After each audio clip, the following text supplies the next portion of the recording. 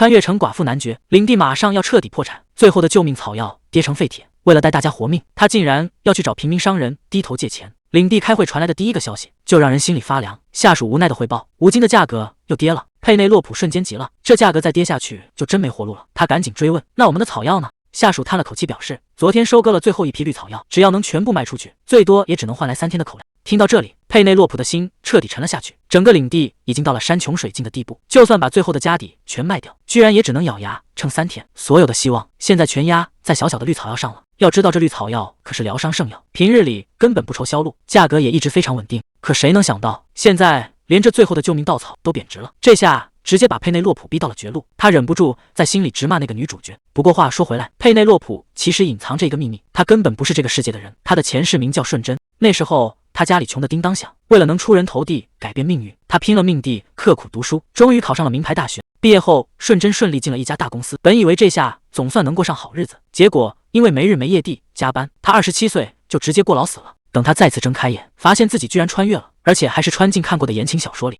不过他可没拿到什么主角剧本，而是成了一个跟主线毫无关系的乡下穷酸男爵夫人佩内洛普。至于那本小说的原著剧情，讲的是重生归来的女主角找那个曾经冷血杀害她的皇帝复仇。原著里的女主角为了复仇，不仅利用了男2号，还把所有挡路的人全给收拾了。最后她成功干掉了皇帝，扶持私生子3皇子登基，自己也成了高高在上的皇后。至于佩内洛普这个角色，在原著里只是个背景板，嫁给了一个北方乡下男爵，结果结婚不到1个月就守寡了。正是因为守寡的打击太大，才让佩内洛普一下子想起来自己前世在韩国当打工人的记忆。可等他恢复记忆的时候，原著的剧情都已经快大结局了，这让他心里简直想不通。既然都穿越了，为什么不能让他当个有钱贵族，偏偏成了个穷乡僻壤的寡妇？他甚至觉得女主角床上的枕头都比他这个角色更有存在感。更糟糕的是，眼看冬天就要到了，领地里的存粮根本撑不过去。开会的时候，底下的官员也开始吵个不停，觉得光靠卖草药根本不是办法，必须赶紧找出路才行。看着底下人吵成一团，佩内洛普只觉得头疼。自从便宜丈夫被魔兽咬死后，这整个领地的烂摊子就全落在了他一个人头上。现在领地里的存粮满打满算也只够撑2个月，想熬过这个冬天根本就是做梦。不过好在他看过原著，知道接下来的剧情走向，只要把手里的无精和草药卖掉，勉强撑过这个冬天应该没问题。等熬过这一关，他就打算收养一个远房亲戚继承爵位，自己则带着钱去富庶领地养老，到时候就能实现前世的终极梦想，当一个年轻有钱的无业游民。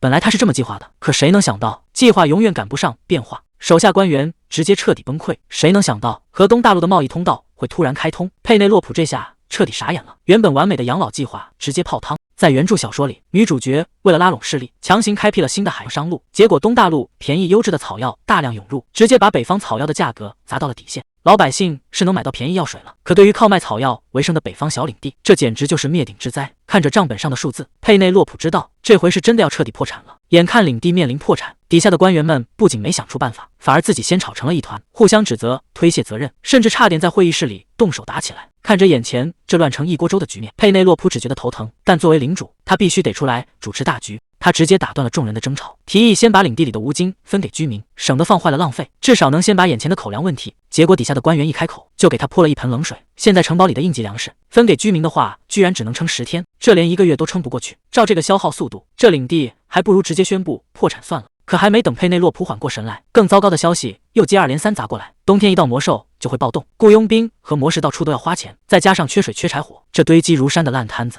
直接把他整个人都给听妈了。面对这一堆烂账，佩内洛普现在只想跑路。谁能想到穿越了，居然还要为了钱发愁？但逃避解决不了问题，为了能让领的撑过这个冬天，他一咬牙，直接提出了一个大胆的想法：要不咱们去向帝国银行贷款。这话一出，底下的官员们全傻眼了，谁也没想到他居然会想出这么个招数。大家纷纷摇头，觉得这根本就是天方夜谭。人家可是帝国最大的银行，凭什么借钱给一个快破产的穷地方？面对大家的质疑，佩内洛普一巴掌拍在桌上，态度异常坚决。明天他就亲自去银行拿贷款，这是目前唯一的活路。可这话刚说完，底下的官员直接气得站了起来。在他们眼里，堂堂贵族去求一个没爵位的商人，简直就是奇耻大辱。要是去世的男爵知道这事，绝对会气疯的。佩内洛普叹了口气，直接反问大家：难不成真想一起饿死？为了能拿到这笔贷款，他甚至表示自己去求人也无所谓。这话一出，底下的官员们全听傻了。在他们这种保守的领地里，让贵族去向平民商人低头，简直是想都不敢想的事。可看着佩内洛普为了领地，居然愿意做到这个份上，大家心里也开始动摇了。没想到这位男爵夫人说话这么犀利，以前怎么没发现他还有这一面？佩内洛普可没心思跟他们废话，直接把话挑明了：要是谁有更好的办法，就赶紧提；要是没有，难不成大家真要坐在一起等死？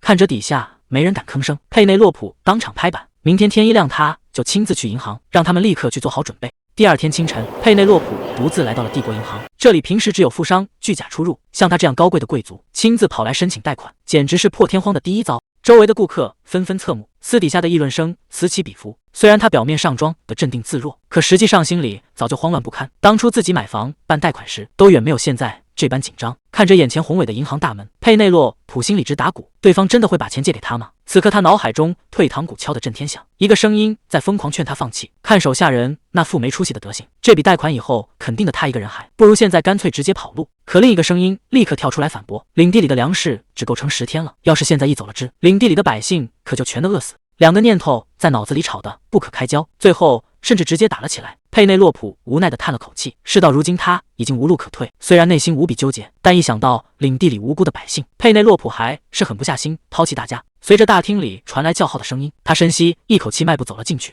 正在登记的银行职员抬起头，整个人瞬间愣在原地，显然没料到会有贵族亲自登门。还没等对方反应过来，佩内洛普就主动表明了身份，自称是哈洛南爵领的代理人。佩内洛普没有在柜台浪费时间，直接要求面见这里的经理。经理打量着眼前的贵族，开门见山地询问对方不知哈洛领地的代理人有何贵干。佩内洛普也没有拐弯抹角，直接说明了自己是来申请贷款的。经理听完微微一笑，一边翻看着手里的资料，心中其实早就料到了这一步。自从与东大陆开通贸易后，哈洛领地赖以生存的草药生意就遭受了毁灭性的打击，加上今年领地收成惨淡，税收根本指望不上。在经理看来，佩内洛普现在毫无还款能力，这笔贷款一旦放出去，大概率会变成收不回的烂账。不过经理并没有直接拒绝，而是翻出了以前的贷款记录，表示如果这次愿意继续用农田抵押，银行可以破例提供10万金币。听到10万金币这个数字，佩内洛普整个人都愣住了。这点钱对于庞大的领地来说，根本就是杯水车薪。他急忙向经理求情，希望对方能看在领地的难处上，再适当提高一些额度。但经理的态度却异常冷淡，直接表示求情也没有用，因为哈洛领地的农田在银行眼里根本一文不值。佩内洛普还不死心，想要继续争取，经理却猛地一拍桌子，冷冷地打断了他的话。经理冷笑了一声，毫不客气地把话挑明，帝国银行可不是慈善机构，不会随随便便给落魄贵族送钱。听到这番明晃晃的羞辱，佩内洛普身边的护卫气得要拔剑，眼看冲突一触即发，佩内洛普却冷静地按住了护卫。既然对方嫌弃抵押物不够，他索性一咬牙做出了疯狂的决定，大声宣布要用自己的城堡做抵押。这话一出，对面的经理和身旁的护卫当场被震惊的目瞪口呆，谁能想到他竟然敢拿城堡抵押，这等于把整个领地的未来都押上了。护卫急忙在一旁低声劝阻，觉得这个决定实在是太荒唐，但佩内洛普态度异常坚决，直接冷声呵斥让护卫闭嘴。他死死盯着眼前的经理，反问这个筹码难道还不够吗？护卫终于明白了自家领主的苦心，如果今天拿不到这笔救命钱，领地的百姓就只有死路一条，他只能咬着牙退到一旁。对面的经理也被这股气势震慑，态度终于有所缓和，主动询问他打算贷多少钱。佩内洛普连眼睛都没眨一下，直接开出了一个惊人的数字，他要贷整整100万金币。听到这个天文数字，经理整个人都懵了，他心里开始盘算起自己的小99。哈洛男爵的领地正好紧邻着大公的领地，要是以后把那片土地收回来，改造成贵族度假的避暑别墅，再把领地里值钱的宝贝搜刮一空，这笔买卖绝对稳赚不赔。佩内洛普继续说道，还款期限只有1年。经理心里乐开了花，觉得这个乡下男爵夫人蠢得卦象，根本不懂商场上的规矩，简直是主动送上门的大肥羊。经理一边记账一边哼着歌，开出了10%的月付利息。佩内洛普对此毫不在意，十分爽快地答应了下来。但紧接着他提出了一个条件，这笔贷款必须全部用帝国金币支付。听到这个要求，经理当场傻眼了。要知道帝国金币可不是普通货币，随着老皇帝的驾崩，这种金币在市面上引发了巨大动荡，最直接的后果就是物价飞涨。以前只要13个铜币的苹果，现在居然要花300个铜币，纸币贬值速度快如废纸。人们为了资产保值，开始疯狂抢购稳定的帝国金币。经理一脸为难地解释道，银行金库里根本没有那么多金币，不过帝国银行的支票在北方很通用，建议用支票来代替支付。他表面上客客气气，心里却在冷笑这女人胃口太大。佩内洛普却一点没慌，只是淡淡的回了一句，原来是这样吗？佩内洛普不紧不慢地开口，既然这里拿不出帝国金币，那他就只能去对面的坦贝尔银行。这话一出，经理当场就坐不住了，那可是他们最大的竞争对手，要是让对面那个贪婪的经理接单，对方绝对会毫不犹豫拿出金币，到时候这块肥肉可就便宜别人了。经理一琢磨，这绝对不行，立刻换上一副笑脸，改口道，自己刚才记错了，保险库里其实还有不少金币。他一边陪笑一边急忙签字盖章，生怕这位大客户转头离开。合同顺利签完，马车摇摇晃晃地驶离了银行。虽然顺利拿到了这笔巨款，但守卫心里依旧直犯嘀咕，整整100万金币要在1年内全部还清，这怎么看都是不可能完成的任务。守卫试探着询问佩内洛普，接下来是不是该去市场采购粮食了？佩内洛普却一口回绝，表示现在不去市场。他指了指不远处宏伟的建筑，给出了一个让人意想不到的答案。他们现在要去证券交易所。守卫这下彻底懵了，那种地方可不是小领主玩得起的。佩内洛普催促着马车赶紧出发，他抱着刚到手的100万金币，心里早就打好了如意算盘，说不定现在的交易所里正有准备暴涨的股票在等着他。马车在交易公司门前缓缓停下，佩内洛普带着守卫快步走了进去。一进门，里面简直像个菜市场，到处都是疯狂叫喊的股民，有人在拼命推销便宜股票，也有人因为赔光了家底，在角落里绝望的嚎啕大哭，甚至嚷嚷着要去跳河。看着眼前这混乱的景象，这里简直就是一团糟。不过越是混乱的地方，往往越容易找到发财的机会。佩内洛普能在这里找到他想要的那只暴涨股吗？皇帝这一死，直接推倒了保守势力的第一块骨牌，支持皇帝的传统势力纷纷垮台，连带着他们旗下的那些大公司也跟着一起倒了霉。大企业一旦倒闭，最惨的还是那些无辜的散户，直接被市场无情割了韭菜。佩内洛普看着眼前这满地狼藉，忍不住叹了口气。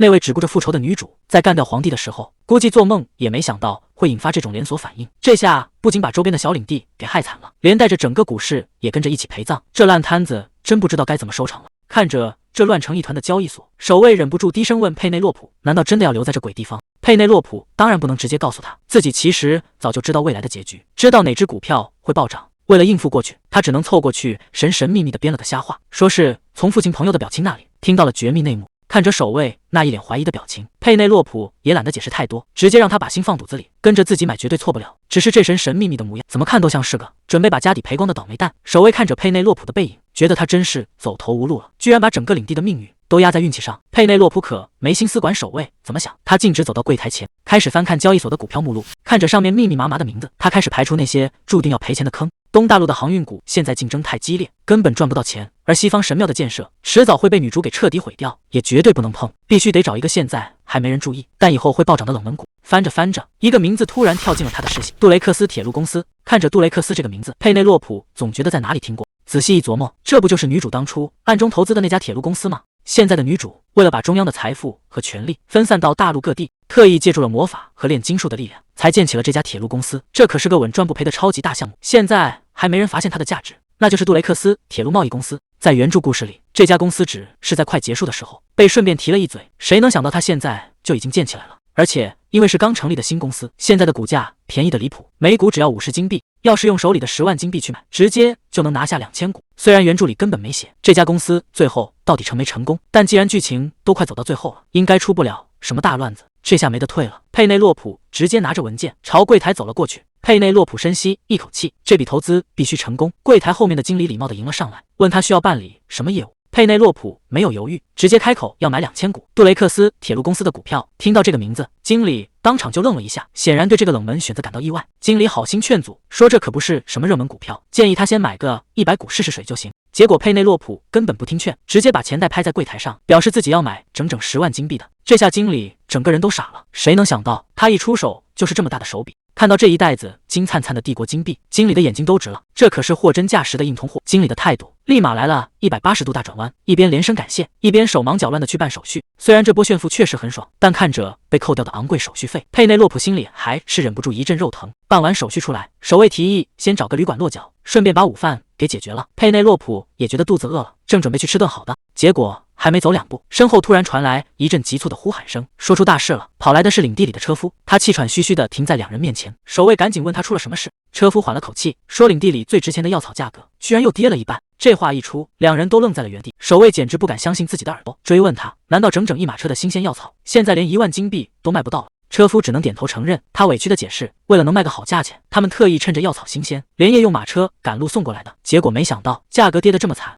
这个消息一传开，街上立刻议论纷纷，路人们都在叹气，说北方的药草现在根本不值钱了，今年冬天怕是得饿死不少人，谁的日子都不好过。虽然佩内洛普早就料到会有这么一天，但局势恶化的比想象中还要快，他强让自己冷静下来，问车夫，那辆装满药草的马车现在在哪？车夫指了指旁边，说就在附近。佩内洛普没有多说什么，直接吩咐车夫让他赶着马车跟在后面，说他们现在得去个地方。车夫一听就急了，赶紧劝他说，现在药草根本卖不上价，就算换个买家，最多也就卖个5000金币。但佩内洛普却摇了摇头，说他们这次不去市场。他指了指方向，说这附近应该有一座魔法塔，他们要去那里。这话一出，旁边的守卫和车夫直接听傻了，去魔法塔，他到底想用这些药草干什么？没过多久，他们就来到了这座宏伟的魔法塔前。此时的魔法塔内部，莱克特正坐在桌前忙着写台，而旁边的沙发上，阿温正把书盖在脸上睡得正香。呼噜声是一声接着一声，这可把旁边的莱克特给气坏了。他本来就因为熬夜加班头疼的厉害，昨晚一共也就睡了3个小时。听着耳边这吵人的呼噜声，莱克特终于忍不住爆发了，大声质问阿温能不能换个地方睡。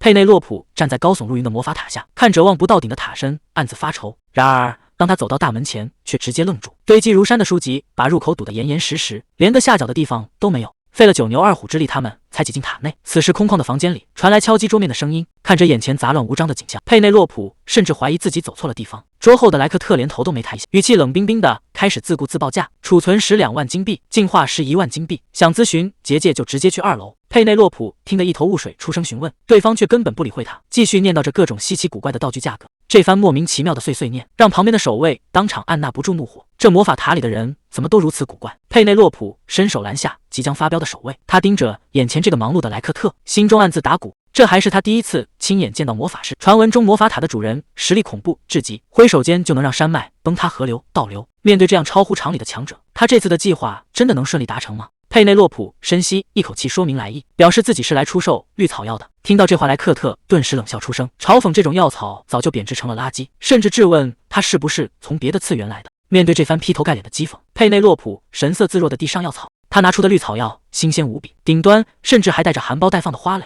原本一脸不屑的莱克特彻底坐不住了，惊呼这简直是不可思议的奇迹。他终于松了一口气，直言今晚终于能睡个安稳觉了。佩内洛普暗自庆幸自己来的正是时候，精准切中了对方最急迫的痛点。原来世人都以为绿草药只有叶子有用，却根本不知道真正药效惊人的部分，其实是他一直被丢弃的茎和花蕾。而这个隐藏极深的秘密，正是魔法塔内部的核心机密。这个秘密是塔主在实验中偶然发现的。可等魔法塔意识到这种药草的价值，准备派人去大量收购的时候，北方的农民早就把它们当杂草铲光了。如今整个大陆上，只有佩内洛普手里有这种稀缺货。莱克特神色急切地询问库存数量，佩内洛普底气十足地表示有一整马车，而且每一株都像刚采摘般新鲜。听到这个消息，莱克特顿时欣喜若狂。莱克特当即大方地开出10万金币，企图将这批珍贵的药草全部打包买下。然而佩内洛普却根本不按套路出牌，直接开出了50万金币的惊天价格。莱克特气得连退数步，大声质问：10万金币已经是市场价的10倍，这简直就是明目张胆的。面对指责，佩内洛普却依旧神色自若。他慢条斯理地分析局势，直言这种带花蕾的药草极其罕见，若是运到首都，至少能卖80万金币。莱克特虽然有些动摇，却依然咬紧牙关，表示最多只能出到20万金币。佩内洛普顺水推舟，将价格定在30万，并且提出了一个让人意想不到的条件：这笔巨款他不要任何金币现金，而是要全部兑换成等值的魔石。这个要求让莱克特彻底愣在原地。佩内洛普深知魔石是维持结界的关键，而且对魔法师而言，这东西比金币更好弄。果不其然，莱克特听后顿时转忧为喜，觉得这笔交易简直划算到了极点。他热情地自我介绍，双方正式达成合作，并互通了姓名。当佩内洛普询问何时能交付魔石时，莱克特拍着胸脯保证，今天下午就能搞定。紧接着，佩内洛普又提出了新的诉求，他想雇佣1名魔法师回去布置结界。莱克特飞快地在心中盘算着成本，表示雇佣费用和结界魔石价格不菲。佩内洛普索性将剩下的额度全部抵扣。莱克特对这个爽快的决定赞不绝口。可当询问何时能派人出发时，莱克特却转身冲着身后大喊起来，催促那个一直躺着睡觉的家伙起来干活。佩内洛普顿时有些傻眼，顺着莱克特的视线看去，旁边杂乱的书堆里传来一阵响动。一直沉睡的阿温满脸不耐烦地坐起身，当他转过头露出一双金黄色的眼眸时，佩内洛普整个人都愣在了原地。这个看起来有些阴郁的年轻魔法师身上似乎散发着一种危险的气，还没等他开口询问对方的身份，阿温便冷冷地吐出2个字，让他滚开。这粗暴无礼的态度让佩内洛普气急反笑，当即质问对方到底是什么意思。可阿温根本不理会他的愤怒，面无表情地再次重复了一遍滚字，这让佩内洛普的怒火瞬间被彻底点燃。莱克特直接一巴掌呼在阿温头上，怒斥他太没礼貌，让他赶紧去洗洗干净。看着这2个人当场吵成一团，佩内洛普在一旁直犯嘀咕，这家伙的脾气真的能靠得住吗？莱克特赶紧在一旁打圆场，保证阿温虽然看着不着调，但实力绝对是顶尖的。可佩内洛普心里还是直打鼓。就在这时，莱克特突然严肃起来，直接给出了最重分量的承诺，要是结界出了任何问题，魔法塔将承担全部责任。听到莱克特做出的保证，佩内洛普刚想松一口气，结果阿温突然凑了过来，冷冷地警告莱克特说话注意点。看着阿温那乱糟糟的头发，佩内洛普忍不住在心里吐槽，这家伙的头发真的不眨眼睛吗？看起来简直就像一只贵宾犬。就在这时，阿温的刘海微微晃动了一下，佩内洛普愣了一下，刚才那一瞬间他们是不是对视了？阿温冷哼一声，说自己只干值10万金币的活，多一点都不可能。莱克特也只能无奈的顺着他，答应了他的要求。莱克特看佩内洛普脸色不对，主动问他怎么了。佩内洛普赶紧凑过去，小声打听，问这里还有没有别的魔法师。倒不是他不信任阿温，主要是这家伙看起来实在是不像个想干活的主。结果莱克特一脸无奈地告诉他，现在整座魔法塔里唯一贤德发荒能派出去的，还真就只有阿温一个人了。这下佩内洛普也没辙了，虽然心里100个不情愿，但好在魔法塔之前承诺过会兜底，他也只能硬着头皮认了。既然这事定下了，佩内洛普又顺口问了一句，能不能顺便帮他引荐一位炼金术士。一听这话，莱克特立马把目光投向了旁边的阿温。阿温整个人都懵了，结果莱克特直接开始推销，说阿温在炼金术上的天赋甚至比他的魔法还要厉害。莱克特凑过去小声报价，说只要再加5万金币就能把炼金术士的活也给包了。这价格一出，佩内洛普直接惊呆了，这可比市场价便宜太多了。阿温在旁边听得直翻白眼，抗议说怎么没人问问他的意见。结果莱克特根本不吃他这一套，直接戳穿他之前为了逃避想太多，甚至连去打魔王都愿意，最后更是严厉警告他别再想着喝酒买醉了，赶紧老老实实去干活。莱克特本来还想再讨价还价，但一想到那车宝贝药草，急得直接跑去马车那边验货了。这下走廊里就只剩下佩内洛普和阿温2个人，气氛一时间有些尴尬。阿温冷冷的开口，警告佩内洛普自己拿多少钱就办多少事，剩下的麻烦别来找他。这态度直接让佩内洛普在心里翻了个大白眼，暗骂这家伙真是个混蛋。转眼到了第2天下午，佩内洛普已经开始筹划下一步了。他用刚赚到的钱追加购买了铁路公司的股份，顺便把空出来的马车也重新装满了物资。一切准备就绪后，佩内洛普带着满满的物资坐上马车离开了佩拉尔。可一路上，阿温这家伙只知道闭眼打瞌睡，看得佩内洛普是一脸无语。不过佩内洛普心里很清楚，在这个魔兽横行的世界里，领地的安全才是最要紧的。与其花大价钱去雇佣那些底细不明的雇佣兵，还不如直接雇个魔法师更靠谱。只要能把魔石结界给搭起来，领地就能防住中小型魔兽的袭击，这笔买卖怎么算都不亏。反正高级魔兽很少离开森林，只要有了结界，领地安全暂时是不用愁了。可一转头看着对面睡得直打呼噜的阿温，佩内洛普心里又开始犯嘀咕，这家伙浑身上下真是一点靠谱的样子都没有。不过好在临走前，莱克特给他写了一份保证书，承诺要是阿温敢偷懒，魔法塔随时包退包换。有了这份售后保障，佩内洛普总算能稍微松口气。虽然雇来的这个魔法师很不靠谱，但眼下最棘手的问题好歹是解决了。不仅买够了分发的粮食，在追加完投资之后，他手里居然还剩80万金币，而且这次还换到了价值15万金币的魔石，这笔物资足够撑到明年了。看着窗外的夕阳，佩内洛普心里很清楚，自己只要撑到明年秋天就行。到那个时候，他买的铁路股票绝对会大涨。毕竟在他穿越进来的时候，原著的剧情就已经快要收尾了。按照小说的套路，故事最后肯定是个大团圆结局，女主角也一定会过上好日子。这也就意味着女主角的铁路生意绝对会成功。人生嘛，本来就是一场冒险，只要把领的打理好，再把生意做起来，到时候领地不仅能自给自足，她自己也能变成大富婆。等真有了钱，那日子可就美了。先买一栋带大花园的豪宅，每天吃着精致的下午茶，再找个温柔的帅哥叫自己亲爱的。这小日子光是想想都觉得幸福。佩内洛普正沉浸在美梦里，幻想自己以后能和帅哥过上幸福日子，结果画面突然碎裂，梦里的帅哥一下子变成了阿温那张诡异的笑脸。这突如其来的变故直接把他从美梦中吓醒了。窗户被风吹得啪啪作响，他忍不住直犯嘀咕，这到底是个什么鬼噩梦？还没等他缓过神来，只见阿温手里捧着一个散发着幽光的魔法球。阿温语气平静地问，你醒了吗？佩内洛普整个人都懵了，这台词怎么听着这么耳熟？这不就是前男友半夜发来睡了吗的经典套路吗？阿温自顾自地对着魔法球倾诉起来，他说自从对方离开后，自己就再也睡不着了，直到现在才明白以前的时光有多难得。听到这里，佩内洛普在心里直翻白眼，原来这家伙天天拉着个脸是因为失恋了呀，这八卦直接让他睡意全无。结果阿温越说越离谱，甚至开始诅咒前任，希望对方过得比谁都惨。佩内洛普吓得赶紧闭紧双眼，决定继续装睡。这种麻烦事他可一点都不想掺和。好不容易熬回了领地，当领民们得知夫人居然从帝国银行贷款到了100万金币时，所有人都惊呆了，夸赞佩内洛普太厉害了。佩内洛普也没闲着，直接把其中20万金币拿去购买了股票，打算放着等明年大赚一笔。领民们更是100个赞同。至于随车运回来的烟熏火腿和面粉，佩内洛普决定全部平分给领民们。这个好消息一传开，整个领地都沸腾了。领民们拿到物资后，感动得直抹眼泪，连声向佩内洛普道谢。看着大家身上破旧的衣服，佩内洛普忍不住叹了口气，说大家为了借钱四处奔波，这段时间真是辛苦了。不过感动归感动，现实的问题还是得面对。领民们突然话锋一转，问了一个最关键的问题，光凭他们这个小小的男爵领地，真的能还得起这100万金币吗？而且光是利息就不是个小数目，他们最担心的是佩内洛普到底拿了什么去做抵押。该来的总归要来，佩内洛普没有隐瞒，直接把事情说了出来，自己是用城堡做了抵押，这话一出，刚才还热热闹闹的屋子一下子安静的连根针掉地上都能听见。佩内洛普紧接着补充，还款期限只有1年，利息是10%。听到这个期限和利息，大家全都傻眼了。这下屋子里彻底炸锅，1年时间内要还清100万金币，这怎么可能办得到？用城堡做抵押，跟直接双手奉上领地有什么区别？面对大家的质问，佩内洛普赶忙安抚大家。就在气氛失控的时候，财务官站了出来，厉声呵斥这群下属，在领主面前吵吵闹闹，成何体统？财务官质问大家，人家银行凭什么白白放款，不付出一点代价，怎么可能拿到这100万？被财务官这么一训，刚才还情绪激动的领民们一下子全都没了声音。财务官说，大家之前都快饿死了，现在保命才是最要紧的，谁要是再敢唱反调，干脆就先饿他几天试试。佩内洛普向所有人郑重承诺，自己一定会想办法还清债务，绝对不会让领的出事。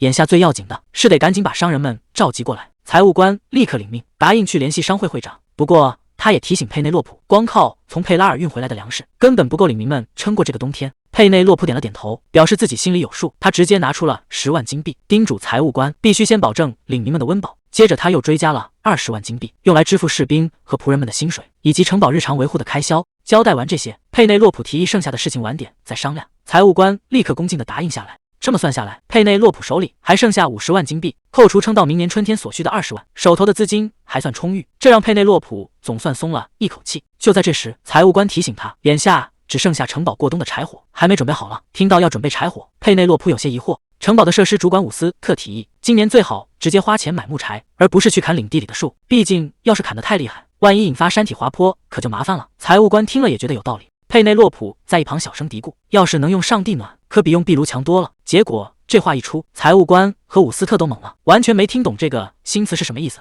佩内洛普这才反应过来，自己说漏嘴了，赶紧摆手想要糊弄过去。他觉得自己之前真是太迟钝了，怎么就没早点想到这个好主意？要知道，在这个世界里，最让人头疼的就是冬天那刺骨的寒冷。城堡全是石头砌的，领民们的木屋也四处漏风，冷风呼呼的往屋里灌。到了冬天，大家在屋里连鞋都不敢脱，谁要是敢光脚踩在地上，保准直接被冻成冰块。但要是能把地暖系统给搞出来，那情况可就完全不一样了。想到这，佩内洛普心里顿时有了主意，这绝对是一个稳赚不赔的商机。佩内洛普微笑着表示，不过这事能不能成，还得先找魔法师确认一下，等商量好了再通知大家。财务官有些好奇地问，您说的魔法师是今天早上和您一起坐马车回来的那位吗？佩内洛普点了点头，顺口问了一句，那家伙是不是还在？此时的阿温正躺在床上睡得四脚朝天，呼噜声震天响。财务官无奈地回答，看样子确实还没醒呢。佩内洛普交代下去，等他醒了就直接把饭菜送过去，毕竟工钱已经付过了，只要招待好他的食宿就行。这家伙得在领地一直待到今年冬天。临走前，佩内洛普又特意叮嘱了一句，等他吃饱喝足了，就直接带到书房来见他。官员赶紧恭敬地答应下来，保证一定会把人伺候得妥妥当当。佩内洛普本来以为接下来的计划都能像这样顺顺利利地进行下去，结果现实很快就给他泼了一盆冷水。随着一声清脆的盘子碎裂声，刚送过去的饭菜直接被人掀翻在了地上。阿温靠在椅子上，冷冷地吐出2个字：重做。看来想要搞定这个脾气古怪的家伙，绝对不是一件轻松的事。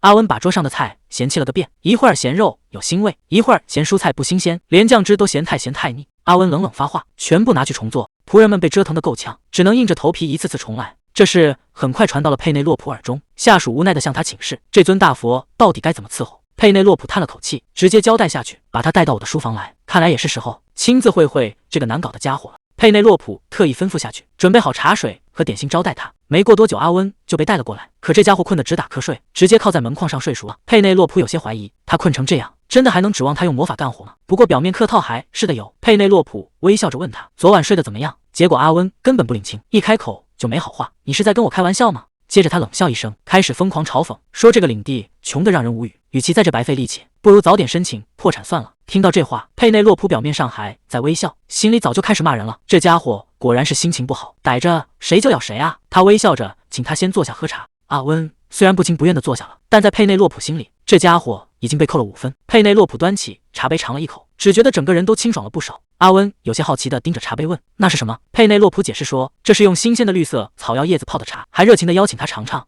结果阿温一听有些意外，不敢置信地问，你居然用这种草药来泡茶？要知道在普通人的认知里，草药那都是用来做解毒剂救命的，拿来当茶喝，这得是多奢侈的败家行为啊！在大家的认知里，蓝色草药用来恢复魔力，绿色草药用来恢复体力，基本都是做成药水来用。但前阵子草药价格暴跌，便宜的跟泥土一样。为了把这些滞销货卖出去，佩内洛普便开始做实验。他尝试把草药叶子烘焙，然后拿来泡茶，结果发现这茶虽然见效慢，但同样能缓解疲劳，而且成本极低，非常适合用来招待客人。听完佩内洛普的解释，阿温靠在椅背上，觉得这事还挺有意思。接着阿温又问他，是不是因为你不是魔法师，所以才想出这种办法？阿温虽然嘴上挑剔，但还是端起茶杯尝了一口，没想到这茶的香气居然还挺不错。佩内洛普趁热打铁，笑着推荐他尝尝旁边的司康饼，说这可是用玉米做的。阿温一听更嫌弃了，在司康饼里加玉米，这搭配也太奇怪了吧。他看着手里的点心，心里直犯嘀咕，觉得这玩意儿看着就让人没胃口。结果呢，嘴上说着不要，身体倒挺诚实，他还是张大嘴咬了下去。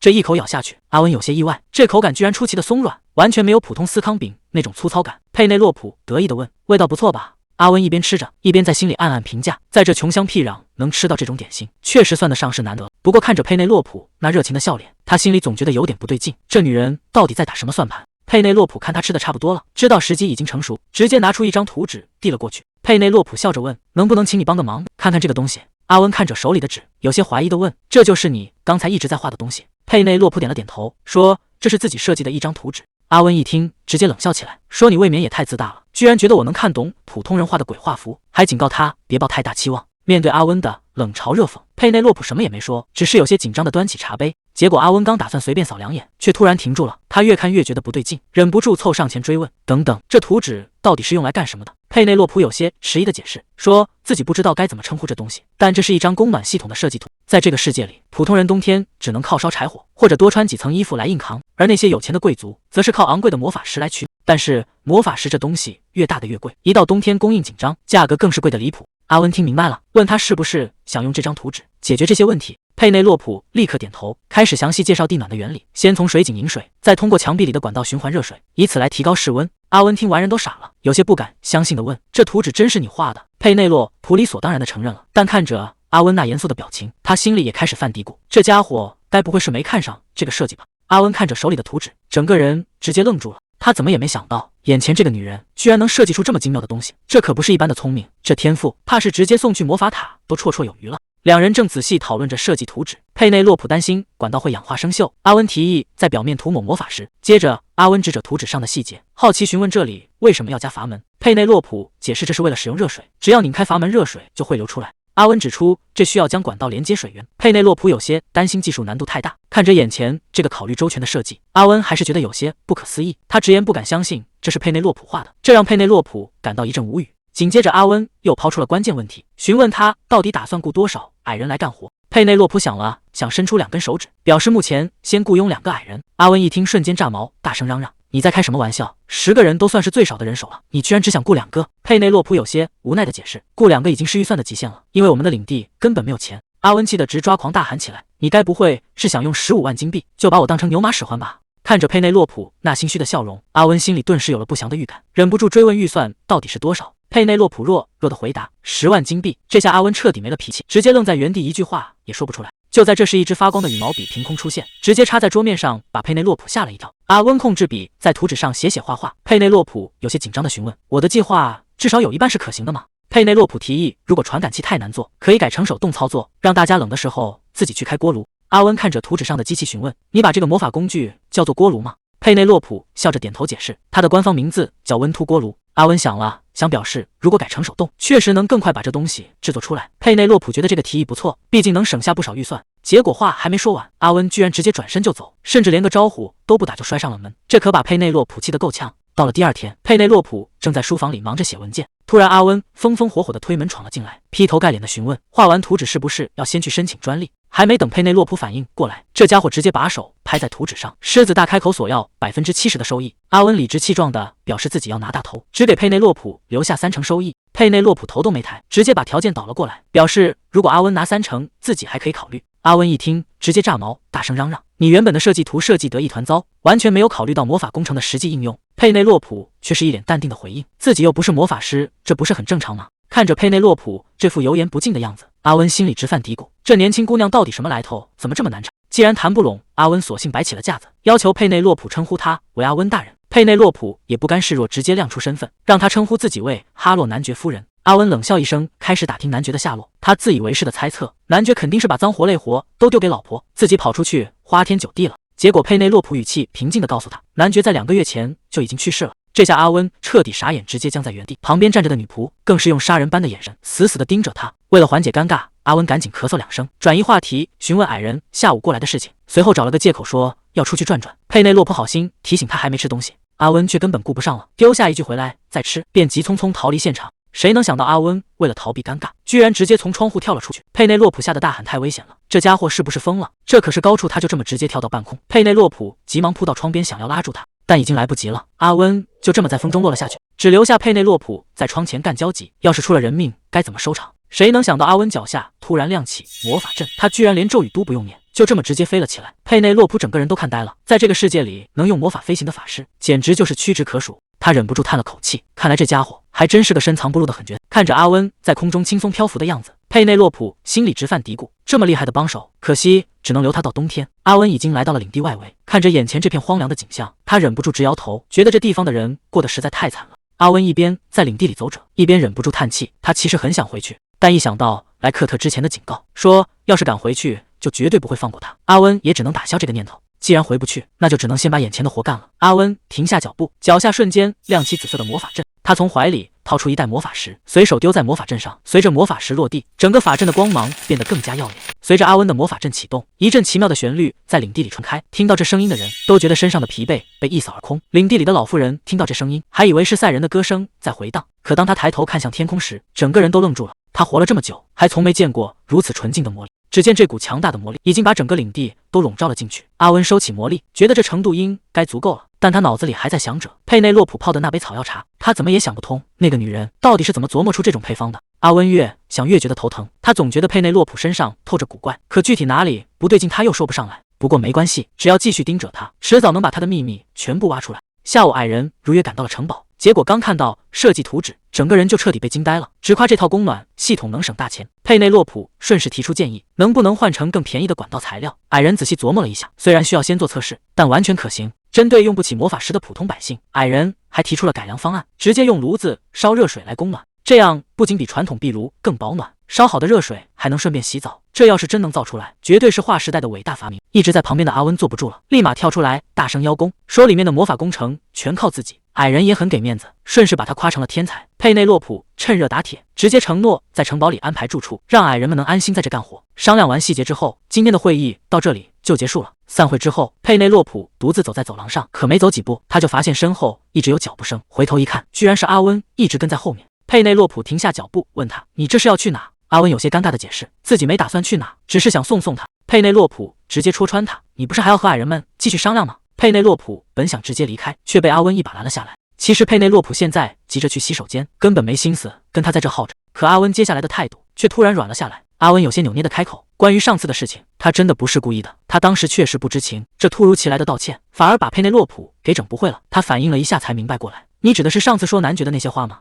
被直接戳中痛处，阿温顿时尴尬的手足无措。佩内洛普并没有把这件事放在心上，反而大度的安慰阿温，说过去的事就让他过去吧，自己根本没介意。说完他便转身告辞，只留下阿温一个人站在原地。夜幕降临，折腾了整整一天，佩内洛普一回到房间就直接瘫倒在床上。这几天发生的事情实在太多了，他整个人都快要散架了。躺在床上的佩内洛普脑子里乱成了一团。其实当初听到丈夫去世的消息时，她之所以会感到震惊，并不是因为有多伤心，而是突然失去了依靠，不知道接下来的路该怎么走。毕竟这段婚姻从一开始就只是一场利益交换，甚至在结婚的第一天晚上，那个男人也只是露了个脸，随后就彻底消失了。可为什么到了现在，自己心里反而有些空落落的？难道自己真的对他动了感情吗？这可跟他一开始想的完全不一样。第二天一早，佩内洛普就不得不面对现实，桌上堆积如山的文件，看得他头都大了。结果仔细一查账目，佩内洛普差点没气乐了。那个便宜前夫居然把春季的骑士住宿费直接算进了秋季的预算里，这根本就是个甩手掌柜留下的烂摊子。可现在抱怨也没用，他已经在这里整理了整整2个小时，领地还有一堆正事等着他去规划，必须得尽快拿出一套商业方案才行。而眼前的这些文件还仅仅只是个开始。佩内洛普翻了半天资料，本想从原著剧情里找点商业灵感，结果发现能用的信息早就用光了。看来接下来的路只能靠他自己一步步去闯了。常规的套路行不通，倒不如换个现代人的思路，开一家受欢迎的咖啡馆，或者做点流行的服装生意。不过一想到领地现在的底子，连眼前这关都难过，自己居然还在琢磨这种大生意，连佩内洛普自己都忍不住笑了出来。大生意需要的本金太多了，佩内洛普决定还是先从小本买来做起。结果一不留神，手直接抓到了黏糊糊的甜点上，这下可好，满手都是糖浆。他赶紧叫女仆送水过来洗手。可等他拿起肥皂一用，整个人都不好了。这肥皂不仅搓不出什么泡沫，甚至连一点香味都没有。看着这块粗糙的肥皂，佩内洛普突然灵光一闪，这不就是现成的商机吗？这里的肥皂用完皮肤又干又糙，有钱人只能用昂贵的香薰油保养，普通老百姓根本消费不起，只能忍受糟糕的皮肤状况。只要能做出平价又好用的香皂，绝对能大赚一笔。他来到阿温门前，敲响了他的房门，结果敲了半天没有回应。佩内洛普直接一脚把门给踹开了。阿温直接质问佩内洛普到底想干嘛。佩内洛普倒是一点都不慌，反而笑眯眯的打听起他是不是懂一些炼金术。阿温一听戒备心立马拉满，警告他别做白日梦，要是想让他点石成金那绝对没戏。结果佩内洛普根本不按套路出牌，说自己找他根本不是为了黄金，而是想让他教自己怎么做香皂。这话一出，阿温整个人都傻眼了，堂堂大魔法师居然被叫来做香皂。他可是3岁就进入魔法塔的天才，从小被当成宝贝一样捧着长大，是百年难得一遇的魔法技。结果现在这个女人居然求他教怎么做香皂，这简直是对他智商的降维打击。毕竟这玩意在魔法课里连入门级都算不上。看着阿温那一脸怀疑人生的表情，佩内洛普赶紧开口解释，说自己可没打算做普通香皂。阿温听得一头雾水，还没等他反应过来，佩内洛普就拿出了绿色的草药，说自己要做的是草药香皂。这下可把阿温给整不会了，这女人脑子里到底装了多少奇奇怪怪的香？阿温根本想不通，为什么要把草药加进香皂里？佩内洛普耐心地给他算了一笔账，草药不仅能让香皂闻起来更加清香，还能起到美白和保湿的神奇效果。这样一来，那些买不起昂贵香薰油的普通人，只要用这块香皂洗手，就能达到同样保养皮肤的绝佳效果。而且，既然草药能用来制作恢复药水，那对修复皮肤肯定也有极大的好处。阿温听完第一反应就是荒谬至极，他刚想开口反驳对方，却突然整个人僵在了原地。仔细在脑海中琢磨了一下，阿温发现他说的还真有道理，毕竟绿草药确实有修复伤口的作用。既然这笔买卖有利可图，阿温立马开始做得起价，要求这次的功劳必须分他一半，否则他绝对不会出手帮忙。佩内洛普心里其实很清楚，光是制作普通香皂确实不难，但要想把草药完美融合进去，还真少不了阿温的魔法知识。为了领地的长远大局着想，佩内洛普也只能点头答应。协议达成之后，两人立刻着手开始了研发。可真等实际操作起来，阿温才发现这活有多折磨人。无数种草药配比组合在一起，简直像个无底洞一样，没完没了。阿温本想先研究一下药水里那些草药的反应，结果书本没看2页，他就彻底坐不住了。这种枯燥的体力活对他来说简直就是折磨。不过话说回来，佩内洛普这女人确实聪明，脑子里总能冒出些稀奇古怪的想法，而且她还特别怪异，换做普通人连直视阿温眼睛的勇气都没有，她却一点都不带怕的。阿温也懒得再费脑子，既然想不明白，那索性就不想了。没一会儿，他就直接睡了过去。回想起当年，阿温可是连皇帝都碰不到的大魔法师，如今却沦落到在这里做香皂。不过话说回来，这种猜不透佩内洛普心思的日子，反而让他觉得挺有意思。阿温心里开始有些期待，这个女人接下来还会给他带来什么样的惊喜。与此同时，领地里的工坊已经开始忙碌起来，工人们正进出出的搬运着材料。看这架势，新产品的生产已经步入了正轨。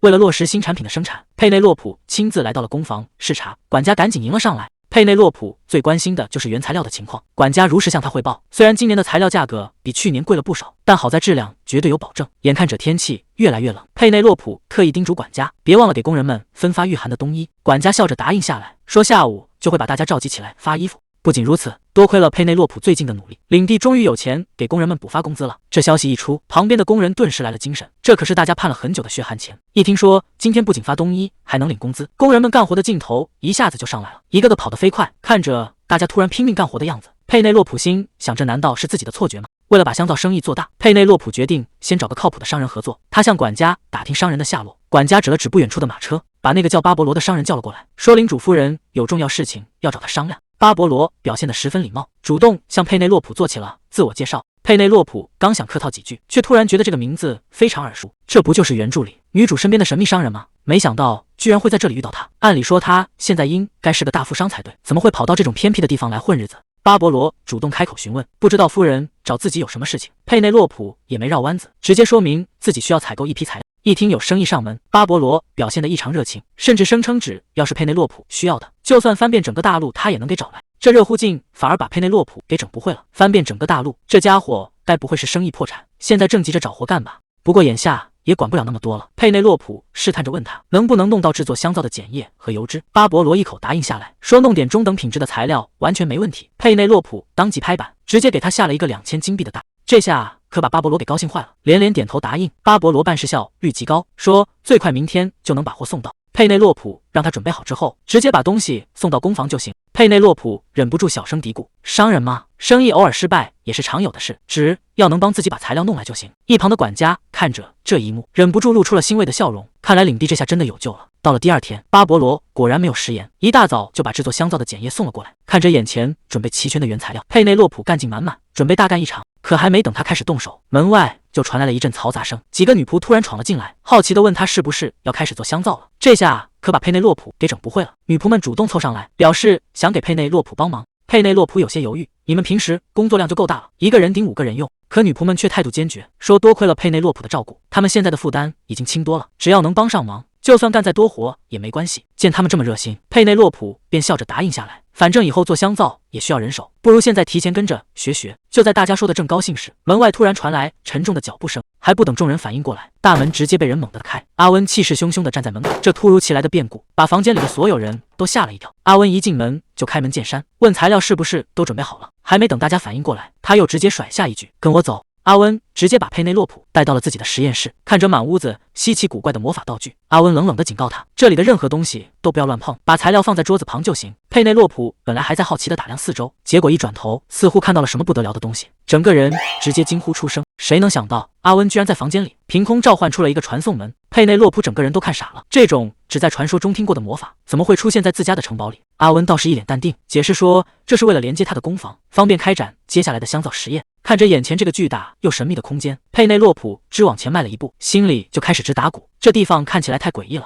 阿温冷冷地警告他，要是好奇的话，大可以动手碰碰看。这话可把佩内洛普吓坏了，这地方难道有致命的陷阱？自己要是真进去了，该不会被永远困在里面吧？看着他吓成那样，阿温却突然笑了起来，说自己不过是开个玩笑。佩内洛普顿时一阵无语，这个男人真是让人捉摸不透。不过为了安全起见，他还是特意叮嘱女仆们千万别乱碰这里的任何实验品。女仆们也赶紧点头答应，毕竟那些瓶子里装的东西看着确实挺瘆人的。万事俱备，制作香皂的工作终于要正式开始了。为了防止化学试剂伤到人，几人全副武装，连护目镜和口罩都戴上了，这架势看着还挺专业。其实制作步骤并不复杂，第一步是把等量的水和碱液混合，然后不停地搅拌直到完全溶解。等溶液变得透明且粘稠之后，就可以倒入铺好纸的木头模具里，最后再往里面加入准备好的果油和各种油脂。接着阿温拿出了第二种原料，这是他亲手制作的绿草药提取物，准备一起加进香皂里。看着制作过程进行的这么顺利，佩内洛普忍不住松了口气，觉得这活比想象中要简单得多，估计很快就能大功告成。可还没等他高兴太久，阿温突然凑到了他跟前。阿温语气里满是怨念，说自己为了提取这瓶药水，可是整整熬了一个通宵，难道他就一点都不觉得愧疚吗？佩内洛普顿时被问得有些尴尬，一时间不知道该怎么回答，憋了半天，他才试探着安慰了一句，说做这种重复的体力活，其实还挺能让人静下心来的。这话一出，阿温彻底没脾气了。佩内洛普心里暗暗吐槽，这家伙肯定是因为失恋才睡不着，表面上却只能客套的安慰他，说熬了一整夜，确实太辛苦了。听到这毫无诚意的安慰，阿温气得直咬牙，直接转过身去，没好气的让他忘掉刚才的话。佩内洛普在心里直翻白眼，这家伙到底在期待什么反应啊？不过眼下正事要紧，他们把混合好的液体倒入木头模具，接下来只需要静静等待香皂凝固就行。佩内洛普摘下装备，笑着对大家说辛苦了，并让帮忙的女仆们先回去休息。这时阿温也转过身来，让佩内洛普也跟着一起离开。佩内洛普心里有些不爽，这家伙怎么对自己这么随便？虽然领地现在确实有点落魄，但自己好歹也是个贵族，更是他的雇主啊。不过他也没多计较，跟着阿温来到了放置成品的地方，闻到了一股青草的味道。阿温在一旁解释说，这其实是绿草药特有的气味。佩内洛普觉得这味道有点太淡了，他希望做出来的香皂能更香一些，这样才好卖。阿温听完表示，理论上这并不难办，只要在制作时多加点香熏油就行。不过在考虑香味之前，还有个更重要的问题需要解决。阿温提醒他，必须先测试一下这块香皂是不是真的有绿草药的效果。佩内洛普也觉得有道理，当即点头同意。那你去测试吧。阿温简直不敢相信自己的耳朵，一个区区男爵夫人居然敢用这种命令的口气跟自己说话。他试探着问了一句，难道是要自己亲自去测试吗？佩内洛普非常肯定地回答，没错，就是让你去测。阿温顿时有些哭笑不得，这女人到底知不知道自己在跟谁说话，居然想让他去干这种杂活。要知道他可是从3岁起就被称为神童，更是高高在上的魔法师。阿温直接把话挑明，最好趁早放弃这个念头，他可不是能让人随便使唤的普通人。结果佩内洛普根本没当回事，反而打断他，问他到底叫什么名字。阿温有些无语，只能耐着性子重申自己叫阿温。佩内洛普顺杆爬，说既然你叫阿温，那你也应该称呼我为男爵夫人。结果阿温直接耍赖，说这个头衔太长了，一点都不实用。佩内洛普气得不行，心想自己真是多余跟这家伙计较，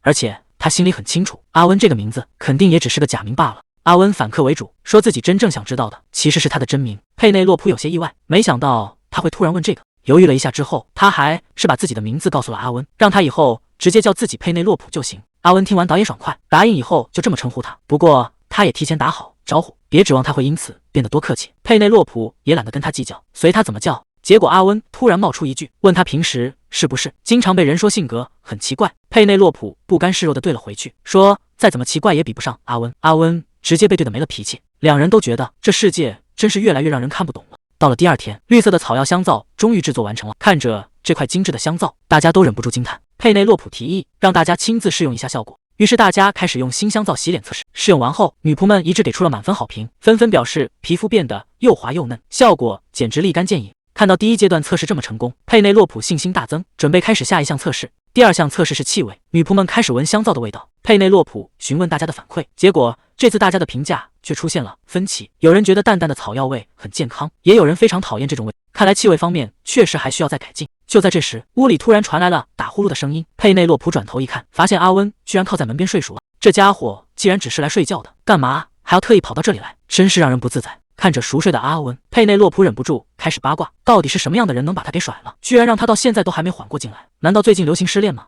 佩内洛普突然想到一个传闻，难道现在大家都流行去模仿那位神秘的魔塔之主吗？等等，该不会……一个荒谬的念头突然冒了出来，把佩内洛普自己都吓了一跳。难不成眼前这个脾气古怪的阿温就是传说中的魔塔之主？看着眼前这个不修边幅的男人，头发乱得像鸡窝，黑眼圈也重得吓人，佩内洛普怎么也没法把他和传闻中甜美可爱的魔塔之主联系起来。他无奈地摇了摇头，觉得自己肯定是想多了。抛开这些胡思乱想，佩内洛普开始安排正事。为了测试香皂使用1周后的效果，他拜托女仆们帮忙试用，大家自然是乐意至极。第一阶段的测试顺利结束，佩内洛普笑着让女仆们先回去休息。看着大家干劲满满的背影，他对这次的合作更有信心了。送走女仆后，阿温主动凑了过来，准备商讨接下来的定价和分成。可看着他那副快要虚脱的模样，佩内洛普实在有些看不下去，劝他还是先去补个觉，毕竟这副状态根本没法好好谈判。见佩内洛普突然变得这么客气，阿温忍不住吐槽他又在装正经，明明之前态度还那么差。佩内洛普赶紧凑过去小声解释，这不仅是尊重他魔法的身份，更重要的是旁边还有人看着，总得给彼此留点面子。阿温直接无情拆穿，说后面那句才是他的真心话。佩内洛普懒得跟他扯皮，直接聊起正事。他打算在香皂里加入橙子和玫瑰香，以后还要开发甜味系列。阿温听完有些无语，觉得他这也太心急了，难道不该先测试绿草药的功效吗？佩内洛普却信心满满，指着旁边干活的女仆们说，效果这不是明摆着吗？这绝对是个能大赚一笔的项目。佩内洛普兴致勃勃地追问，什么时候能把橙子香皂做出来？阿温却直接给他泼了盆冷水，说这得先提炼橙子皮做精油。一听要自己动手剥皮提炼，佩内洛普在心里算了一笔账，没预算又没帮手，这岂不是要把自己累死？看他一脸纠结，阿温顺势提议，既然打算大批量生产，直接去买现成的精油不就行了？自己动手纯属浪费时间。这话一下点醒了佩内洛普，对啊，直接找商人买不就结了？刚好今天合作的商人要来送货，佩内洛普一刻也不耽误，转头就急匆匆地跑去对接。看着他风风火火的背影，连阿温都自愧不如，这女人搞起事业来简直比他还要拼命。阿温忍不住勾起嘴角，这女人在实验室被吓到时还挺可爱的，放眼整个领地，估计也就自己能跟上她的节奏。佩内洛普一路小跑来到城堡门口，爽快地付清了货款。他对巴勃罗交代，说自己急需橙子和玫瑰精油。巴勃罗听完有些纳闷，买这么多精油，难道是打算做香水吗？他还主动提出可以帮忙找其他原料。佩内洛普笑着解释，其他香味的以后再说，这次买精油其实是用来做香皂的。一听到香皂这2个字，巴勃罗整个人都懵了，这好端端的精油怎么还跟香皂扯上关系了？他连忙追问，是不是真的要用这些精油来制作橙子和玫瑰味的香皂？得到肯定的答复后，巴勃罗努力让自己保持冷静。作为一个合格的商人，可不能在客户面前失了分寸。不过他心里还是直犯嘀咕，贵族们平时都习惯用香薰油，而平民又根本消费不起昂贵的香皂，这东西做出来真的能有销路吗？巴勃罗试探着开口询问，想知道这种香皂到底有什么特别功效。佩内洛普倒也坦诚说，首先得保证味道好闻，至于具体的功效，目前还在继续实验中。不过在佩内洛普的计划里，这2种香皂的定位非常明确，橙子皮成分可以改善色素沉着，而玫瑰精油不仅能让人放松，还能散发出吸引异性的独特魅力。佩内洛普没打算透露太多商业机密，直接开门见山问巴勃罗多久能把所需原料准备好。巴勃罗原本说要1周，转念一想，立刻改口，保证4天之内就能搞定。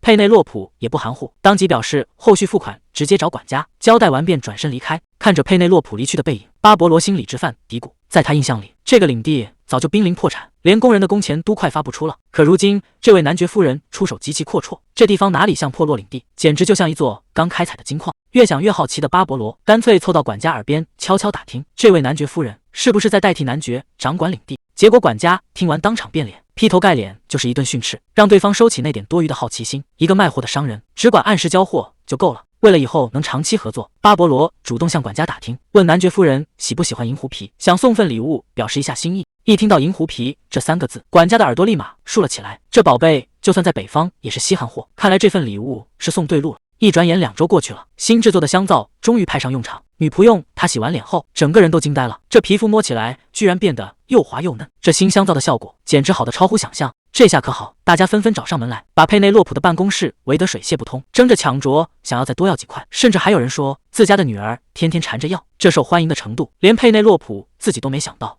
他笑着安抚大家，说领地很快就会开始批量生产，让大家再稍微耐心等一等。女仆们自然是满口答应，高高兴兴的离开了。看着他们离去的背影，佩内洛普心里别提多美了，这反响简直比预期的还要热烈。佩内洛普看着账本，暗自庆幸，多亏巴勃罗给的原料价格便宜，这下成本的压力小多了。万事开头难，但现在看来一切都在往好的方向发展。就在这时，门突然被猛地推开，阿温兴冲冲地闯了进来，嚷嚷着那些偷懒的矮人终于干活。佩内洛普有些意外，连忙问是不是锅炉和管道都做好了。阿温笑着摆了摆手，说只完成了一半，热水管道那边还需要点时间。不过他紧接着又卖了个关子，说自己找到了最完美的管道材料，剩下的工程很快就能搞定。看着阿温那副得意洋洋的样子，佩内洛普心想，这家伙简直就像一只摇尾巴的小狗。阿温继续耸耸肩吹嘘，说只要按照他的图纸来，不仅能把房间加热到画室140度，甚至还能顺便建个温室。佩内洛普听完高兴坏了，这下在今年第1场雪来，领地就能彻底解决供暖问题了。他忍不住双手合十，直呼太好了。结果阿温一听却不乐意了，直接凑上前去质问他，难道你就只有这一句不痛不痒的话吗？在阿温看来，要是魔塔的那些魔法师见到这技术，早就激动的当场发疯了。他忍不住开始吐槽，问佩内洛普就不能表现得更惊讶一点吗？甚至还怀疑他是不是比看起来要老得多。佩内洛普被这无理的话问得一愣，一时间不知道该说什么好。结果阿温还不依不饶，继续补刀问他平时是不是经常被人说性格无趣。这下可把佩内洛普气得够呛，心里暗暗吐槽，自己可是见过宇宙飞船的现代人，怎么可能被一个地暖锅炉给震惊到？阿温见他没反应，也觉得没趣，便主动转移了话题，问起香皂生意的进度。佩内洛普告诉他，自己今天正准备去见一位商会会长，打算把香皂的分销权交出去。阿温有些惊讶，觉得香皂还没做出来，他就计划得这么远了，看来是已经有了靠谱的合作人选。佩内洛普表示自己也得先和对方谈谈看。阿温追问，原来他和对方也不熟，那什么时候见面？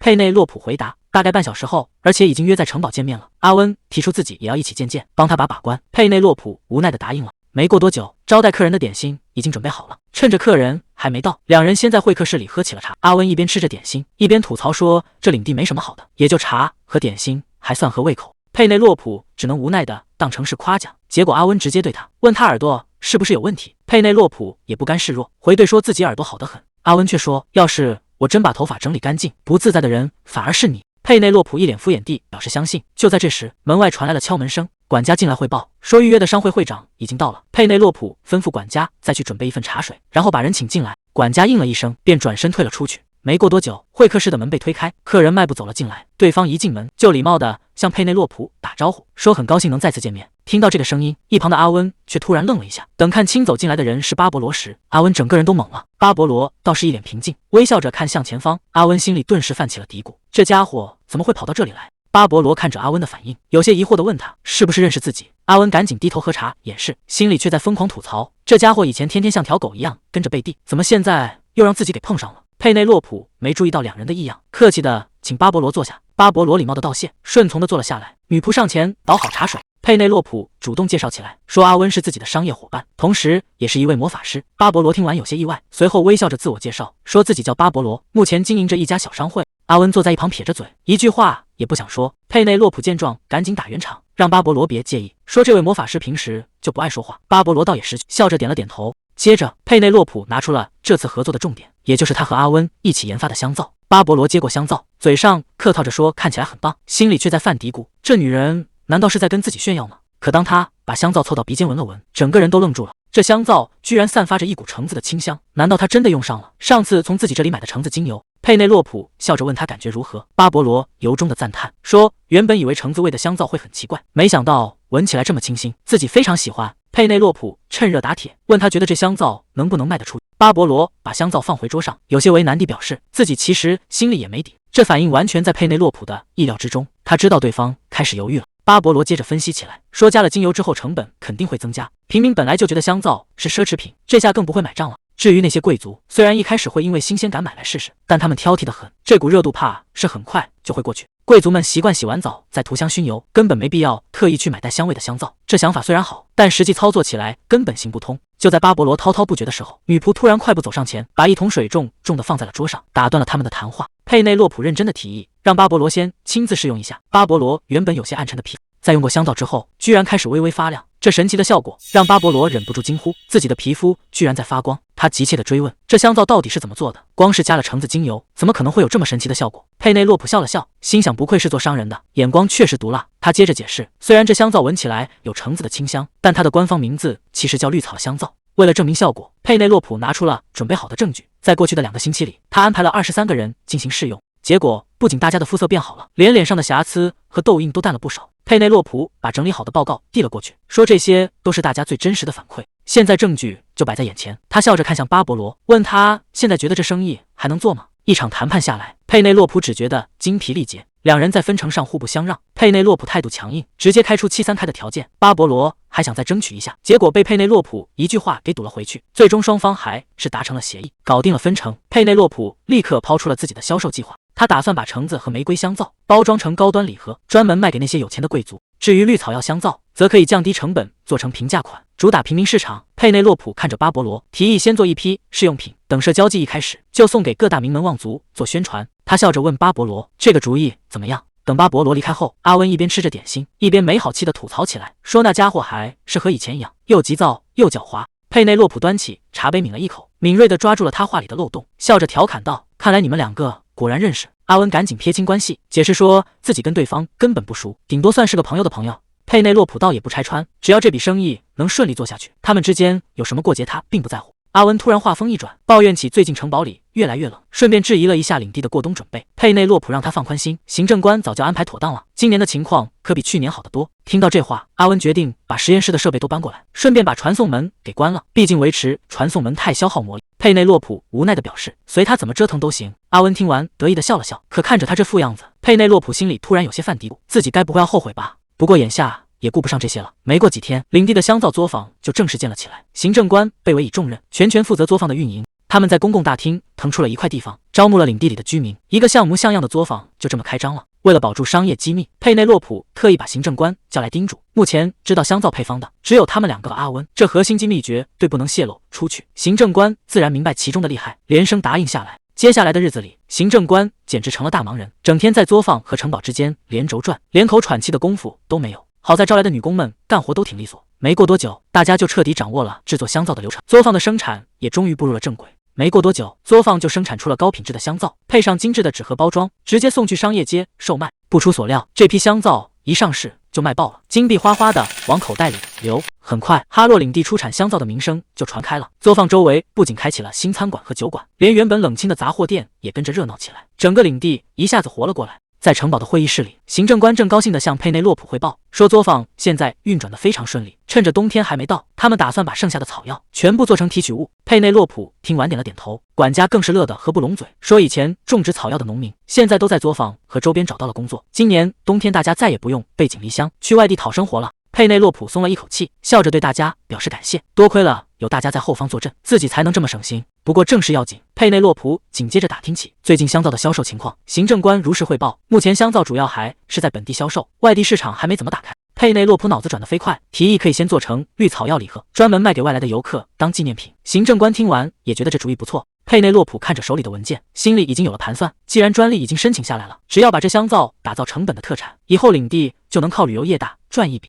一想到这，佩内洛普忍不住嘿嘿直笑，这下自己又要发财了。收起财迷的心思，佩内洛普又商量起另一件事，问能不能把作坊里那些有瑕疵的香皂直接发给员工当福利。行政官顺势提议，还可以低价卖给领地里的居民，这样大家都能用得上。佩内洛普一听乐坏了，提议要在员工里推广洗手习惯。大家听完都有些纳闷，毕竟在这个时代，香皂可是个稀罕物件，大家平时都省着洗脸洗澡，谁会没事专门拿来洗手啊？佩内洛普赶紧解释说，饭前便后多洗手，能预防不少疾病，尤其是防感冒特别管用。管家听得一头雾水，心想这香皂居然还有这功效。佩内洛普只能找借口，说自己是在南方的医书上看到的，反正事实又不要钱，不如直接在领地里推广开来。管家一听觉得很有道理，当即表示这事交给他去办，一定要让领地里的居民都重视起来。虽然推广洗手没那么容易，但为了把香皂卖出去，佩内洛普也是拼了。正忙着呢，他顺口问了问旁边的骑士凯恩，最近领地外围的安全情况怎么样？凯恩恭敬的汇报说，最近一切太平，没出什么乱子。佩内洛普听完有些纳闷，这大冬天的，防守怎么突然变得这么轻松？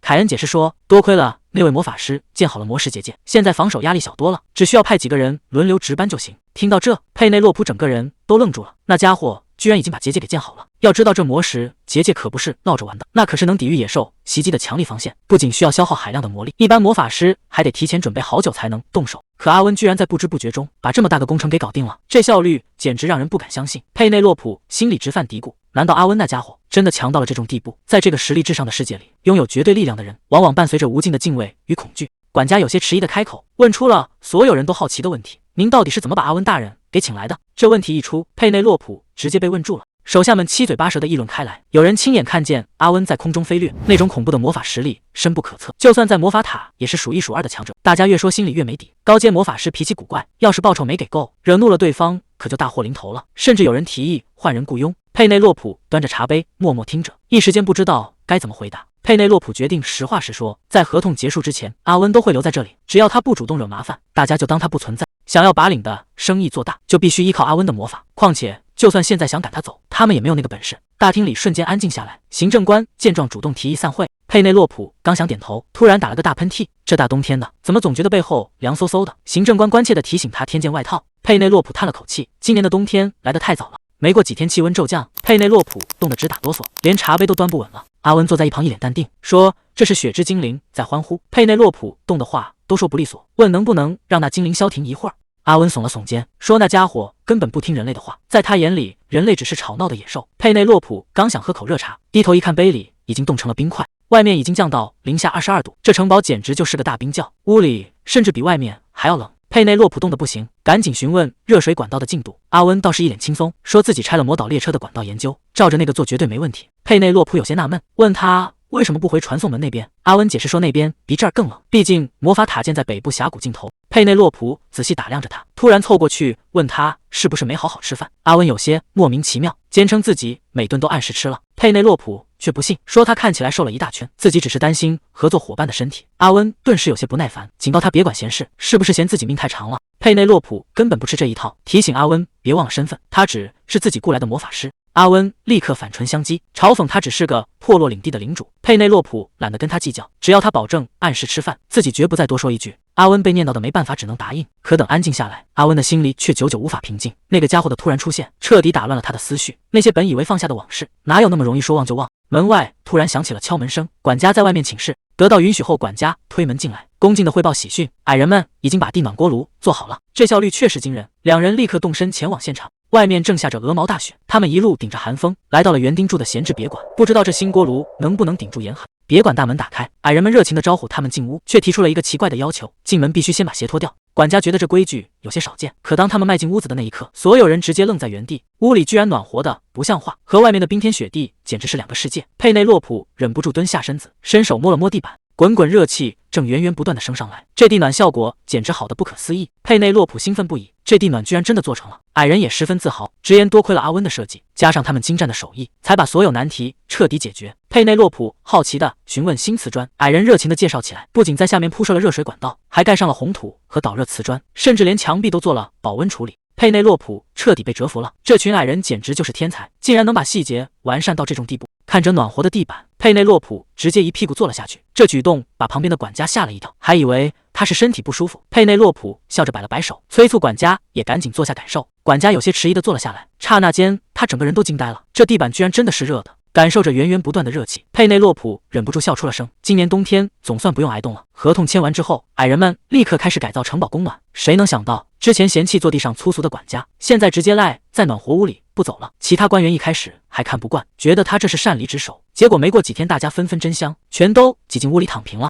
这里直接成了最火爆的聚会点。夜深人静，佩内洛普正准备回房休息，他想起阿温随口提起的北方峡谷的魔法塔，说那里可比这儿冷多了。佩内洛普不由得停下脚步。回房的路上，他鬼使神差地走到阿温门前，轻轻推开了一条缝隙，本想看看这家伙睡得怎么样，却发现躺在床上的阿温在睡梦中竟然流下了眼泪。这与平时毒舌傲慢的他判若两人。佩内洛普轻轻关上房门，这家伙的过去到底隐藏着什么秘密？屋外大雪纷飞，屋里却暖如阳春。女仆们围坐在一起，直夸这地方舒服，恨不得一直赖在这里不走。佩内洛普看着热闹的大家，主动带来了好消息：矮人们进度飞快，他的房间马上就要改造好了。到时候不仅这间屋子留给他们，等官员们的房间搞定，所有仆人的房间也都要铺上地暖。女仆们高兴坏了，直呼要给领主打一辈子工。没多久，女仆端来刚烤好的地瓜和牛奶。佩内洛普顺口问了一句：“客厅里那位魔法师分到了吗？”女仆无奈摇头，说：“阿温根本没要。”看来某人的傲娇脾气还是一点都没变。佩内洛普突然想起来昨晚看到的一幕，阿温在梦中流泪的样子，看来这家伙心里的伤比想象中还要深。不过伤心归伤心，饭还是得按时吃，毕竟后面还有一堆合作，身体垮了可不行。佩内洛普决定亲自去劝劝，顺手接过了女仆手里的热地瓜。女仆有些意外，没想到领主还要亲自去送饭。佩内洛普倒没想那么多，想要人家卖力干活，总得先把人喂饱。他拿着地瓜，轻轻推开了阿温的房门。一进屋，这帮正在蹭地暖的官员们吓得赶紧站了起来。佩内洛普有些无奈，劝大家不用这么拘束，既然是来放松的，就老老实实坐着。官员们虽然有些尴尬，但看着领主发话，也只能乖乖听从。安顿好这帮人，佩内洛普端着热地瓜，径直走向躺在沙发上的阿温。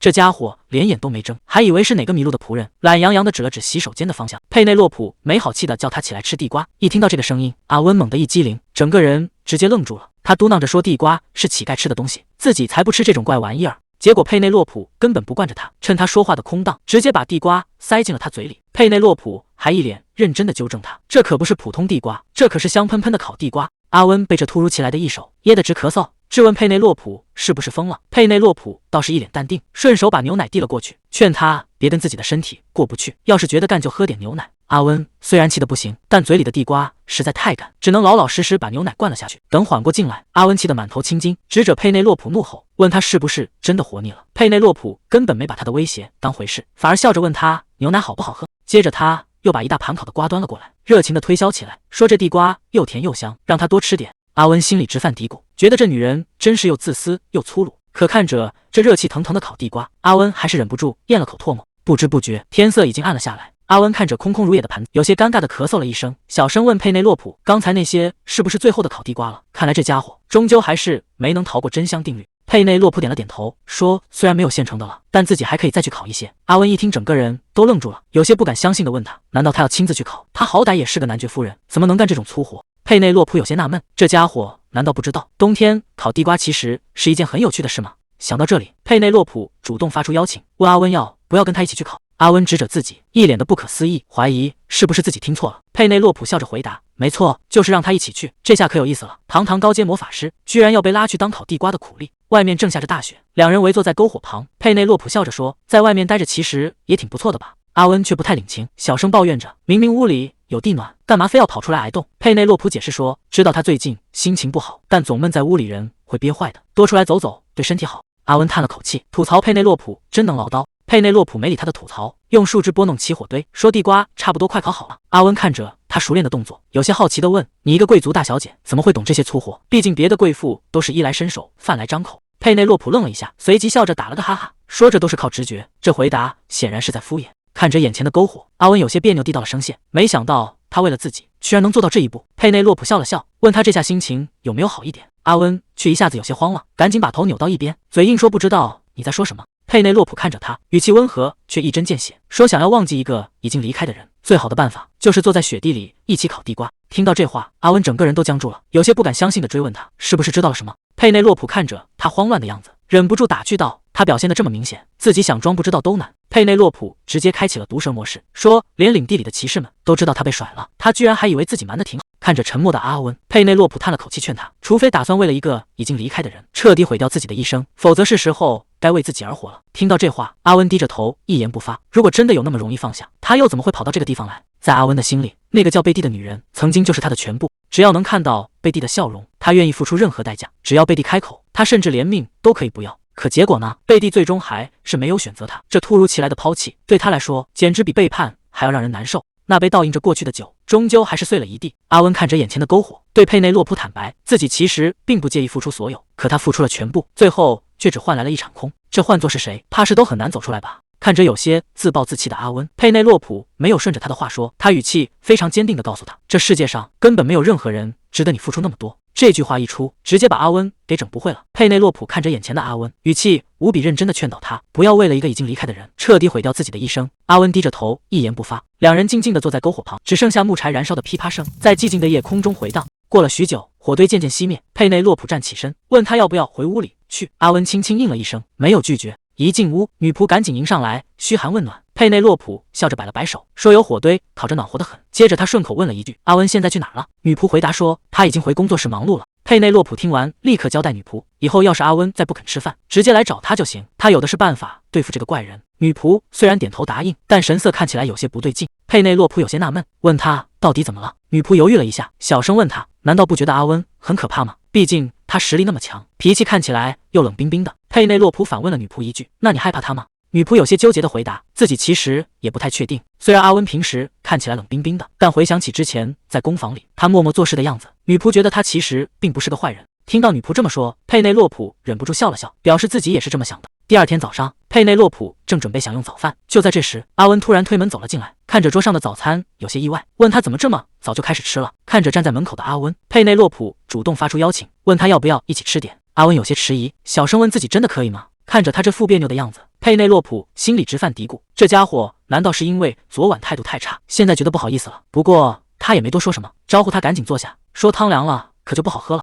阿温坐下后，立刻开始狼吞虎咽地啃起面包。佩内洛普在旁边看得直摇头，劝他吃慢点，别一会儿消化不良了。结果阿温一边大口嚼着，一边嘴硬说自己已经吃得够慢了。看着眼前这个大口吃东西的男人，佩内洛普心里松了口气，看来这家伙是真的从昨晚的阴影里走出来了。阿温被盯着有些不自在，忍不住问他，不吃早饭一直盯着自己看干嘛？佩内洛普笑着解释说，自己只是有些意外，没想到他胃口居然这么好。阿温听了有些无语，吐槽他真是大惊小怪，接着又故意威胁他，要是再不吃，自己可要把他那份也抢走了。一听这话，佩内洛普赶紧护住盘子，说自己这就吃。接着他抓起土豆，毫无吃相的大口嚼了起来。阿温在对面看着他，有些无奈的叹了口气，伸手想要帮他擦掉嘴边的碎屑，但手伸到一半，又有些尴尬的停在了半空中。阿温有些别扭的提醒他，嘴边沾上土豆泥了，好歹也是个贵族大小姐，能不能注意点吃相？佩内洛普有些尴尬的摸了摸嘴，问他真的有吗？这顿早饭吃完，盘子里连个渣都没剩下。屋外大雪纷飞，屋里却暖得像阳春3月。佩内洛普坐在窗前喝着茶，看着窗外的雪景，心里感叹，要是每天都这么平静就好了。不过他也没闲着，脑子里已经在盘算接下来的计划了。等供暖工程一完工，不仅在城堡里活动更方便，他还打算建个肥皂工坊。正当他想得入神时，窗外突然传来一阵阵兵器碰撞声。他转头看去，只见空地上的骑士们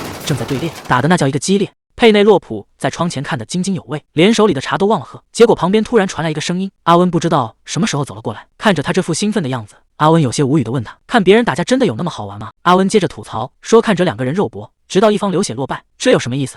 佩内洛普听了有些无语，解释说这只是普通的对练，而且大家用的都是木剑，怎么可能会流血？阿温却不以为然，冷冷的表示，用这种方式逼对手屈服，简直就是野蛮人的行径。佩内洛普有些不高兴了，维护自家骑士，说他太失礼了，大家可都是在认真训练。阿温在一旁泼冷水，既然选择了与剑为伴，受伤流血就是迟早的事。佩内洛普心里直犯嘀咕，这家伙今天说话怎么带刺？看来身体是恢复了，但这坏脾气是一点没变。佩内洛普开口说道，只要这些骑士能保护自己的安全，不用自己亲自动手，那就该知足了。结果阿温一听这话，立马不乐意了，凑过来没好气的提醒他，现在真正保住他小命的人可是自己，要不是他装了魔石结界，这城堡哪有这么安全？佩内洛普突然想起来，自己好像还没正式向他道过谢，于是他看着阿温，非常真诚地向他道谢，说多亏了他，自己现在一点都不担心这个冬天了，他是真的很感激他。听到这番真诚的感谢，阿温一下子有些手足无措，甚至有些害羞的把头扭到一边。为了掩饰尴尬，阿温赶紧端起杯子喝水，还故意咳嗽了一声。佩内洛普在旁边看着他这副别扭的样子，心里觉得好笑。阿温看着佩内洛普，觉得这个女人虽然有时候让人捉摸不透，但有时候又直率的让人有些招架不住，而且她似乎比自己想象的还要成熟。不知为什么，他说的每一句话都清清楚楚的印在自己的脑海里，尤其是昨天他对自己说的那些话，阿温心里直犯嘀咕。以前除了贝蒂，他最讨厌别人离他太近，可偏偏对这个佩内洛普，他一点都不排斥。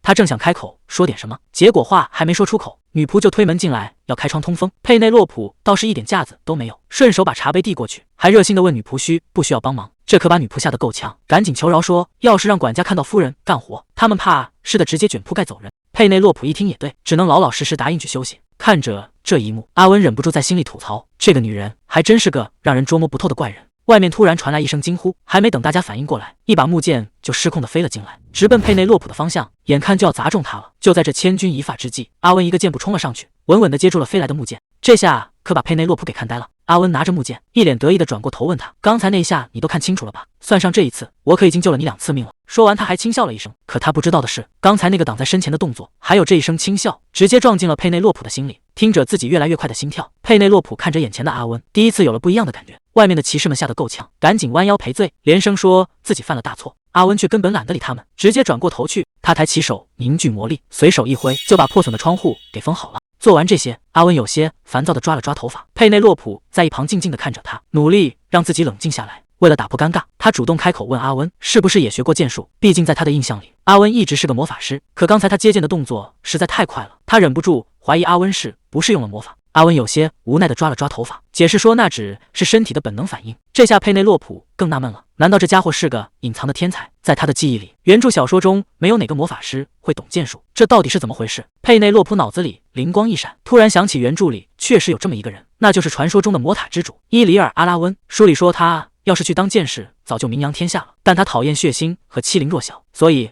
从来不碰剑。可要是有人敢主动招惹他，他也绝对不会手软。想到这儿，佩内洛普突然愣住了。阿拉温和阿温这2个名字听起来怎么这么像？难不成眼前这个不修边幅的家伙就是那个拥有蜂蜜般金发、实力强到逆天的魔塔之主？书里那个魔塔之主不仅性格甜美可爱，聊起女主来更是让人欲罢不能。可再看看眼前这个阿温，头发乱得像鸡窝，衣服也破破烂烂的，这怎么可能是同一个人？佩内洛普打死也不信。阿温被盯得有些发毛，没好气地问他干嘛用这种眼神看着自己。佩内洛普赶紧打了个哈哈，说自己只是还没从刚才的震惊中缓过神来。不过等他冷静下来，偷偷打量起阿温时，发现这家伙虽然看起来不修边幅，但皮肤白皙，肩膀宽阔，身材也确实高挑修长。这家伙真的会是那个传说中的魔塔之主吗？还没等他想明白，门外突然传来了敲门声，原来是管家带着巴勃罗来了。佩内洛普赶紧让他们进来。巴勃罗站在门口，礼貌的行礼问好，说好久不见了。佩内洛普笑着跟他打招呼，却没注意到身后的阿温正用一种极其冰冷的眼神死死盯着门口的巴勃罗。管家提醒巴勃罗进去前得先把鞋脱了。一听这话，巴勃罗整个人都懵了，有些不敢相信的问：真的要在这里脱鞋吗？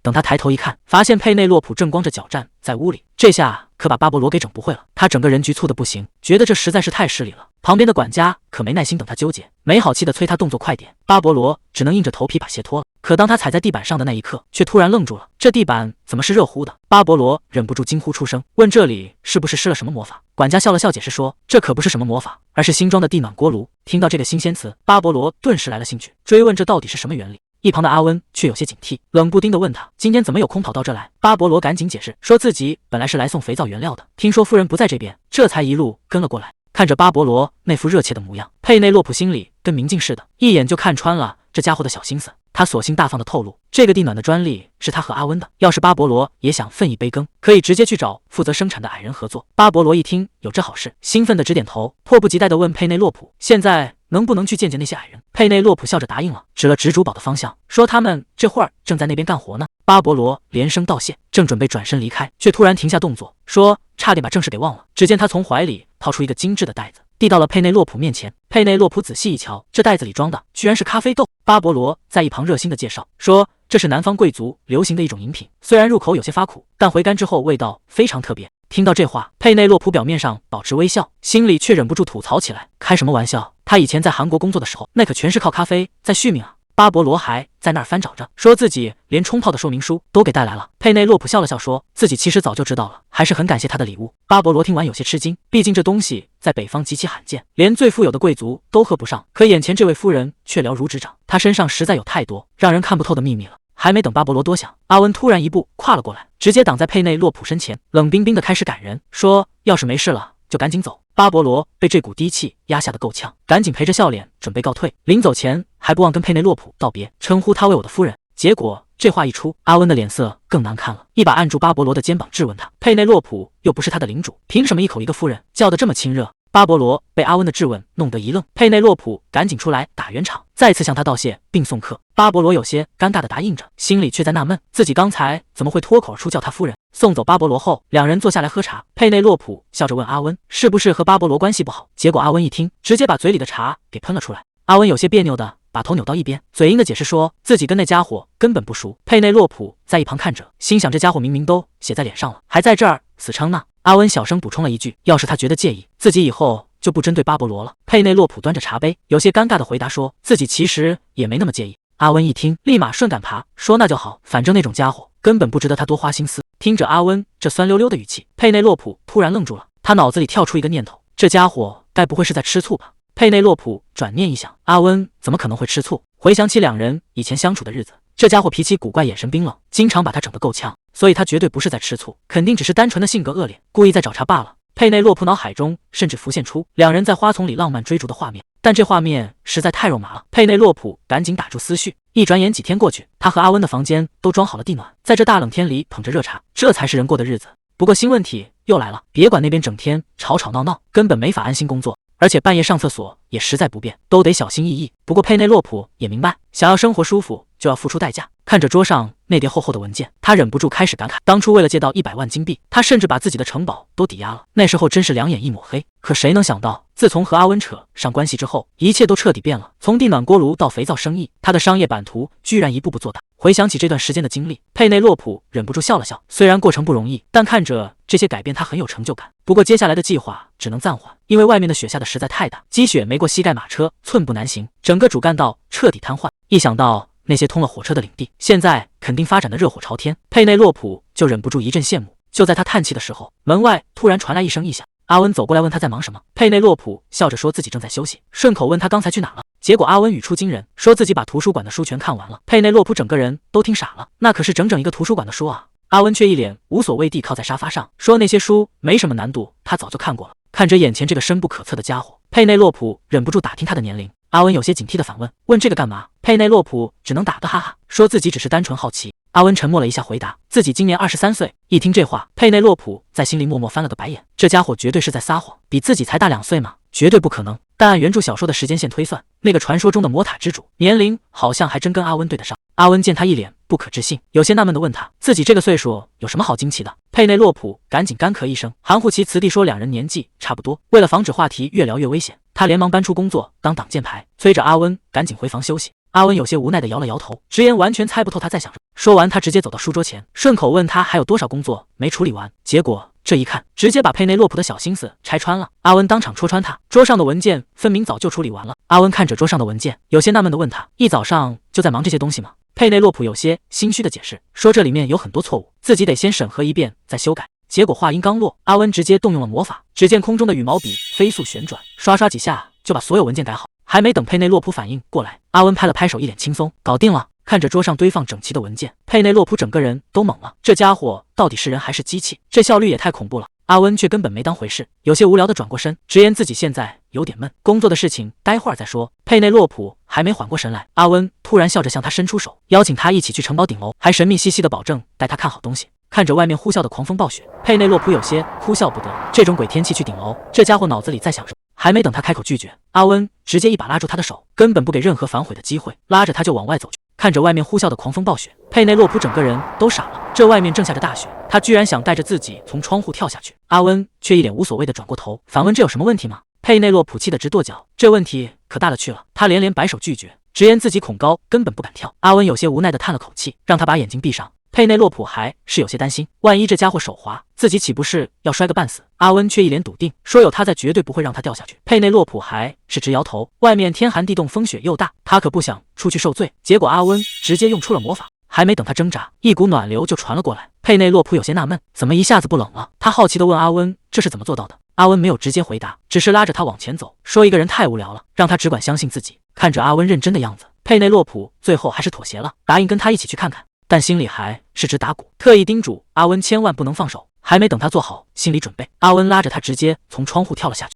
耳边全是呼啸的风声。佩内洛普吓得闭上眼睛，等他试探着睁开眼时，整个人都看呆了，他们居然真的飞在半空中，脚下是整片城镇的夜景。看着空荡荡的脚下，佩内洛普心里直发毛，这要是掉下去可就完蛋了。极度恐惧下，他也顾不上形象，一把死死抱住阿温，大喊着问还要飞多久。这突如其来的熊抱把阿温也给整不会了，有些局促的赶紧让他先松手。佩内洛普吓得根本不敢睁眼，死活不肯松手，甚至勒得阿温都快喘不过气了。阿温有些哭笑不得，连声保证绝对不会让他掉下去。说话间，阿温已经带着他稳稳地落在了地上，可佩内洛普还是吓得够呛，像个树袋熊一样死死粘在阿温身上，战战兢兢地问是不是已经安全了。等他终于缓过神来，试探着睁开眼睛时，眼前的景象让他彻底看呆了。只见月光洒在整片城镇上，万家灯火交相辉映，美的简直就像是一幅画。看着佩内洛普开心的样子，阿温在一旁静静地看着，嘴角忍不住微微上扬。其实在他心里一直记着佩内洛普之前对他的好，带他来看这片美景也算是他的一点心意。阿温在心里默默地想，做到这个地步应该足够报答他了吧。两人就这么并排坐着，在月光下享受着这难得的平静时刻。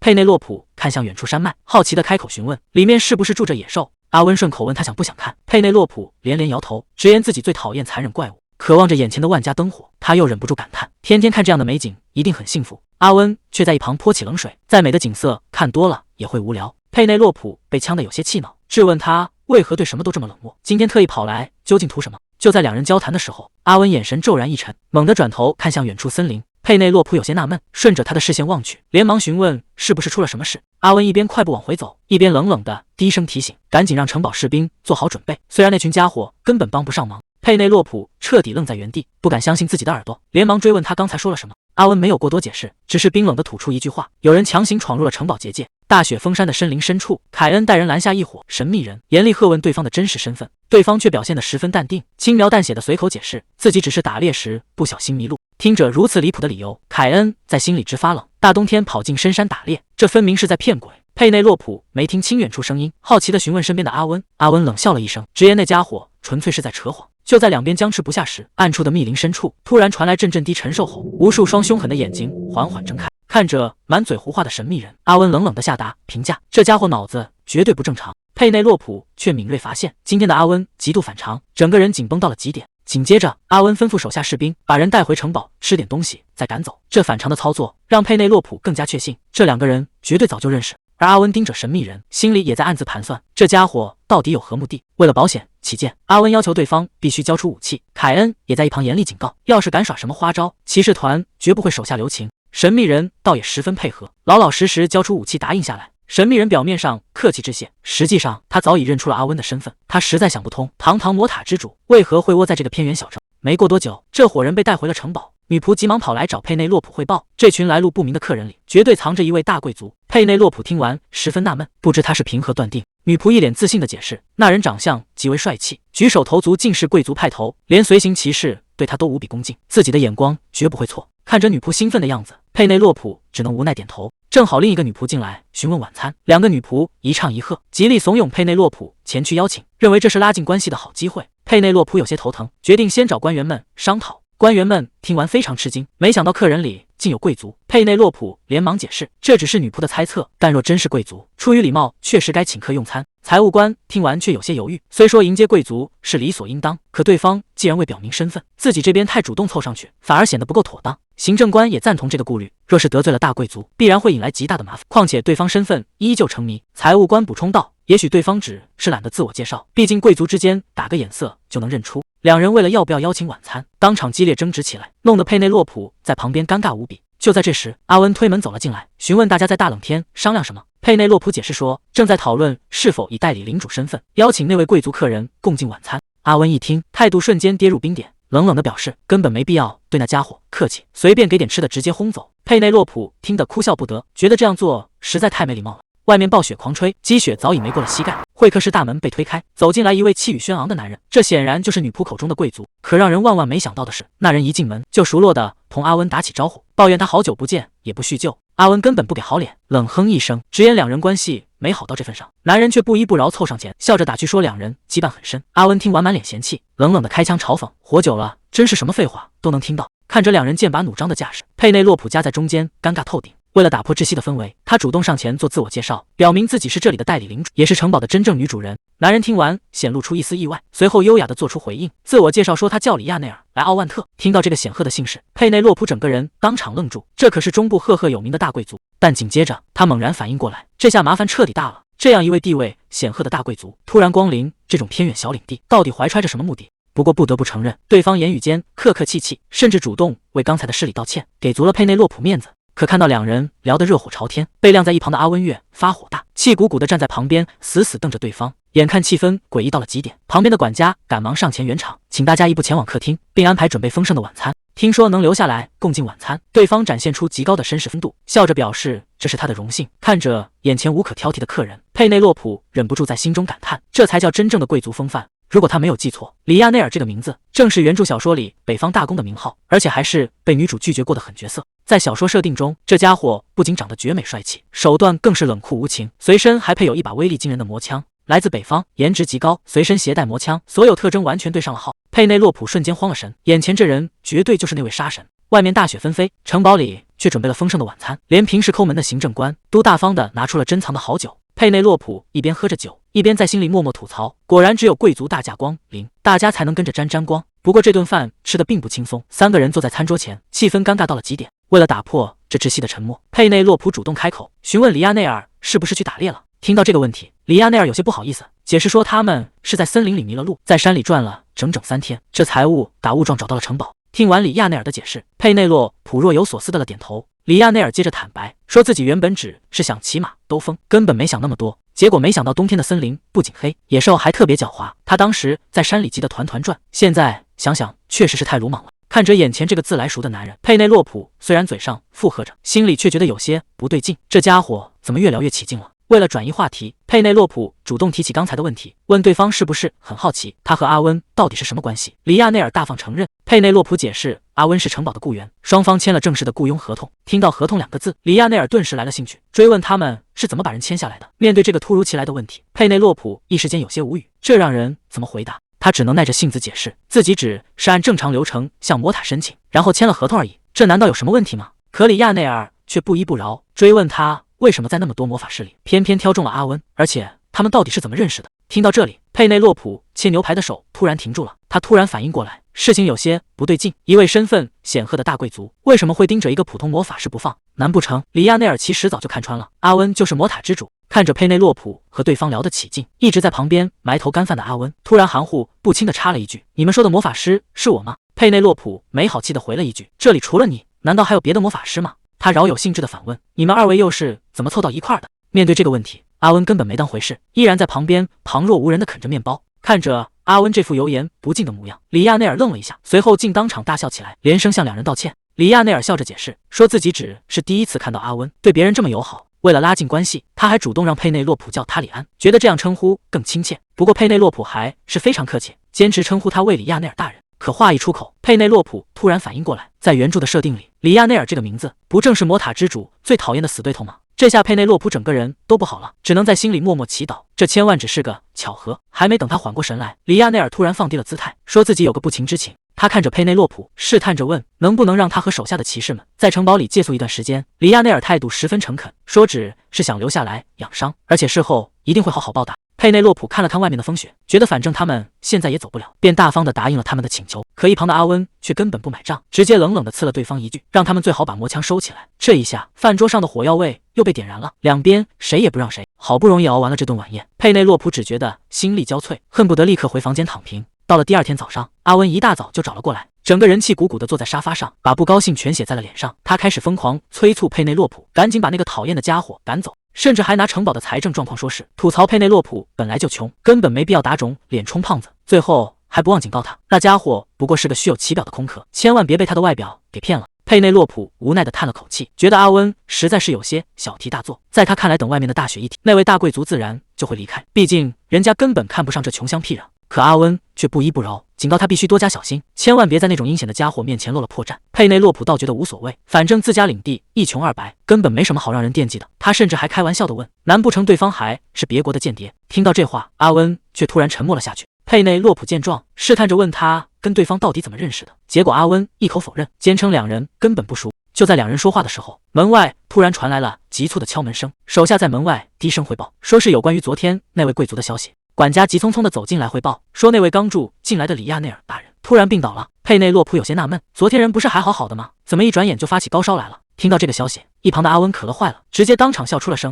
佩内洛普无语的白了他一眼，也懒得理会他的幸灾乐祸，赶紧吩咐管家先把生病的里亚内尔带过来再说。佩内洛普觉得把生病的人留在冰冷的房间里确实不太合适，可这话刚一出口，一旁阿温的笑声戛然而止，整个人直接僵在了原地。看着阿温瞬间拉下来的脸，佩内洛普只觉得一阵头疼，这家伙怎么跟个小孩子一样幼稚？里亚内尔看着眼前的背影，那些被刻意遗忘的过去，终究还是藏不住了。那个曾经被他视作一切的女人决然离去，原来从一开始自己就只是个被利用的工具，利用完了就只能像这样被无情的抛弃。里亚内尔痛苦的呢喃着，求贝蒂不要走。他试图伸手去抓对方，哀求他不要背叛自己，可对方还是头也不回的离去。紧接着四周燃起了熊熊烈火，将他整个人吞没。看着眼前的漫天大火，里亚内尔只是平静的站着，伴随着重物倒塌的巨响，他一下子清醒过来，原来只是个梦，可这梦境真实的让人心慌。怎么会这么热？明明记得睡着之前屋里还冷得直哈白气，怎么一眨眼就变了样？这到底是怎么回事？难道在自己睡着的时候发生了什么意料之外的事？看着里亚内尔挣扎着想坐起来，佩内洛普赶紧出声制止，让他老老实实躺别动，免得待会儿头晕。里亚内尔这才看清眼前的人，有些迟疑的叫出了对方的名字。佩内洛普一边整理着手里的文件，一边无奈的叹了口气，说他这是冻感冒了，毕竟在那么冷的地方睡着，身体怎么可能吃得消？里亚内尔虽然有些懵，但还是乖乖应了一声。不过他心里还是有疑问，忍不住开口打听自己怎么会跑到这儿来睡觉。佩内洛普笑着解释说，这可得问他手下的骑士了，是他们趁着人还没醒，急吼吼的把人给抬过来的。里亚内尔忍不住咳嗽一声，他有些不好意思的开口，真是给您添麻烦了。他摸了摸身下的地板，发现居然是热乎的，可一抬头他整个人都懵了，这到底是哪啊？佩内洛普在一旁解释说，这是他的书房，因为客房还没装暖气，怕他冻坏了才抬过来的。接着他又倒了杯水递过去，说他刚才出了不少汗，让他先喝点水垫垫。里亚内尔赶紧道谢，老老实实把水接了过去。佩内洛普一边忙着手里的活，一边叮嘱他等会儿喝完就继续睡吧。可话音刚落，楼上突然传来一阵施工声。佩内洛普有些无奈，楼上吵成这样，根本没法好好休息。偏偏园丁的木屋已经住满了仆人，要是把人送回冰冷的客房，身体肯定吃不消。佩内洛普把手里的笔放下，决定把自己的书房让出来。佩内洛普对里亚内尔说，在身体恢复之前，你和骑士们就先住在这儿吧，怎么说也比那间冷冰冰的客房强。里亚内尔有些不好意思，觉得自己这样太添麻烦了。他端起杯子喝了口水，这地板热乎乎的，确实舒服。不过他突然反应过来，这个世界居然还有能给地板加热的取暖设备吗？就在这时，门外传来了敲门声，女仆端着热茶走了进来。她笑着解释说，已经跟骑士们都交代好了，让里亚内尔喝点热茶，好好休息。里亚内尔赶紧道谢，不过他有些纳闷，这女仆怎么整个人都在闪闪发光？交代完之后，佩内洛普便带着女仆离开了书房。里亚内尔看着关上的房门，一时间有些出神。外面依然是大雪纷飞，但在这间暖和的书房里，里亚内尔摸着热乎乎的地板，有些纳闷，这地方怎么会这么暖和？难不成是魔法师弄的？他实在是想不通。结果旁边突然传来一个冷冰冰的声音，阿温正光着脚坐在椅子上，毫不客气地吐槽他，说他就是个添麻烦的累赘，没什么好想不通的。里亚内尔愣了一下，下意识地喊出了对方的名字，但阿温根本不给他装傻的机会，语气一下子变得极其危险。他警告里亚内尔说话注意点，甚至直接点破了对方的真实身份，应该称呼他为北方大公才对。里亚内尔忍不住开口调侃说，真没想到堂堂魔塔之主会躲在这么偏僻的地方，难不成是伤心过度了？阿温可不惯着他，直接反讽回去，吐槽他大冬天跑去森林里打猎，根本就是自虐。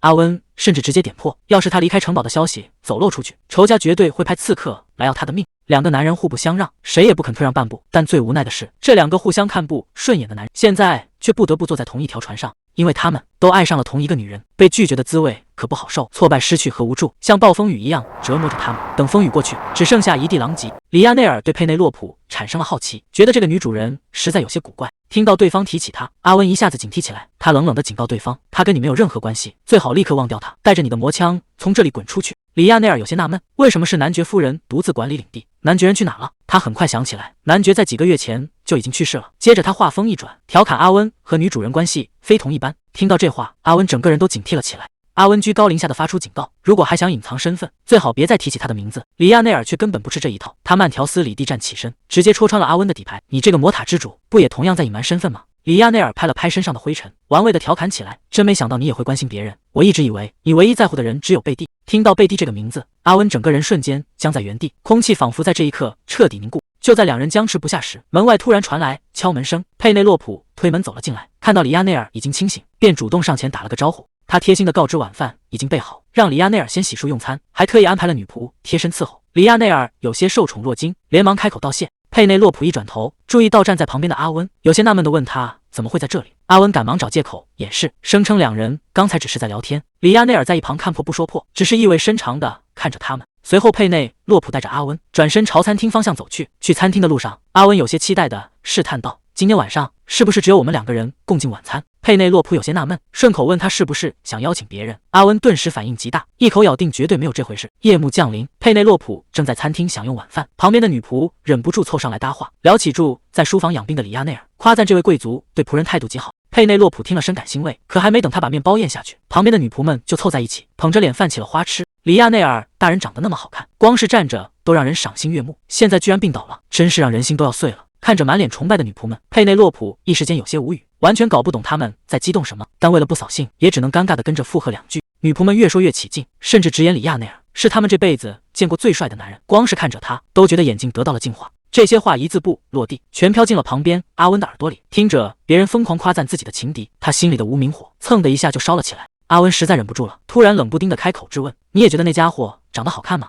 这突如其来的问题把佩内洛普问得一愣，他有些纳闷的反问：“我的看法难道很重要吗？”面对阿温的追问，佩内洛普无奈地表示，自己原本对那家伙没多大兴趣，但如果非要客观评价，那确实不得不承认，里亚内尔的长相无可挑剔，挺拔的鼻梁配上精致的面容，简直就像从画里走出来的人物。可这话一出，阿温彻底炸毛了，他气急败坏地质问：“你的审美是不是出了什么问题？”佩内洛普简直莫名其妙，反问阿温是不是脑子烧糊涂了？任何正常人都会觉得那家伙长得帅吧？佩内洛普刚想继续往下说，突然猛地反应过来，自己怎么真被带偏了，居然在餐桌上认真讨论起别的男人。眼看气氛越来越尴尬，阿温也觉得自讨没趣，黑着脸强行终止了这场对话。几天的时间一晃而过，城堡里的地暖改造工程进展得比想象中还要顺利，加成办公室和会议厅的施工正在如火如荼的进行。等这些地方完工，仆人宿舍也马上就能安排上。这下可把底下的仆人们高兴坏了，私底下直接给佩内洛普打出满分，直呼女主人就是他们的救世主。与此同时，佩内洛普正忙着处理手头的工作，而生病的里亚内尔这段时间一直住在他的书房里休养。虽然他的骑士们一开始对这个安排非常反对，不过一看到自家主子住得如此舒适暖和，骑士们态度立马大转变，心甘情愿地在门口当起守卫。也许是因为房间里足够温暖，里亚内尔的感冒没过多久就彻底痊愈了。退烧之后，他立刻给自己的领地送去一封信，确认家里一切正常后，他只向领地报了个平安，接着就继续心安理得地在男爵领地里赖着不走。可问题是，他倒是住得舒服了，佩内洛普却开始郁闷了。看着坐在对面的里亚内尔，他心里直犯嘀咕，自己怎么就稀里糊涂地把书房给让出去了呢？现在连喝个茶都觉得浑身不自在。里亚内尔端着茶杯，客套地问了一句，自己是不是打扰到他工作了？佩内洛普嘴上笑着说完全没有，心里却早已吐槽了无数遍。实在受不了这尴尬的氛围，佩内洛普转头喊来女仆，想换杯咖啡提提神，结果话还没说完就被女仆果断拒绝了。女仆态度坚决，直言咖啡喝多了晚上睡不着，万一熬出黑眼圈，变得像阿温一样阴沉就糟了。佩内洛普只能委屈的认栽，打听起会议厅施工的进度，女仆这才想起来，工程确实已经完工了，仆人们终于能搬进暖和的新宿舍。他顺着话题抱怨起来，说之前和骑士们挤在一起实在太不方便了，那些人明明有自己的住处，晚上还非要往里挤。佩内洛普听完笑了笑，大方地表示，既然新宿舍建好了，那原定的木屋以后就留给骑士们，这样大家都能住得舒服些。女仆一听高兴坏了，道了谢便急匆匆地跑去宣布好消息。送走女仆后，屋里又只剩下他们2个人。里亚内尔看着佩内洛普，突然莫名其妙地笑了起来。佩内洛普被他盯得浑身不自在，这家伙到底在搞什么鬼？里亚内尔端起茶杯，笑着调侃他，没想到你居然还是个咖啡爱好者。佩内洛普表面上没说话，心里却忍不住吐槽，自己喝什么关他什么事，怎么突然管得这么宽？佩内洛普笑着打了个哈哈，说喝咖啡只是能让自己心情变好。里亚内尔看着他，突然提出一个让人意外的请求，他问佩内洛普自己以后能不能也来参加他的早茶会，还顺便找了个借口说自己很久没喝咖啡，挺怀念那个味道。佩内洛普表面上还在礼貌微笑，心里其实早就1万个不愿意。这个男人总是笑眯眯的，让人根本琢磨不透他的心思。为了不让气氛太尴尬，佩内洛普委婉地拒绝了他。如果只是想喝咖啡，他可以直接吩咐仆人去泡。听到这个回答，里亚内尔端着茶杯，一时间没再说话。他不仅没有因为被拒绝而生气，反而觉得事情变得越来越有趣了。佩内洛普本想用暗示让对方知难而退，可里亚内尔却像个没事人一样，脸上依旧挂着无懈可击的微笑。看着眼前这个闪闪发光的男人，佩内洛普一时间有些看呆了。这家伙的逆天颜值确实和小说里描写的一模一样，完美的身材简直就是黄金比例。佩内洛普甚至开始胡思乱想，如果这家伙的肤色再白一点，自己说不定真的会心动。他猛地摇头警告自己保持清醒，绝对不能被男色所惑。可冷静下来后，他突然发现一个疑点，既然北境大宫里亚内尔和描写一致，那同样是重要角色的阿温为什么和书里的设定完全对不上？里亚内尔主动为自己的唐突道歉，解释说自己只是太久没喝咖啡，如果他愿意分享，自己会非常感激。看着眼前这张帅脸，佩内洛普有些恍神。为了打破尴尬，他脑子一热，脱口而出说自己可不是免费分享的，必须得要点回报才行。里亚内尔直接愣在了原地，随即笑着承诺会好好报答他的收留。这下轮到佩内洛普尴尬的想找地缝，只能硬着头皮低头道谢。里亚内尔看着他局促的样子，忍不住笑出了声。里亚内尔主动解释说自己平时不爱笑，也并不像看起来那么健谈。佩内洛普表面礼貌回应，心里却在吐槽，这家伙顶着帅脸说这种话简直是犯规。就在这时，书房大门被猛地推开，阿温大大咧咧地闯了进来，不满地质问两人是不是在背着他喝茶。佩内洛普无奈提醒他进门要先敲门，阿温却理直气壮的让他早点习惯。还没等佩内洛普问他要不要喝茶，阿温就直接打断他说女仆们都跑去会议厅占座了，现在根本没人来伺候他们，没人伺候让佩内洛普有些犯难。他主动提出自己去重新泡一壶。阿温问他是不是要在茶里下毒，佩内洛普说他是魔法师，肯定能用魔法轻松解毒。阿温气得直抱怨，说他身体娇弱得很。里亚内尔突然笑着向佩内洛普道歉，说自己不小心破坏了气氛。这突如其来的道歉让阿温一头雾水，完全搞不懂这家伙在卖什么药。佩内洛普只觉得一阵头疼，再耗下去自己迟早要被折腾死。他赶紧找借口去泡茶，借此逃离这个尴尬的修罗场。佩内洛普重新泡好茶递给阿温，阿温有些受宠若惊地道谢。可佩内洛普刚松了一口气坐下，一抬头就发现里亚内尔又在盯着他。佩内洛普直犯嘀咕，能不能别再这么盯着看了？不过他转念一想，里亚内尔一直盯着，大概是因为阿温吧，毕竟堂堂魔塔之主，平时可不会这么平易近人的跟人聊天。里亚内尔突然对城堡的地暖产生好奇，询问到底是怎么做到给地板加热的。还没等佩内洛普开口回答，阿温就忍不住开始得意的炫耀，说这套系统是他和佩内洛普共同设计的。佩内洛普直接当场戳穿阿温的谎言，这明明是他自己的无意，阿温顶多也就是帮着收了个尾，居然还好意思在这里抢功劳。被戳穿的阿温也不甘示弱，两人当着里亚内尔的面直接斗起嘴来，把一旁的里亚内尔看得一愣一愣的。阿温甚至幼稚地搬出了合同，强调自己占了大头，还故意凑过来。佩内洛普嫌弃的让他离远一点，阿温却耍赖说自己也没办法。看着两人打闹时那股亲密劲，里亚内尔心里突然有些不是滋味，觉得这两个人的关系好的不可思议。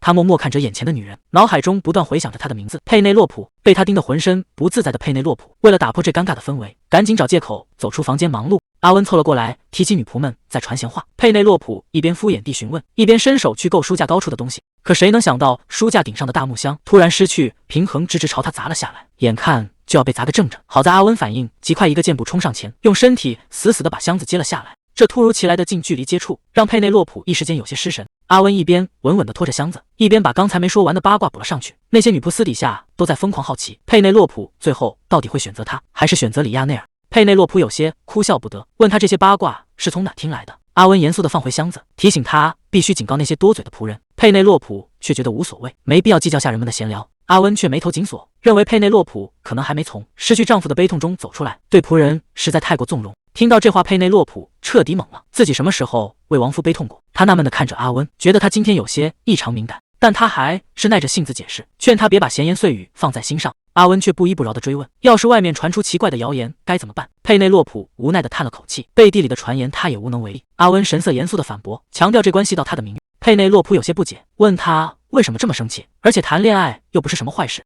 阿温瞬间愣在原地，不敢置信地问他是不是真想交往。佩内洛普理所当然地承认，直言自己确实想找个帅哥恋爱，毕竟在这个世界里，恋爱完全是他的自由，在这里没人会干涉寡妇的感情。贵族私底下其实开放得很，佩内洛普甚至规划好了未来，打算收养继承人后就去再婚。前世他光顾着工作，没谈过恋爱，这一世他绝不留下遗憾。一旁的阿温听得心里发酸，想到他会和别的男人交往，他就莫名感到一阵烦躁。连绵的大雪终于停了，城堡里的仆人们都高兴坏了。女仆兴奋地准备去洗衣服，管家也庆幸不用冒险回家。佩内洛普的心情也跟着变好。可当他推开茶室的大门，眼前的画面却让他无比头疼。阿温和里亚内尔正对峙着，空气中弥漫着浓浓的火药味。这两个家伙最近总是跑来蹭茶。佩内洛普只想安静喝茶，没想到他们连喝茶都要明争暗斗。他决定装作什么都没看见，默默端起茶杯。这时门外传来敲门声，管家进来汇报说商人巴勃罗突然登门拜访。佩内洛普有些吃惊，这种天气马车根本无法通行，这家伙到底是怎么过来的？佩内洛普顺势站起身，准备结束这场尴尬的茶会。阿温狠狠瞪着里亚内尔，眼神里写满了嫌弃。里亚内尔却微笑着询问自己能否一起去迎接巴勃罗。佩内洛普感到有些意外，没想到他们竟然是旧识。不过以里亚内尔的身份，见过这位商人倒也正常。就在气氛有些微妙时，门外突然传来一声响亮的喷嚏。佩内洛普赶紧让管家请人进来。巴勃罗哆哆嗦嗦地走进房间，冻得连说话都开始结巴。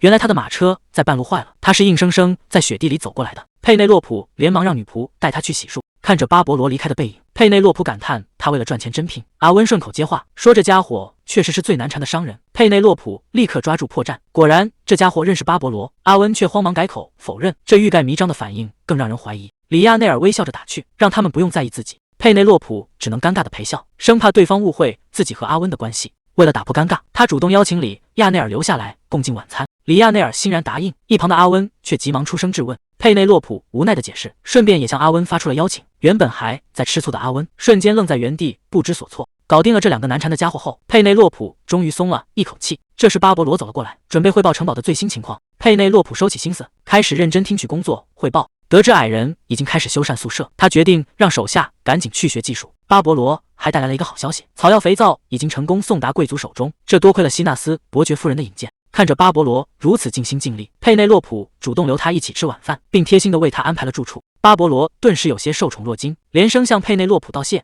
佩内洛普笑着解释，今晚还有一位他的老熟人到场。巴勃罗纳闷地询问对方身份，佩内洛普直接说出里亚内尔的名字。听到这个名字，巴勃罗整个人瞬间呆若木鸡。巴勃罗一时没反应过来，这个名字听起来确实耳熟，但他思索了半天，也记不起在哪里听过。佩内洛普看他一脸茫然，便问他是否认识对方。巴勃罗有些尴尬的解释，自己以前做生意接触人太多，必须见到本人才能想起来。佩内洛普顺势做出决定，让他先回房间洗漱休息，等晚宴时间到了再出来。转眼夜幕降临，晚餐时间已经到了。巴勃罗独自坐在空旷的餐桌前，他自嘲地笑了笑，觉得自己可能有些失态，毕竟自从他的生意破产后，就再也没有贵族邀请过他。看着女仆递过来的温水，巴勃罗一时间百感交集，深知这次机会有多难得。就在他端起水杯准备喝水时，门外突然传来一阵脚步声，紧接着一个熟悉的身影走入。巴勃罗下意识抬头看去，直接把嘴里的水喷了出来，因为走进来的人正是里亚内尔。里亚内尔微笑着看向他，主动打招呼说：“好久不见。”巴勃罗吓得浑身一哆嗦，差点当场喊出对方的身份。里亚内尔却显得十分平静，还客套地夸赞他工作努力。巴勃罗反应也算迅速，赶紧顺着话头鞠躬行礼。可他的内心早已掀起狂澜，他怎么也想不通，这位威名赫赫的帝国大公为什么会出现在这个地方。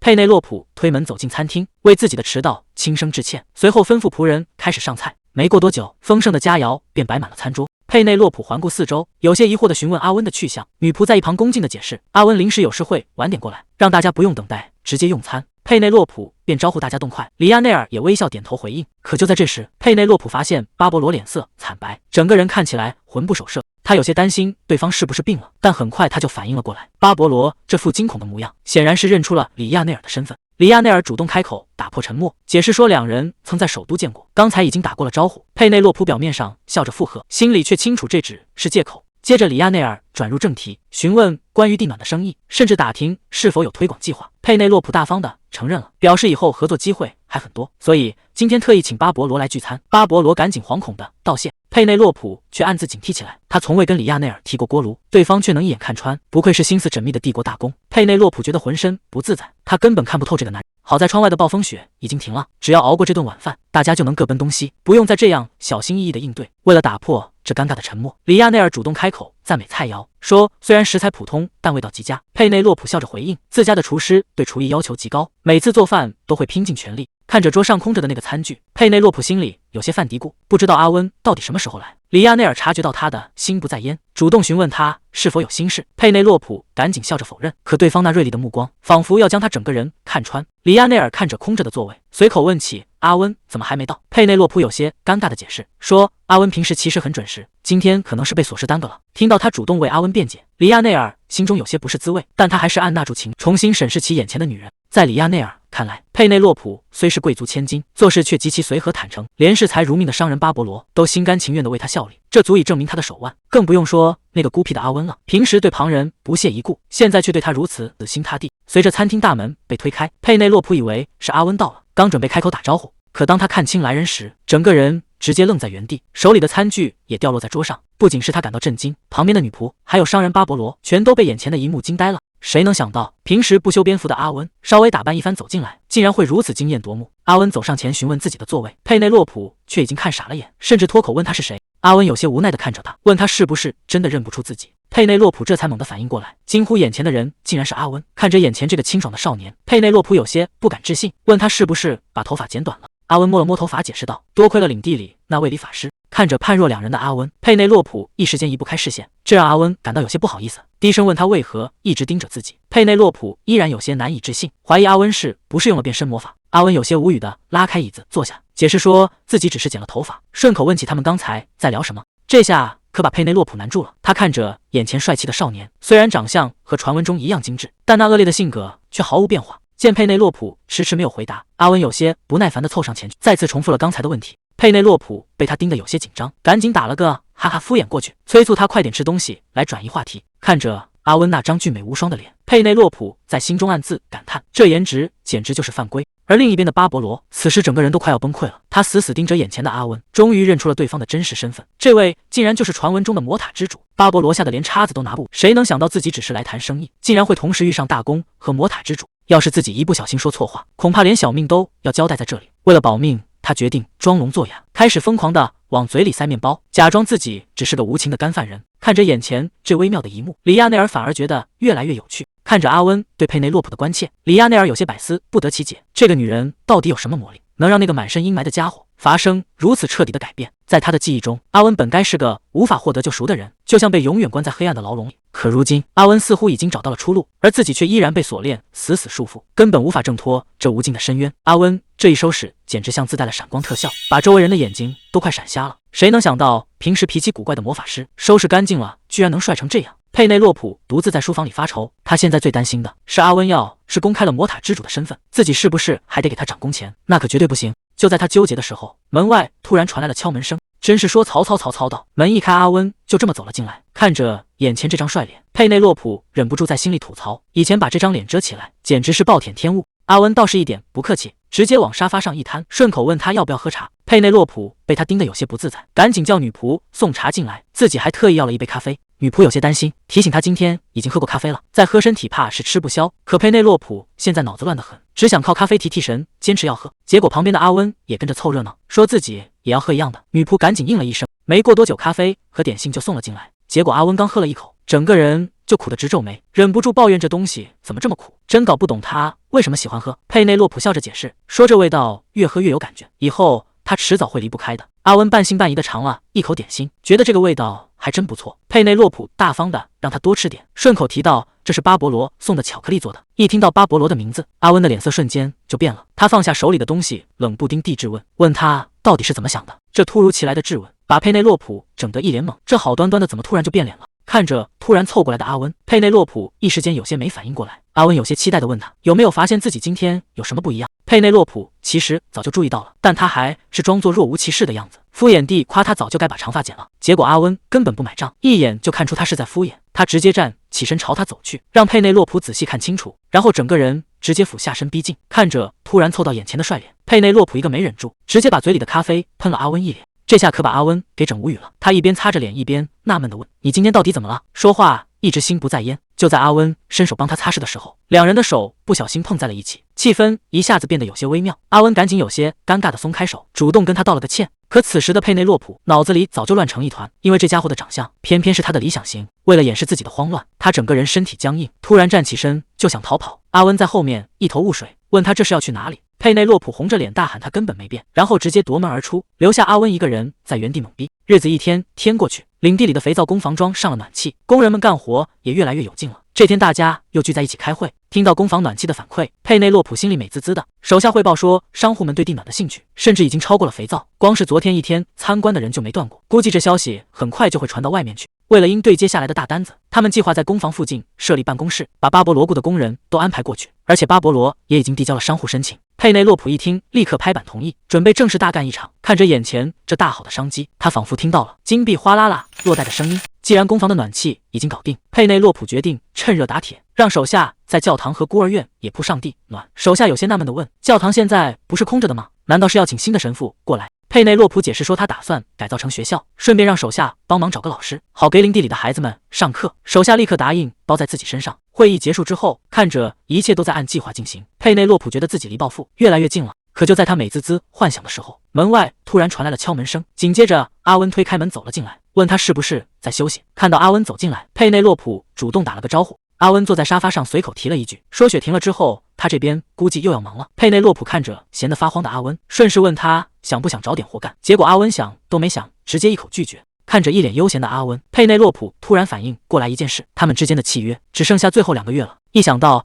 这，佩内洛普就觉得有些可惜，但他很快就打消了这个念头。毕竟对方可是堂堂魔塔之主，等春天一到他就要离开了，要是不趁现在好好压榨一下，那简直就是暴殄天物。看着桌上的药水瓶，佩内洛普开始琢磨起来，到底该给这家伙安排个什么工作。看着巴勃罗送来的巧克力和化妆品，佩内洛普脑子里突然闪过一个念头。他主动跟阿温提起，说等春天一到就要向贵族销售肥皂了。阿温有些纳闷，不知道他为什么提这个。佩内洛普解释说，肥皂实在太耐用，如果只卖这一样产品，销量迟早会慢下来，而且单一的纪念品起不到宣传效果。阿温听完叫敌，确实有道理。佩内洛普立刻兴奋地拿出药水瓶，提议用绿色草药来制作化妆品。听到佩内洛普的提议，阿温有些哭笑，听的说肥皂还没开卖，现在想这些太早了。佩内洛普却理直气壮地反驳说，真正的商人就要眼光长远，他想把绿色草药的价值发挥到极致，要是能做成化妆品，效果绝对差不了。阿温听完沉默了半天，问他觉得这东西需要研发多久，毕竟这可比做肥皂要复杂得多，他们甚至连现成的配方都没有。佩内洛普心里有些打鼓，担心这事是不是太难了。结果阿温却说，其实也没那么复杂，毕竟又不是要炼制什么高级药水，只要在现有的配方上稍微改改就行。一听这话，佩内洛普整个人都兴奋了，觉得这买卖绝对有戏。阿温琢磨了一下，说只要1个星期的时间应该就足够了。这下可把佩内洛普高兴坏了，看来这新产品的研发比想象中还要顺利得多。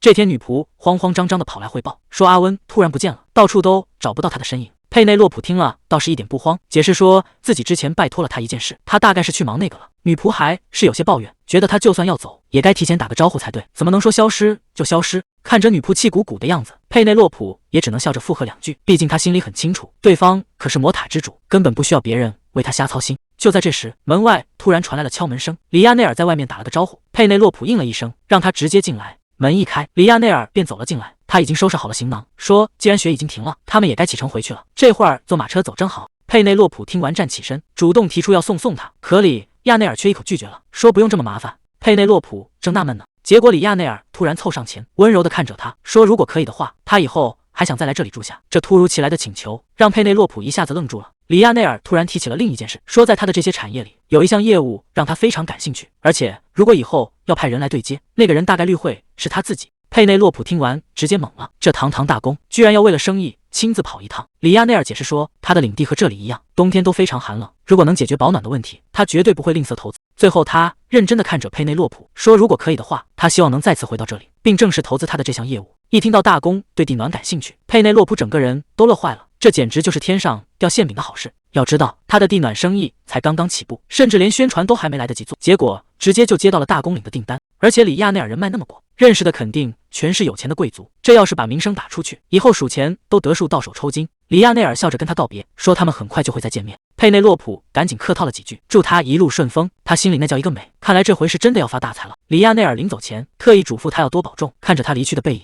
佩内洛普有些纳闷，大公刚才是不是笑了，还是自己看错了？日子一天天过去，领地里也开始热闹起来，居民们都在私下议论，说这位年轻的夫人就是他们男爵领的新领主。这天，佩内洛普带着凯恩出门，准备和财务官还有巴勃罗碰头，继续商量领地接下来的发展。领地里的居民们都在议论，说这位年轻的男爵夫人不仅开了肥皂工坊，而且很快就要开始招工了。看着眼前建好的工坊，佩内洛普心里非常满意，忍不住夸赞大家干得漂亮。财务官赶紧摆了摆手，说自己只是尽了本分，多亏了巴勃罗在旁边帮忙。巴勃罗也十分恭敬地表示，要不是有佩内洛普在背后支持，这工坊根本建不起来。看着两人互相谦让的样子，佩内洛普笑着劝他们别太客气，大家的努力他都看在眼里。就在几人有说有笑的时候，身后突然传来一阵急促的呼喊声，只见管家气喘吁吁地跑了过来，整个人累得直打晃。佩内洛普有些纳闷，不知道又出什么急事了。管家缓了口气，有些为难地开了口，前男爵的姑姑菲奥拉夫人今天带着全家人上门拜访了。听到这个名字，佩内洛普脑子里全是问号，自己压根就没听说过这号人物。管家赶忙解释说，这位是前任男爵的亲姑姑。这就更奇怪了，当初男爵办葬礼的时候，这帮亲戚连个面都没露过，怎么现在工坊刚要赚钱，他们就巴巴的跑过来了，偏偏挑在这个节骨眼上跑过来，恐怕来者不善啊。佩内洛普心里很清楚，这位突然上门的姑姑绝对是个难缠的角色，但既然人都到了，他也只能先去会会对方，此时在城堡里，这位姑姑正嚣张得不行，觉得这里就是自己家，想去哪就去哪。女仆好心想拦一下，却被对方指着鼻子破口大骂，甚至还没等大家反应过来，对方直接一巴掌甩了过去，打得女仆整个人都懵了。佩内洛普刚一露面，这位姑姑就先声夺人，开始挑刺。她抱怨这城堡里的人没礼貌，质问佩内洛普为什么不立刻向她行礼。旁边的管家吓得直咬嘴唇，生怕两边直接吵起来。但佩内洛普倒是不慌不忙，非常得体的主动上前打招呼，并做了自我介绍。结果对方冷笑了一声，突然毫无征兆地瘫坐在地上，开始嚎啕大哭，嘴里还喊着前男爵的名字，装出一副悲痛欲绝的样子。这突如其来的变脸，直接把在场的人都给整不会了。佩内洛普好心劝他冷静，结果对方反而更来劲了，质问是谁把人逼进北方森林的。听到这话，佩内洛普心里只觉得好笑，当初是前男爵自己非要去狩猎，结果不仅害死了自己，还连累了20多个无辜的居民送命。现在这女人居然还有脸来倒打一耙。就在这时，门外突然冲进来2个男人，年纪大的男人一看到妻子在哭，顿时急了，劈头盖脸就对佩内洛普一通质问，还命令他们赶紧把人扶到房间里去。这理直气壮的态度简直是把这里当成他们自己家了。面对这家人屋里的叫嚣，佩内洛普不仅没生气，反而冷笑了一声。过了一会儿，管家过来汇报说那位姑姑终于冷静下来了，但对方刚消停没多久，又开始作妖，嫌弃安排的房间太小，管家有些拿不定主意，只能来请示该怎么办。听到这个要求，佩内洛普再次冷笑，他站起身，吩咐管家把那2口子带到会客室去。管家一听，直接愣住了，不明白夫人这是要干什么。他心里直打鼓，忍不住开口想劝2句，但佩内洛普却笑得非常灿烂，安慰他不用担心。看着夫人这反常的笑容，管家整个人都懵了，完全摸不着头脑。紧接着，佩内洛普迈开步子，直接朝会客室走去。他嘴角微微上扬，心里已经有了盘算，既然这2人非要作死，那他今天就亲自去会他们，把这出闹剧彻底解决掉。夜幕降临，会客室里的气氛有些微妙。刚才还撒泼打滚的姑姑，此刻却一脸不好意思的主动道歉。佩内洛普表面上客客气气，顺着他的话安慰了几句。姑姑继续演戏，叹着气说：“听到死讯10天都塌了，这次来只想去墓前祭拜。”看着这女人假惺惺的样子，佩内洛普心中冷笑，表面上却微笑着附和。旁边的姑父突然插话说：“今天天色太晚，祭拜只能推迟到明天。”佩内洛普依旧保持微笑，向他们表达了感谢。这2人不仅嫌弃房间太小，要求1人住1间，还对城堡的摆设指手画脚，甚至要求把家具全部换掉，真把这里当成自己家了。佩内洛普放下茶杯，不紧不慢地回了一句：“城堡的事务一直由他掌管。”接着他话锋一转，直接挑明了态度，他可从来没有给过他们插手这里的权利。这话一出，直接把那2口子整懵了。但姑姑可没那么容易死心，她开始倚老卖老，声称是在教佩内洛普规矩，还嫌弃城堡太土气，非要以长辈自居施压。佩内洛普叹了口气，直接站起身，把话挑得更明。他一字一句地警告对方，他们在这里只是客人，而自己才是这座城堡唯一的女主人，让他们放尊重一点。姑姑彻底被激怒，猛地站起身大吼起来，自己可是前男爵的亲姑姑，凭什么要对一个晚辈低头？佩内洛普根本不吃这一套，直接搬出帝国法律，明确告诉对方自己作为领主配偶继承权利完全合法合规。姑姑气得咬牙切齿，指着佩内洛普大骂放肆。旁边的姑父见硬的不行，赶紧扶住妻子，开始装可怜，指责佩内洛普太冷血，居然对悲痛的长辈如此无情。佩内洛普听完微微一笑，反问他们是不是搞错了什么，他可不记得自己有这种亲戚。这下子那2口子彻底哑口无言。佩内洛普不想再废话，他转过身冷冷地表示，既然是来祭拜前男爵的，那就破例让他们留宿一晚。说完，他直接推开大门，头也不回地丢下一句话：明天一早立刻滚蛋，这里不会再给任何优待。回到房间后，姑姑气得疯狂砸东西，破口大骂佩内洛普恶毒，非说是他害死了前男爵，就为了霸占整座城堡，还叫嚣着要把领的抢回来。旁边的姑父却有些犯难，提醒他明天就要被赶走，而且佩内洛普是合法的代理人。姑姑冷笑了一声，这个代理人的身份只有在没有继承人时才管用。他算盘打得啪啪响，佩内洛普和前男爵才结婚2个月，肚子根本不可能有动静，只要从远房亲戚里挑继承人，他们的儿子就能顺理成章上位。姑父一听也来了精神，觉得这事确实有转机，可他们怎么也没想到，这番密谋全被门外的女仆听得一清二楚。女仆把听到的阴谋一五一十地告诉了佩内洛普，他气得直跺脚，觉得那家人简直厚颜无耻，领地要是落入他们手中，不出1个星期就会彻底完蛋。相比于女仆的愤怒，佩内洛普倒是非常冷静。既然对方打起继承人的主意，他决定不再坐以待毙，立刻召集官员们商量对策，直言必须解决继承人问题。一听有人要来抢领地，官员们立刻坐不住了，气得当场拍桌子，绝不能看着辛苦建起的成果被抢走。看着大家群情激愤，佩内洛普抛出了自己的计划，既然对方想钻空子，那他就主动挑一个继承人。佩内洛普提议，最好找一个没有监护人的孤儿，这样也方便以后培养。官员们觉得这主意不错，决定暗中联系工会去办。佩内洛普忍不住叹了口气，之前光顾着怎么活下去，确实忽略了这一茬。现在领地越来越有钱，那些八竿子打不着的亲戚，迟早会用血缘当借口来抢家产。他神色严肃地补充道：“光找到孩子还还不够，还得提前物色一个靠谱的老师。话音刚落，官员们主动站了出来，请求把寻找老师的任务交由他们去办。一进会客室，佩内洛普就带人把他们围了起来。他面无表情地表示自己是特意来护送他们去墓地的。还没等对方反应过来，佩内洛普直接下令让守卫带路。姑姑气得直咬牙，搂着儿子大声质问佩内洛普是不是真以为能全身而退。面对威胁，佩内洛普连头都没回，只是冷冷地警告他最好注意自己的言辞，否则这些话迟早会变成不利的证据。看着眼前还在叫嚣的女人，佩内洛普不仅没有退让，反而直接把话挑明。他给出了最后的忠告，在这片领地上，所有人只认他这一个主人，而对方根本什么都不是。这番话一出口，姑姑整个人都僵住了。佩内洛普的警告非常露骨，弱者在没有足够实力之前，最好把獠牙收起来，否则只会被人一口咬断喉咙。姑姑这下彻底慌了，结结巴巴地质问佩内洛普是不是想对他们动手。佩内洛普根本不吃这一套，直接纠正他的称呼，在这里的叫他领主、代理人。接着他又笑着警告对方，说话最好过脑子，否则以后有的是后悔的时候。这番话分量极重，直接把姑姑吓得倒退了好几步，嘴里直呼不敢相信。他怎么也想不通，佩内洛普这个年轻丫头到底是用什么手段把领地里的官员全都收买的。就在两边僵持不下时，门外突然传来一阵脚步声，紧接着一个熟悉的身影走了进来。阿温冷冷地问：“这里发生什么事了？”谁能想到，这个之前说不见就不见的人，居然会在这时候突然现身，而且他还直接站到佩内洛普身边。一看到阿温出现，对面的姑姑整个人都傻眼了。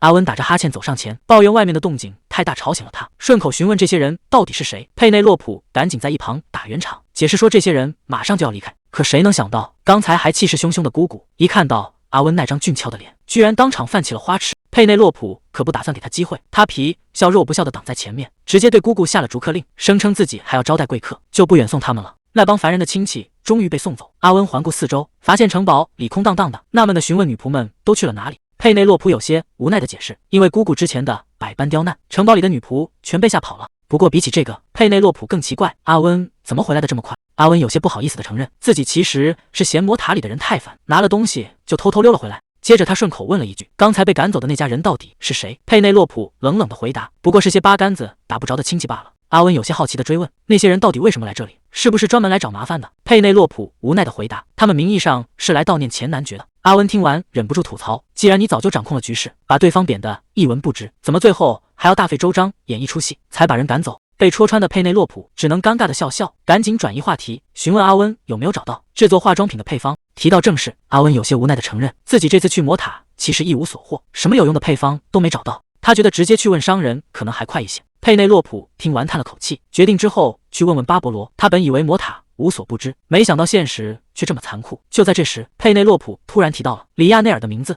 阿温有些好奇地问，他不是已经回自己的领地了吗？佩内洛普解释，人是回去了，但他马上又要回来了，因为他想投资锅炉供暖业务，甚至还要亲自过来当负责人。阿温试探着问，难道你真的打算同意吗？佩内洛普倒是觉得无所谓，毕竟对方人脉广，能拉来投资，自己根本没有理由拒绝。阿温气得当场咬牙切齿，在心里把大公骂了个狗血淋头。佩内洛普在一旁看着，心想阿温肯定恨透了这位大公，毕竟在原著小说里，每当阿温想去讨好女主角，大公总会在暗中使绊子，而且每次都做得神不知鬼不觉。等阿温反应过来时，早就被坑惨了。想到这里，佩内洛普忍不住暗自警惕，觉得跟大公这种人作对实在太可怕，自己以后可千万不能被他那无害的笑容给骗了。就在他胡思乱想的时候，阿温突然拿出一个绿色的小盒，直接推到了他面前。佩内洛普有些摸不着头脑，纳闷地问这是什么。阿温有些不好意思的把头扭到一边，小声嘀咕了一句，说这是自己很久以前买的。阿温装作若无其事的样子，让佩内洛普直接收下。佩内洛普有些纳闷，不明白他为什么要装得这么淡定，但他还是好奇地打开了盒子。盒子里躺着一个精致的珍珠发夹，亮晶晶的，非常好看。佩内洛普一眼就喜欢上了，忍不住在心里直夸漂亮。不过他很快又有些好奇，既然是很久以前买的，那当时是打算送给谁的？话刚问出口，佩内洛普突然反应过来，整个人直接愣在了原地。他心里咯噔一下，心想这该不会是阿温以前买给原著女主角的吧？看着佩内洛普一脸震惊的样子，阿温有些莫名其妙，问他到底想到了什么。佩内洛普越想越觉得不对劲，他忍不住直接问出了口，怀疑阿温是把送别人的东西顺手转送给了自己。一听这话，阿温急得赶紧摆手否认，说自己绝对不可能干出这种事。佩内洛普有些委屈的鼓起腮帮子，小声嘀咕着辩解，谁让你自己说是很久以前买的，这换谁都会起疑心。阿温有些哭笑不得，反问佩内洛普，难道自己看起来就这么没礼貌吗？他叹了口气，赶紧解释说自己只是路过顺手买的，甚至还嘴硬的吐槽说佩内洛普平时的手势太土。为了掩饰心虚，他特意强调这只是合作伙伴的礼物，让佩内洛普千万别多想。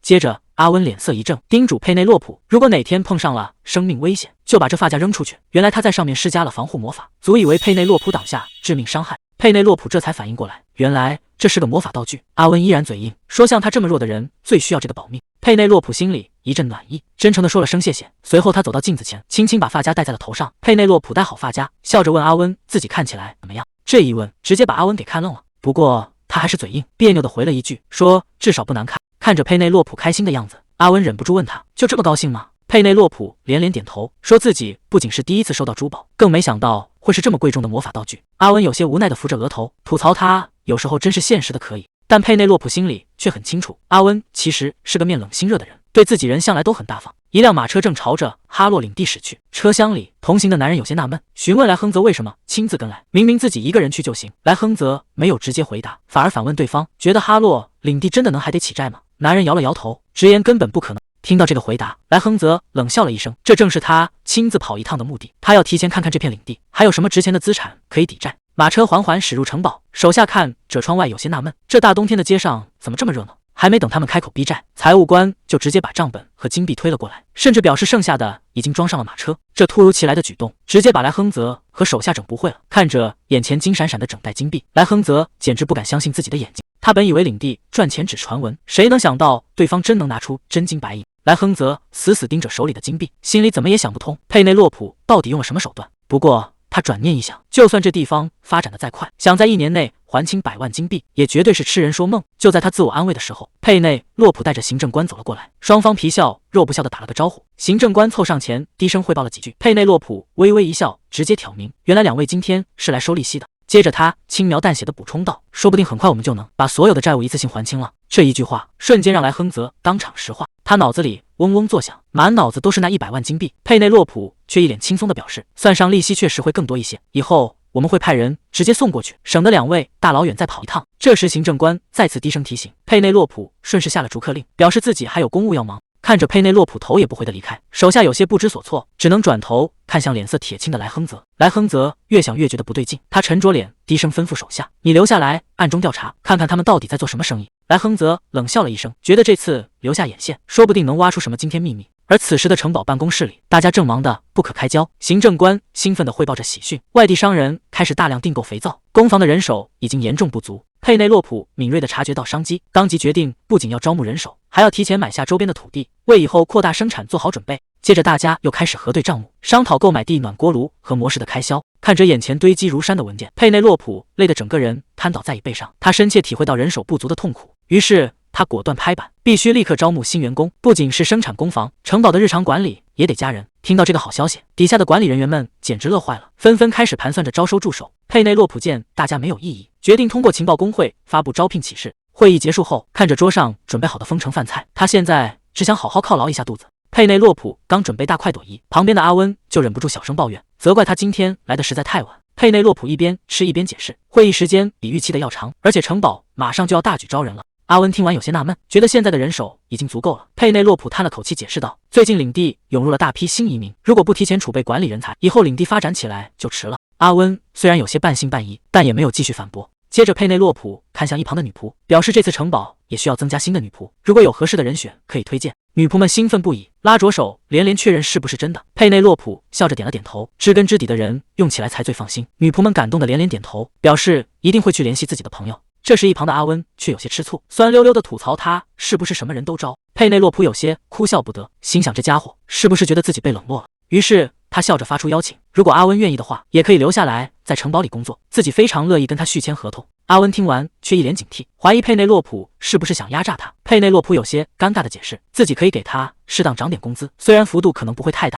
佩内洛普有些紧张地看着阿温，希望他能理解自己的难。阿温嘴上说着要回去考虑，让佩内洛普别抱太大希望，但他身后那疯狂摇晃的幻觉尾巴早就彻底出卖了他的好心情。接着阿温突然注意到佩内洛普头上戴着自己送的珍珠发夹，佩内洛普笑着再次向他道谢，并主动提出要送他一份回礼，问他有没有什么想要的东西。阿温听完直接愣在原地，显然没料到自己还能收到礼物。佩内洛普觉得阿温帮了自己大忙，又送了这么贵重的礼物，自己于情于理都应该有所表示。佩内洛普有些不好意思的补充，虽然想送礼物，但预算有限，可买不起太贵重的东西。他觉得与其自己瞎财，不如送点阿温能用得上的实用工具。结果阿温只是微微一笑，把决定全重新抛了回来，让佩内洛普自己看着办。看着阿温那张帅气逼人的脸，佩内洛普整个人都有些失神。为了掩饰自己的尴尬，他只能一边狂啃面包，一边在心里警告自己，千万不能被这家伙的美色诱惑。就在这时，他突然灵光一闪，转头询问阿温今天有没有空。看着佩内洛普脸上甜美的笑容，阿温整个人都懵了。阿温有些纳闷，问他突然问这个干嘛？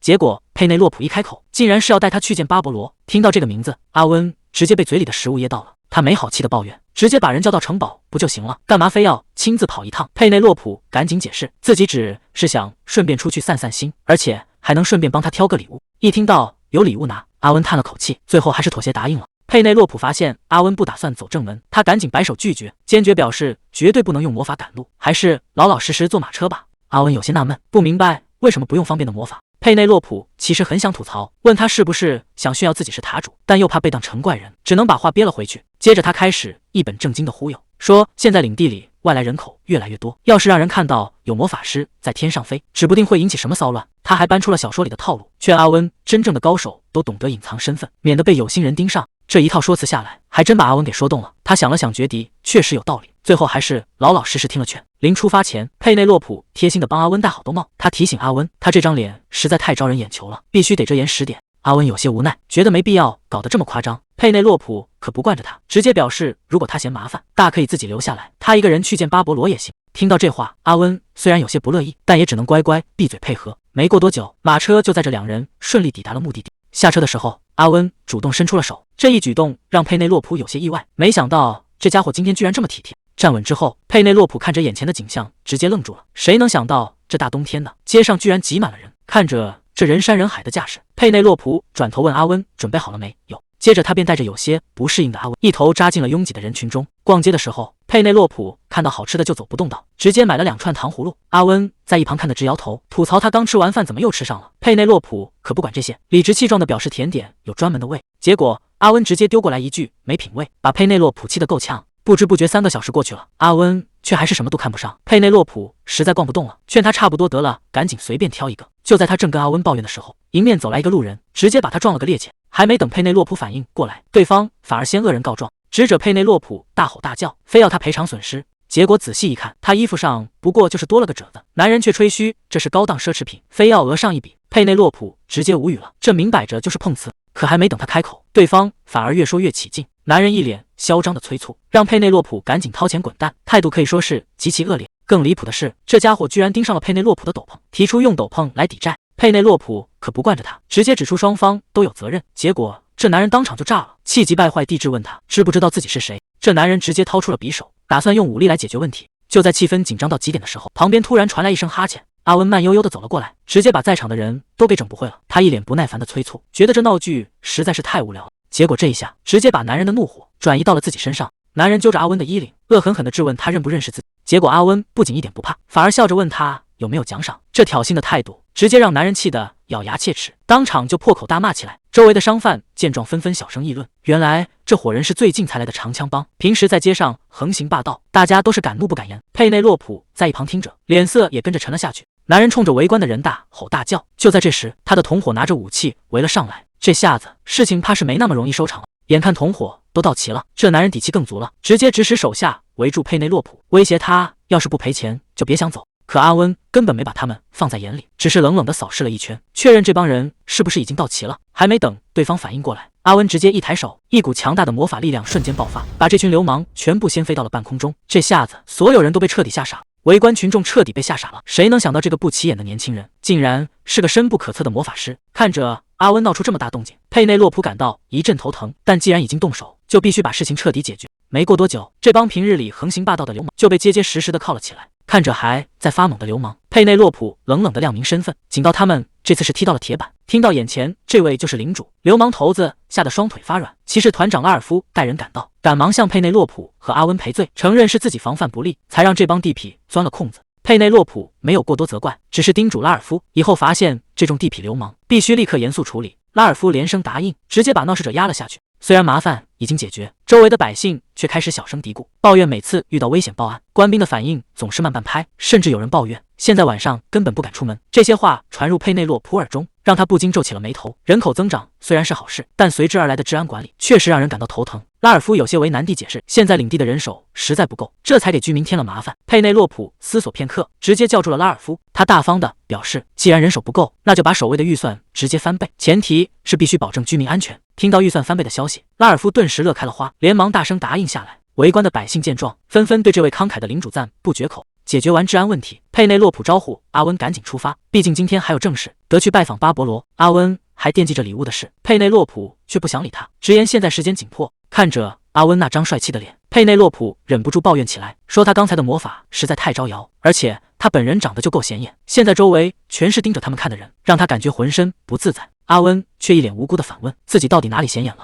佩内洛普顿时无语，觉得这家伙根本是在装傻，没好气地吐槽了一句，长得好看确实了不起，问他这下满意了没有。听到这番夸奖，阿温心里美滋滋的，看着他得意洋洋的样子，佩内洛普觉得他太幼稚，干脆转过头去懒得理他。佩内洛普懒得再废话，催促阿温赶紧跟上。折腾了整整一天，两人总算回到了城堡。佩内洛普疲惫地坐在书桌前，还是待在屋里最让人踏实。之前他还在为配方和秘书发愁，多亏了人脉极广的巴勃罗，把这些麻烦事全包揽了。趁着睡觉前的空档，佩内洛普打算先看候选人简历，可翻着翻着，其中一份简历让他停下了动作。看着这份特别的简历，佩内洛普心里越发好奇，只希望这次能挑个称心如意的助手。不知不觉到了第二天清晨，伴着窗外的鸟鸣声，女仆轻轻敲响房门。女仆推开门提醒他，之前安排好的秘书候选人今天就要过来面试了。佩内洛普这才猛然想起，没想到才过去1周，巴勃罗的办事效率居然这么快。听说今天来的候选人不少，佩内洛普赶忙答应了一声，不知道今天的面试能不能让他碰到合适的人选。面试正式开始，可第一个进来的男人紧张的连话都说不利索，结结巴巴的介绍自己。接着进来的女人又过于亢奋，大喊大叫着要帮他扬名立万，让佩内洛普觉得实在太浮夸。后面来的更是一个比一个奇葩，有态度傲慢的贵族，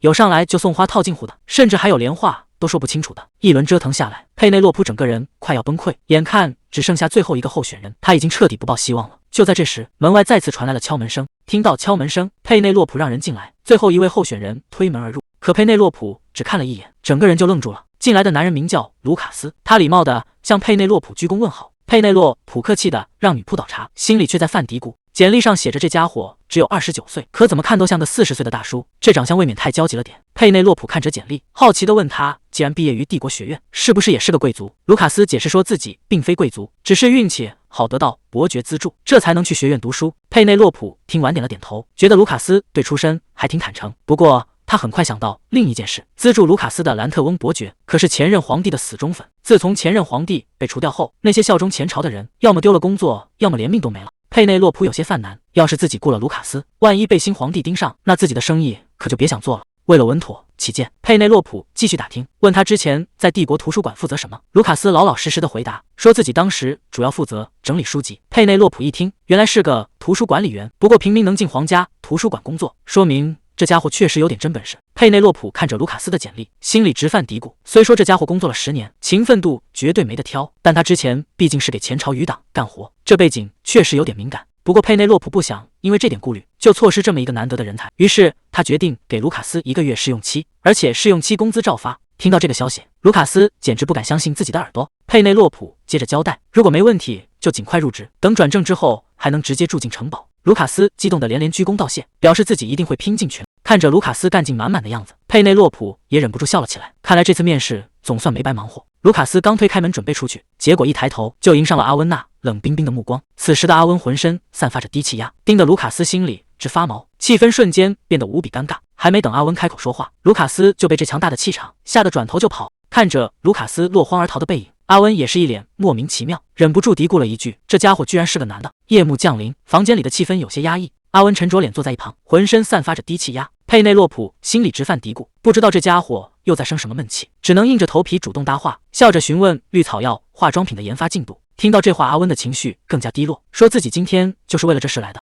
房间里瞬间安静了下来，佩内洛普心里咯噔一下，试探着问是不是进展不顺利。阿温还在纠结新秘书是男人的事，不过他很快话锋一转，笑着表示自己其实已经研究出来了。听到这话，佩内洛普整个人都惊呆了。这才过去了1周时间，魔塔之主的办事效率未免太恐怖了。阿温解释说这其实并不难，他已经把不同浓度的样品都做了出来，接下来只要测试出效果最好的那款就行。佩内洛普笑着表示，测试人选不用担心，他会让城堡里的女仆们配合测试。阿温听完直接把剩下的工作全甩给了佩内洛普，还没等佩内洛普反应过来，阿温就嘟囔着说自己要睡觉，接着整个人直接倒在沙发上，没几秒钟就打起了呼噜。看着这个秒睡的家伙，佩内洛普简直哭笑不得，他无奈地叹了口气，走过去帮他盖好衣服。这家伙为了做实验，估计这几天都没怎么合眼。看着阿温安静的睡脸，佩内洛普忍不住有些心跳加速，这张脸长得确实太犯规了。他忍不住伸手去摸他的头发，结果这一摸他直接愣住了，这手感怎么跟钢丝球一样扎手？他凑近仔细一瞧，这才发现阿温的头发是染过的，这家伙居然不是天生的金。虽然这家伙不像是注重外表的人，但不得不承认他长得确实挺帅。就在佩内洛普看得出神时，阿温却突然睁开了眼睛，冷不丁地问他在看什么。这突如其来的声音把他吓了一跳，他本能的一巴掌拍了过去，直接把阿温给拍倒在沙发上。阿温疼得直哼哼，佩内洛普也慌了神，连忙解释说自己是被吓到了。阿温揉着肩膀抱怨说人谁被这么盯着看都会醒过来，还吐槽他的力气大得惊人。佩内洛普红着脸反驳说自己只是想帮他盖被子，顺便觉得他的发色挺好看的。阿温揉着被打的地方抱怨说自己肯定要被撞出淤青了。佩内洛普自知理亏，连忙道歉，解释说自己刚才只是太慌张。他有些不好意思地问阿温到底伤到哪里了。阿温看了他一眼，直接转过身去，嘟囔着说算了，自己要继续睡觉，让他别来打扰自己。佩内洛普只能无奈地答应。不过当他看向阿温时，却发现这家伙的耳朵早就红透了。看着阿温红透的耳朵，佩内洛普心想这家伙肯定是害羞了，自己还是赶紧溜为妙。转眼到了第二天，阿温把连夜做好的样品拿了过来，看着一排排不同浓度的提取液，佩内洛普好奇地问：“这就是做好的化妆品吗？”阿温问他觉得怎么样，佩内洛普表示得亲自上手试一试。他把液体倒在手上，发现随着浓度增加，绿色越来越深。于是他问阿温能不能把颜色调成半透明的白色。阿温觉得这没什么难的，答应回去试着调整一下。佩内洛普心里打起了算盘，要是能赶在社交季推向市场，宣传效果绝对能翻倍，所以无论如何也得把这批货赶出来。想到这，他笑着对阿温道谢，表示自己很期待能跟他继续合作下去。听到这话，阿温却有些失神。他原本计划合同到期就立刻离开，可为什么现在自己却留了下来？阿温不禁想起了过去的事情。曾经一个叫贝蒂的女人是他的全部，可当贝蒂选择跟了皇太子之后，一切就都变了。阿温彻底心灰意冷，不仅放弃了曾经热爱的研究，甚至开始自我封闭，拒绝与人来往。那段日子里，他甚至彻底失去了活下去的动力。直到后来，他遇到了佩内洛普。刚开始，阿温只觉得这个女人麻烦，脾气差，态度又不好。他甚至在心里盘算着，只要合同一到期就立刻走人。可他怎么也没想到，这个领地的情况远比想象的糟糕。更让他意外的是，面对这一烂摊子，佩内洛普不仅没有放弃，反而整天没日没夜的拼命工作。看着他为了生存，在绝望的边缘苦苦挣扎的样子，阿温的心里突然被触动了。阿温总觉得在他身上看到了自己过去的影子，虽然他那些稀奇古怪的想法在别人眼里简直是不切实际，但看着他那充满期待的眼神，阿温实在不忍心让他失望。于是他开始动手帮他把这些想法一个个变成现实。在这个过程中，阿温惊奇地发现自己竟然重新找回了研究的热情，整个人也变得轻松起来。不知不觉中，有些东西已经悄然改变，曾经让他痛苦不堪的阴影似乎已经彻底消失了。阿温轻声呢喃，自己其实也很期待能和他一直合作下去。新品测试结果很快出炉，可后续发展却大大出乎意料。有些女仆使用后皮肤变得白皙透亮，令人羡慕，但有些女仆却当场过敏，长满红疹。明明都是按说明书使用，为什么效果会出现如此巨大差异？站在门外的佩内洛普将这一切尽收眼底，他意识到这批新品还有致命缺陷亟待解决。测试结束后，佩内洛普收到了匿名的反馈报告。他仔细翻看上面的评价，发现使用反馈呈现极端的两极分化，有人惊叹效果惊艳离不开它，也有人因高浓度草药导致皮肤严重过敏。这并未让佩内洛普感到慌乱，反而验证了他之前的猜测，不同肤质对浓度的耐受度截然不同，这正是他下一步要攻克的关键难题。在现代社会，护肤品早已按肤质精准分类，但在当前时代，大家根本没有这个概念。若是顾客买回去盲目乱用，不仅会毁了皮肤，还会砸掉好不容易建立的口碑。佩内洛普有些犯难，如何才能让大家搞懂自己的肤质？一筹莫展之际，他突然灵光一闪，既然文字难以解释，不如直接用直观图画展示。他当即在纸上勾勒出油皮与干皮特征，只要把示意图摆在产品旁，顾客就能一目了然，不再买错。佩内洛普越想越兴奋，这个方案绝对能让销量暴涨。事不迟疑，他立刻在领地大兴土木，将会议厅扩建为全新的化妆品工坊。领地发展遇上的难题也被他接连轻松化解。就在生意蒸蒸日上之际，外部政局迎来巨变，新女皇正式登基，朝堂大换血，大量顶尖人才重回市场，这给佩内洛普送来了绝佳机会。借着这股风口，佩内洛普没费吹灰之力，就将多位顶级大佬招至麾下。不仅有前帝国学院剑术教授兰斯，连前经济学教授维克也被收入囊中。看着领地一天天蜕变，卢卡斯心里震惊不已。谁能想到入冬前濒临饿死的废土，竟在短短1个月内焕然一新？而背后的掌控者竟然是一位年仅21岁的少女。卢卡斯对她的手段佩服得五体投地，端着热茶敲响了门。卢卡斯递上热茶，劝佩内洛普注意休息。佩内洛普笑着表示自己乐在其中，随后顺口打听起卢卡斯这1个月当秘书的体验。面对如此繁重的工作量，他以为卢卡斯早已不堪重负，不料卢卡斯坦言，亲眼看哲领地在自己手中一天天蜕变，这种成就感是过去从未有过的。听闻此言，佩内洛普果断抓住时机，掏出新合同，笑眯眯开口：“不如先把字签了，咱们再接着聊。”一句话直接把卢卡斯整不会了。为了彻底留住人才，佩内洛普主动提出涨薪条件。卢卡斯闻言大喜，正准备落笔签字，不料阿温突然冲了进来，一把夺走合同，言辞反对。这突如其来的变故把佩内洛普吓了一跳，他没好气地质问阿温为何要阻碍领地招人。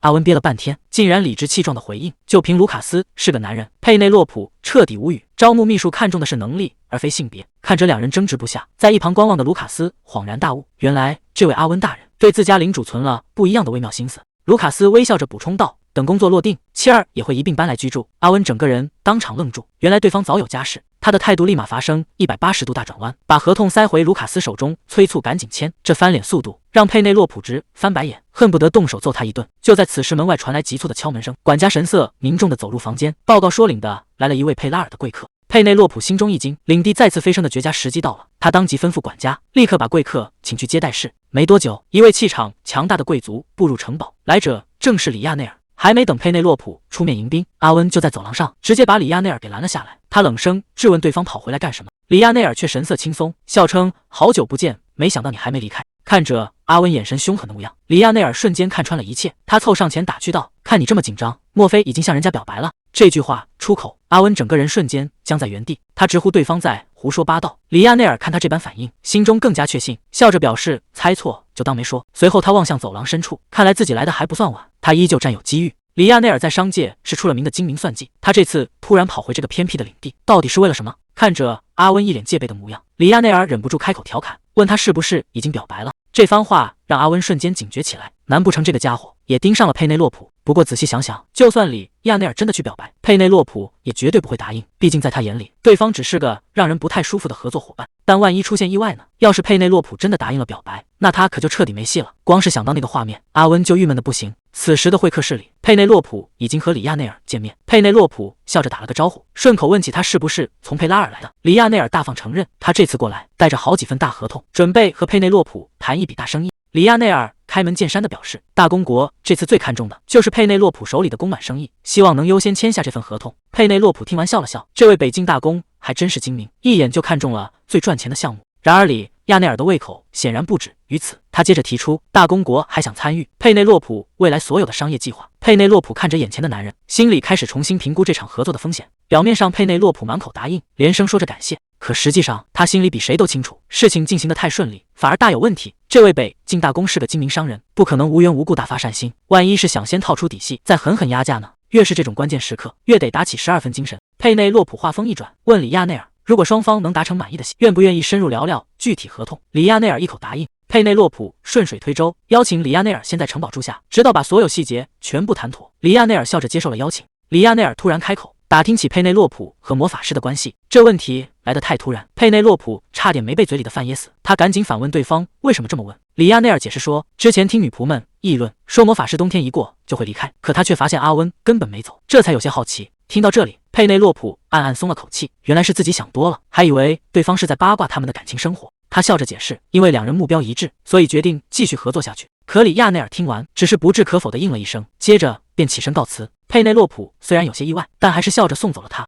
等里亚内尔彻底离开，佩内洛普这才松了一口气。这个男人城府极深，一言一行都让人琢磨不透，跟他打交道实在太累了。夜深了，城堡里渐渐安静下来。此时的房间里，佩内洛普正拿着笔在纸上飞快地记录着什么，可旁边那道炽热的视线实在让人无法忽视。阿温就这么死死盯着他，看得佩内洛普心里直发毛，忍不住开口让他别看了。没想到阿温不仅没收敛，反而直接凑了过来，一把按住了他手里的书。他神色严肃地表示自己有话要说。为了不被打扰，阿温直接开口赶人，让旁边的秘书先出去。秘书也是个聪明人，立刻笑着找了个借口离开，把空间留给这两个人。看着屋里没别人了，佩内洛普直接开门见山，问他到底想聊什么。阿温倒是一点不客气，非要拉着他去沙发上坐着聊，还嫌站着说话太累。等两人坐下后，阿温一开口就语出惊人，问佩内洛普要不要把里亚内尔赶走。佩内洛普听得一头雾水，不明白他为什么针对里亚内尔。阿温一脸严肃的解释说，里亚内尔就是个狡猾的狐狸，留着根本帮不上什么忙。佩内洛普听完简直哭笑不得，人家可是能带来大笔资金的财神爷，怎么可能说赶走就赶走？阿温一听顿时急了，立马开始邀功，说自己才是那个帮领地赚大钱的人。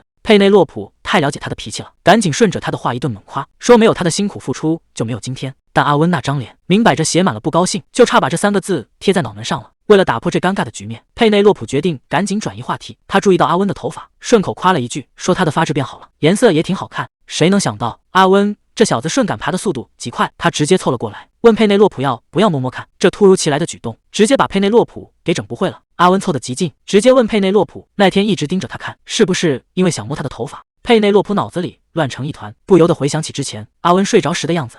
那时候他的睫毛那么长，头发看起来也软绵绵的，自己确实忍不住伸手去碰了。佩内洛普结结巴巴地问，难道你那时候其实是醒着的？阿温没有直接回答，他看着佩内洛普轻声说，既然想摸，那就直接摸吧，别光是看着了。阿温这出其不意的举动，直接把距离拉到了极致。看着眼前的阿温，过往的种种蛛丝马迹一下子全都串联了起来，不管是之前无缘无故赶走别人，还是那些莫名其妙的小屁，甚至每次嘴硬背后的别扭，一个大胆的猜想瞬间浮出水面。还没等佩内洛普开口确认，阿温直接看着他的眼睛，干脆利落地承认了一切，就是你想的那样。这句直球直接把佩内洛普的防线击穿了，他怎么也没想到对方会承认的这么干脆。佩内洛普吓得赶紧往后退开距离，直呼这进展实在是太快了，根本让人没有任何心理准备。佩内洛普忍不住小声抱怨，说他之前明明一点预兆都没有，怎么突然就来这么一出？阿温倒是一脸坦然与坚定，说自己也是花了很久的时间，才终于看清了对他的心意。既然现在已经彻底想明白了，那他可就不打算再收敛了。阿温的态度非常强势，他绝不会再给里亚内尔任何插手他们之间的机会。佩内洛普这才后知后觉的反应过来，原来他刚才那股莫名的敌意，全都是针对里亚内尔去的。看着佩内洛普刻意躲得老远，阿温心里顿时有些别扭，直截了当地盯着他追问，是不是就这么讨厌自己？这句话一出，佩内洛普的思绪彻底乱成一团。本以为对方在感情上是个迟钝的人，谁能想到一旦直白起来，居然让人根本无法招架。被逼到退无可退的角落，佩内洛普只能大声宣布，自己现在需要时间好好想想，这表白必须先暂时搁置。阿温无奈地叹了口气，倒也没有继续强行逼迫他，只是追问到底要让他等多久。佩内洛普试探着给出了期限，说要等到自己完成手头工作，领地能够完全独立运转才行。阿温一听直接无语了，这要是领地一直没有起色，难不成两人就一直这么耗着？佩内洛普倒是一脸理所当然，说那他就要拼命帮领地发展了。听到这无赖又可爱的回答，阿温忍不住低声笑了起来。被逼到这个份上，佩内洛普只能大声宣布，自己现在根本没法给出答复。阿温静静地站在原地，一句话也没说，只是看着他慌乱地跑掉。转眼到了第二天早上，阳光洒进安静的房间，窗外鸟叫声此起彼伏，可佩内洛普却在床上坐着发呆。他昨晚一整夜都没能睡着，他怎么也想不通，明明不久之前阿温还因为女主的事情伤心绝世，怎么一转眼他就能变得这么大胆主动？说实话，佩内洛普自己心里也承认，他对阿温确实是有好感的，真要试着交往一下，倒也不是不可以。可问题在于，阿温的身份实在太特殊了，他可是魔法塔唯一的至尊领主，这要是万一谈不拢分手了，后果简直不敢想象，说不定整个领地都会跟着遭殃。虽然阿温自己不是那种小赌鸡肠的人，不至于因为分手就打击报复，但魔法塔里那些视他为神明的手下，可绝对不会轻易放过他。而且最让人头疼的是，一旦他们俩真的在一起了，估计整个大陆的目光都会投过来，他可不想让自己的私生活变成人人关注的焦点。所以在领地彻底稳定之前，他必须得加倍小心，绝对不能轻易表态。到了第二天谈判的时候，佩内洛普显然还没缓过神来，虽然嘴上应和着，脑子里却全是昨晚的事。直到对面的里亚内尔开口叫他，他才猛地惊醒过来，赶紧跟对方道歉，问刚刚说到了哪里。里亚内尔倒也没有生气，只是温和地提醒他，刚才正在聊合同的具体条款。佩内洛普只能尴尬地笑笑，强行把注意力拉回来。大公国虽然答应帮忙推广，但一开口就要拿走70%利润，这胃口未免也太大了。佩内洛普仔细看着合同，发现里面全是对自己不利的条款。里亚内尔似乎看出了他的异样，主动开口询问情况。佩内洛普只能尴尬地解释，说自己昨晚没休息好，现在确实有点精力不济。里亚内尔倒也体贴，主动提议今天先谈到这里，等改天状态好了再继续。佩内洛普觉得很不好意思，毕竟耽误了人家的宝贵时间。里亚内尔倒是一脸无所谓，笑着开起了玩笑，说真觉得抱歉的话，以后多抽点时间陪他就行。虽然嘴上答应着，但佩内洛普心里直犯嘀咕，总觉得这家伙以后会提什么要求。不过眼下他实在没精力多想了。等里亚内尔一走，佩内洛普整个人都放松下来，打算今天只做点轻松的工作。下属直接拒绝了他的想法，劝他赶紧去休息，剩下的工作交给自己就行。佩内洛普还想挣扎一下，结果直接被女仆们强行抬走，塞进了温暖的被窝里。躺在床上的佩内洛普只觉得浑身酸痛，整个人累得不行。他忍不住开始反思自己这些日子到底是怎么熬过来的。自从接手这个破败的领地，他就一天都没有歇过，每天都在拼命工作，因为他知道自己是所有人的主心骨，一旦他倒下了，整个领地就彻底完了。所以他只能咬着牙，像个陀螺一样不停地转。不过好在现在生意终于步入正轨了，既然有卢卡斯帮忙，大家也都在各司其职。佩内洛普认为自己只休息一天应该没问题，于是他放心地睡了过去。可到了深夜，耳边突然传来一阵急促的呼唤声，佩内洛普迷迷糊糊地醒来，只觉得浑身沉重，连眼睛都快睁不开了，视线里一片模糊，隐约能看到阿温和女仆们围在床边，看着他这副虚弱的样子，大家都慌了神。女仆急忙提议去请医生。阿温看着床上的佩内洛普，主动把这事揽了过来，说他来想办法。佩内洛普躺在床上，迷迷糊糊地认为自己只是太累了，只想一个人安安静静地多睡一会儿。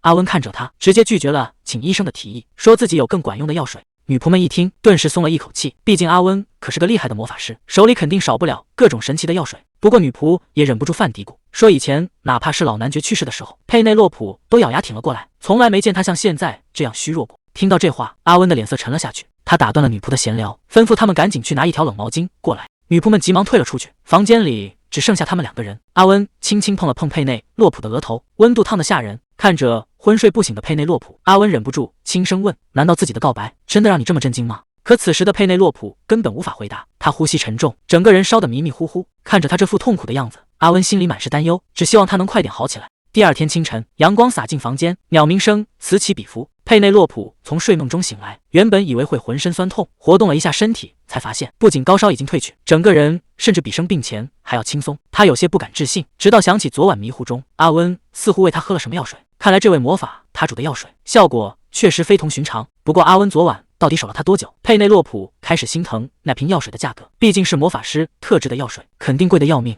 他忍不住小声抱怨，自己根本没同意喝，这完全是被强迫的。休息一天不仅没省下钱，反而可能要付出一笔高昂的药水费，这买卖怎么算都亏大了。就在这时，房门突然被猛地推开，女仆慌慌张张地闯了进来，连礼貌都顾不上了。女仆急忙道歉，说自己不是故意闯进来的，但现在有紧急情况发生。佩内洛普有些疑惑，不知道又出了什么大事。会客室里摆上了咖啡和点心，丹尼尔脸色阴沉地坐在对面，直接开口质问，是不是他把菲奥拉赶出了城堡？佩内洛普礼貌地打了个招呼，说这还是婚礼之后他们第一次见面。可丹尼尔根本不领情，态度极其强硬，他直接下达了最后通牒，声称这片领地世代属于哈洛家族，必须由他们自己人来管理。他限佩内洛普在3天之内收拾东西滚蛋，回他自己的家族去。面对这种无理的要求，佩内洛普不仅没生气，反而忍不住笑出了声。他根本没打算跟对方废话，直接叫来守卫把人给架了出去，任凭丹尼尔在后面如何大喊大叫，佩内洛普都完全没当回事，只是笑着送客。本以为今天能好好休息一下，结果一大早就碰上这种糟心事。还没等他缓过神来，窗外突然传来一阵异样的动静。仔细想想，平时这个时候阿温总是会准时跑来找他喝茶，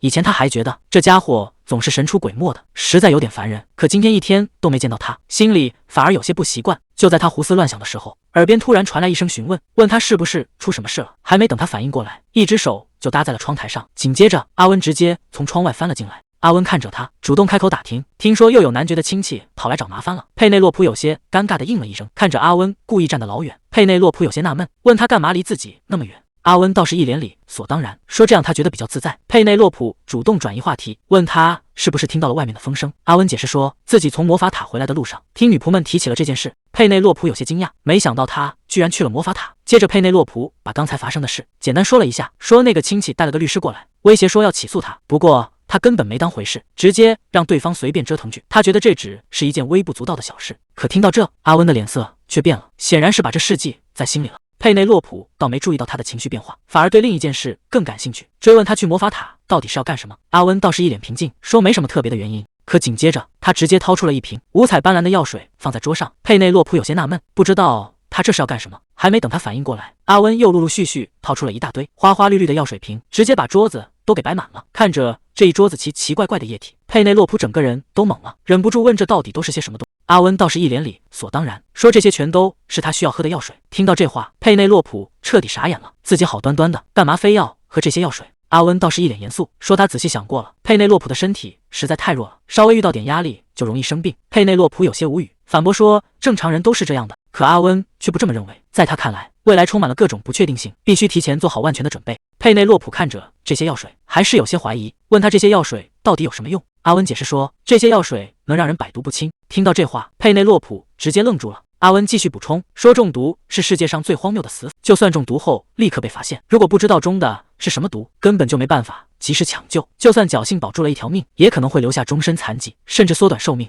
听到这里，佩内洛普彻底没话说了。他突然意识到自己以前确实把事情想得太简单了，总觉得身边有阿温和骑士们保护，就绝对不会出问题。可城堡的防卫再怎么严密，也防不住那些暗地里的手段。只要敌人稍微找到一点机会，自己可能连怎么死的都不知道。看着桌上那瓶药水，佩内洛普终于明白了阿温的苦心。虽然不知道这些药水什么味道，但为了安全起见，佩内洛普还是决定听阿温的。阿温仔细交代，每天每种药水只能喝1茶匙，只要坚持1个月，基本上就能百毒不侵了。佩内洛普有些纳闷，问他为什么每天只能喝这么一点。阿温解释说，抗毒性需要循序渐进，其实这些药水本质上就是稀释后的毒药。听到毒药2个字，佩内洛普顿时紧张起来。阿温赶紧安慰他说，这只是药效比较强，对身体虚弱的人来说像毒药而已，绝对不会伤害到他。佩内洛普看着手里的药水，心里还是有点打鼓，问他这药真的不会让自己生病吗？毕竟他现在手头还有一堆工作，要是真病倒了，那可就彻底耽误事了。阿温解释说，当然不会，最坏的情况也就是胃里会有点灼烧感。听到这话，佩内洛普顿时松了口气，甚至还开起了玩笑，问他能不能把药水做成巧克力味的，反正都要喝，味道好点总没错。阿温被他这天马行空的提议弄得有些哭笑不得，一时间都不知道该怎么接话了。一辆马车在林间小路上颠簸前行，车厢里黑发男子看着对面的同行者，忍不住开口询问他们这到底是要去哪里。同行者告诉他，他们现在正要去哈洛男爵岭。听到这个名字，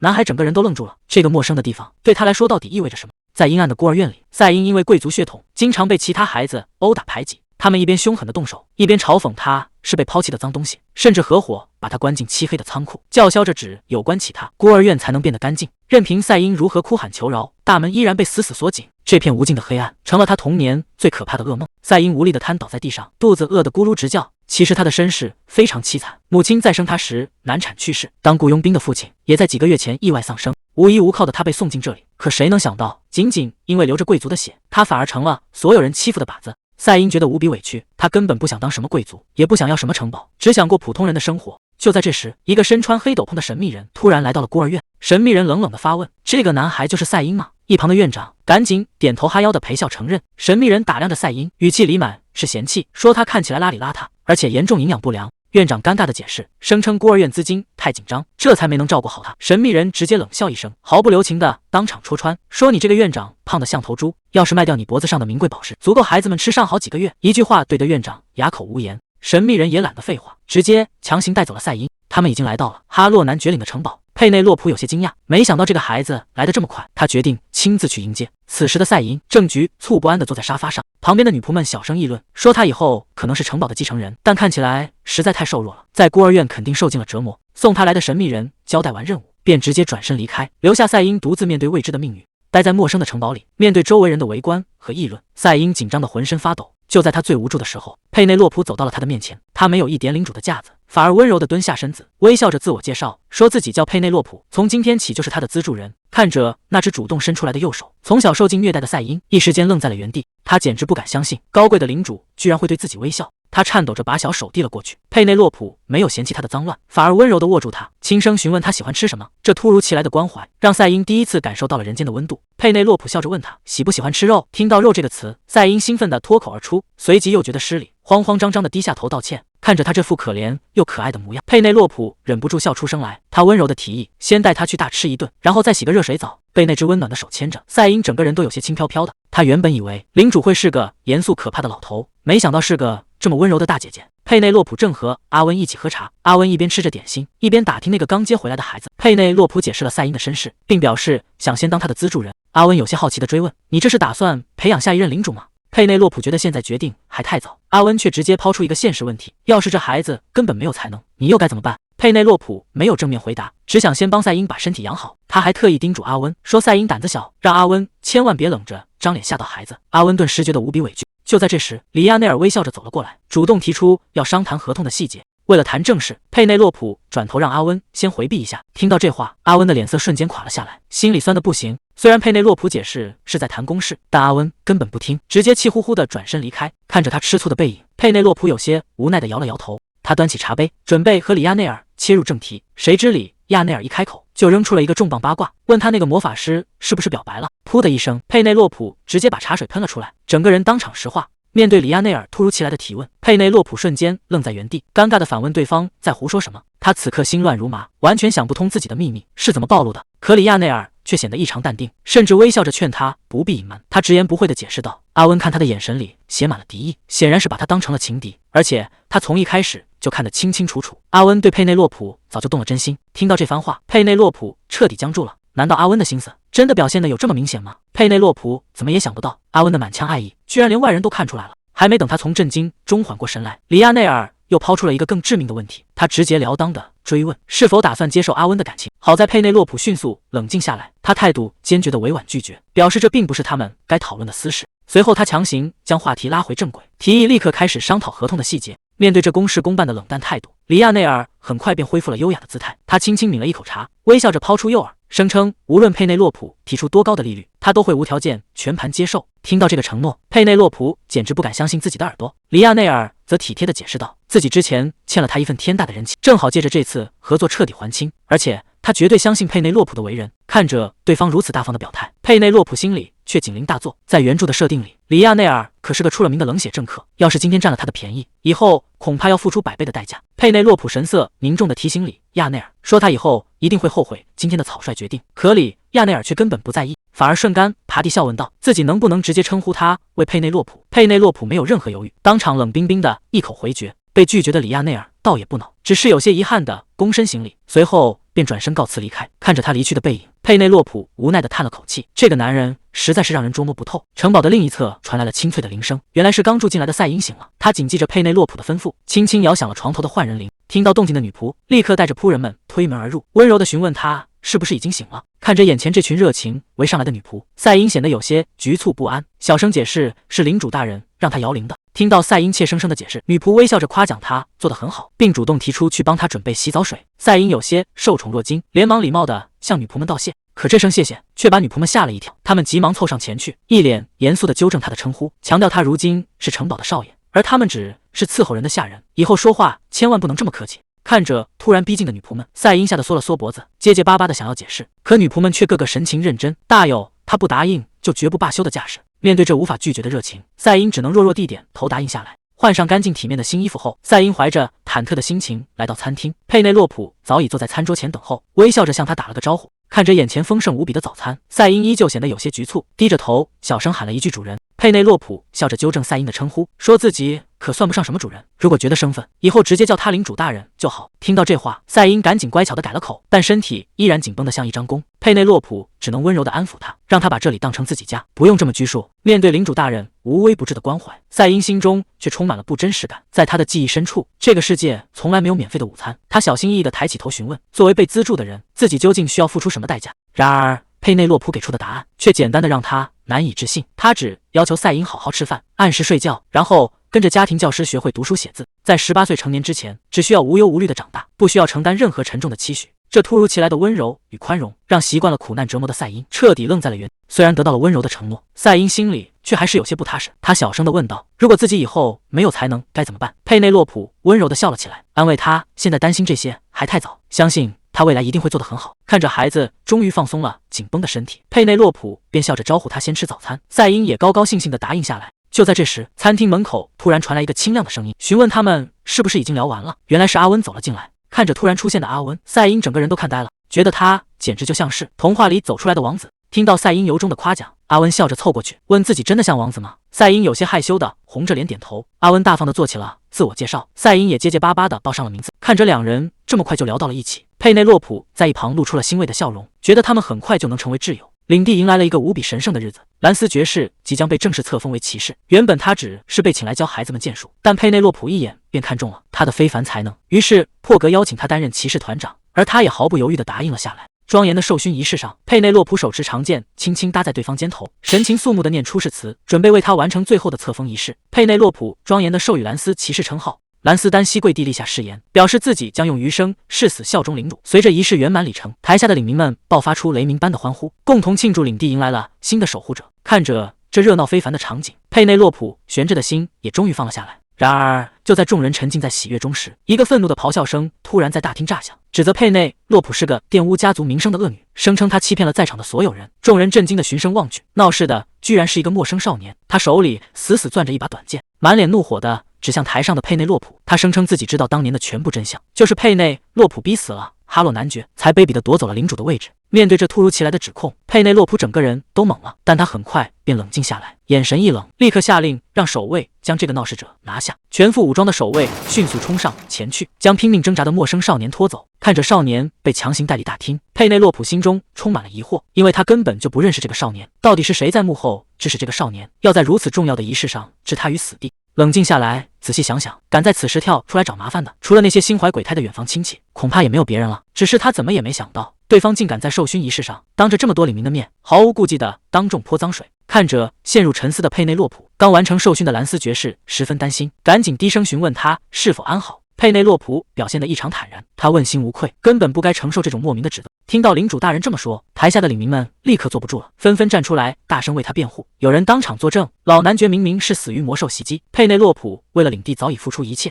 看着大家如此维护自己，佩内洛普一时间有些意外。紧接着，更多的领民也跟着高喊起来，表示若没有领主大人的庇护，大家早就无家可归了。大厅里瞬间群情激愤，大家纷纷高呼，让佩内洛普别把无赖的话放在心上，他们会永远坚定地站在他这一边。原本精心策划的捣乱阴谋，反而让领民们的心凝聚得更紧了。其实哈洛领地本就不大，这里的居民大多互相熟识，大家都很清楚城堡里的真实情况，根本不会轻易被外人挑拨。看着大家如此支持自己，佩内洛普心中涌起一阵暖意，真诚地向领民们表达了感谢，庆幸自己的努力得到了认可。授勋仪式结束之后，佩内洛普乘着马车返回城堡。车厢里，阿温忍不住开口询问，觉得今天捣乱的人究竟是谁？佩内洛普表示，虽然具体细节还需要调查，但幕后的真正主使，其实大家心里都已经有数了。阿温跟着点了点头。佩内洛普有些担心地询问阿温，觉得赛因会不会有危险？阿温神情严肃地回答，确实有这个可能，既然对方已经盯上了他们，赛因的安全就成了大问题。佩内洛普决定必须给这孩子安排一个贴身护卫。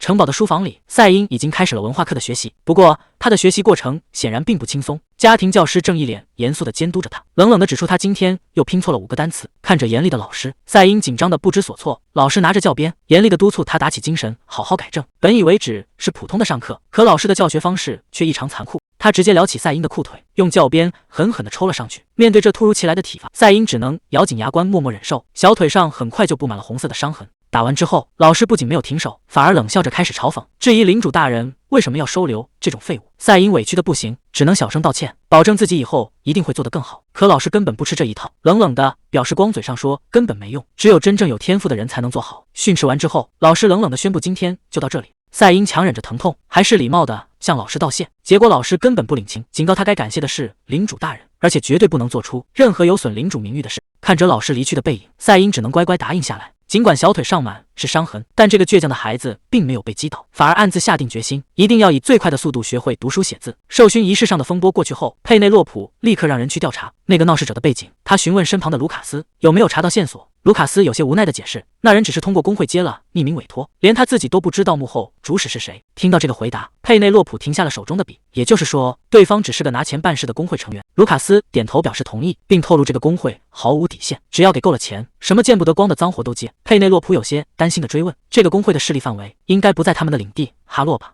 卢卡斯赶紧让他放心，表示那人只是个外来者，很快就会被驱逐出境，而且他们已经采取了措施，绝不会让这个工会的人再次踏入哈洛半步。了解完全部情况后，佩内洛普谢过了卢卡斯，随后吩咐他把凯恩叫过来。没过多久，凯恩便赶到了书房，恭敬地向领主大人行礼。佩内洛普开门见山，直接安排凯恩去担任赛因的贴身护卫。凯恩没有丝毫犹豫，立刻应了下来，并询问还有没有其他吩咐。佩内洛普心里很清楚，现在城堡里最容易成为目标地就是刚来不久的赛因。看到领主大人如此谨慎，凯恩主动提议是不是需要顺便增加他身边的护卫人手。面对凯恩的提议，佩内洛普直接拒绝了，表示自己身边有阿温陪着，根本不需要额外的护卫。听到大部分时间这几个字，凯恩虽然嘴上答应着，心里却忍不住泛起了嘀咕。毕竟仔细想想，阿温确实整天都黏在领主身边。这番话不仅让凯恩多想了，连门外偷听的女仆们也一下子兴奋了起来，觉得这里面绝对有八卦。回房之后，女仆更是按捺不住激动的心情，直言自己从一开始就是坚定不移的阿温党。同伴直接拆穿了他，说他以前明明是支持里亚内尔的，现在可别想轻易倒戈。两人正争得不可开交，一旁的女仆却觉得里亚内尔其实也很有机会，毕竟他为了领主大人又特意赶了回来。黑发女仆爆出了一个细节，虽然里亚内尔送了领主大人宝石，但领主大人每天戴着的却是阿温送的珍珠发夹。女仆们的八卦还在继续，可他们怎么也想不到，这些话全被阿温听了去。原来阿温为了保护佩内洛普，在城堡里设下了魔法结界，结果顺便把所有人的悄悄话都给听了。听到女仆们在背后这么议论自己，阿温整个人尴尬的不行，甚至开始怀疑这城堡里到底有没有正常人。而另一边，作为领主的佩内洛普也并不轻松，最近城堡里接二连三的出事，让他感到疲惫不堪。他只希望能安安静静的喝口。经历了一连串的混乱之后，日子一天天过去，城堡外的寒冬也渐渐消散。看着窗外枯枝上长出的新芽，佩内洛普注意到春天已经悄悄来到了身边。他接住飘落的绿叶，感叹着季节的更替。随着冬天的寒意彻底散去，哈洛领地终于迎来了春雨。佩内洛普靠在窗前，感叹这是自己第一次在这里迎接春天。身旁的助手提起即将到来的社交季，询问他今年是否要前往首都参加舞会。一想到舞会上繁琐复杂的社交礼仪，佩内洛普就感到头疼不已。他无奈地叹了口气，表示领地现在百废待兴，自己根本抽不出2周的时间远行。社交季的邀请函虽然已经送达，但佩内洛普眼前有着更重要的事物，那就是恨不得将他撕碎的贪婪亲戚。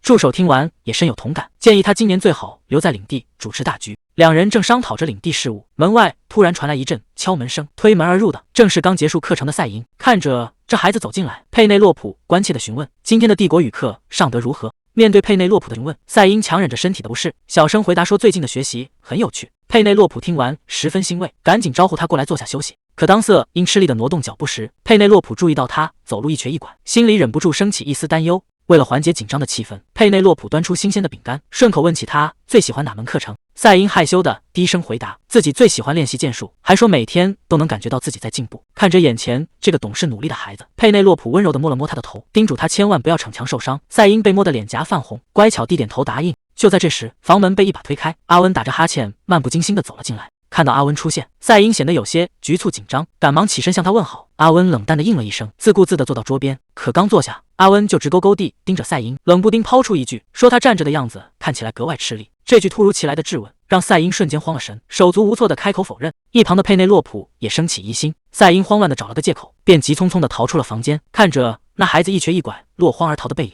佩内洛普越发觉得不对劲。他盯着正慢悠悠吃饼干的阿温，直接开口质问赛因为什么会表现得如此反常。阿温是不是隐瞒了什么内情？阿温一边嚼着饼干，一边不紧不慢地回应，表示自己并不清楚细节。不过那个家庭教师的教学水平实在让人不敢恭维。听到这个评价，佩内洛普有些头疼，毕竟在阿温眼里，很少有人能得到称赞。阿温慢悠悠地抛出一个惊人事实，那个家庭教师竟然在私下里对学生实施残酷的体罚。听到体罚2个字，佩内洛普整个人愣在原地。他万万没想到赛因在城堡里竟然遭遇了这种对待。阿温倒是一脸平淡，反问这在贵族家庭里难道不是屡见不鲜的常态吗？佩内洛普一时语塞，在这个时代，严苛的教师确实随处可见，但一想到赛因隐忍伤痛的样子，他的心里就阵阵刺痛。原来那根本不是练剑受的伤，而是被打出来的痕迹。赛因才刚开始接触新知识，学得慢本就是正常现象，怎能用暴力去逼迫一个孩子？一想到赛因眼神里的恐惧与隐忍，佩内洛普心里就无比难受。他本希望这孩子能无忧无虑的成长，而不是每天生活在暴力的阴影下。可若不换掉教书的方式，赛因的困境就无法根本解决。到底该怎样才能帮他摆脱现状？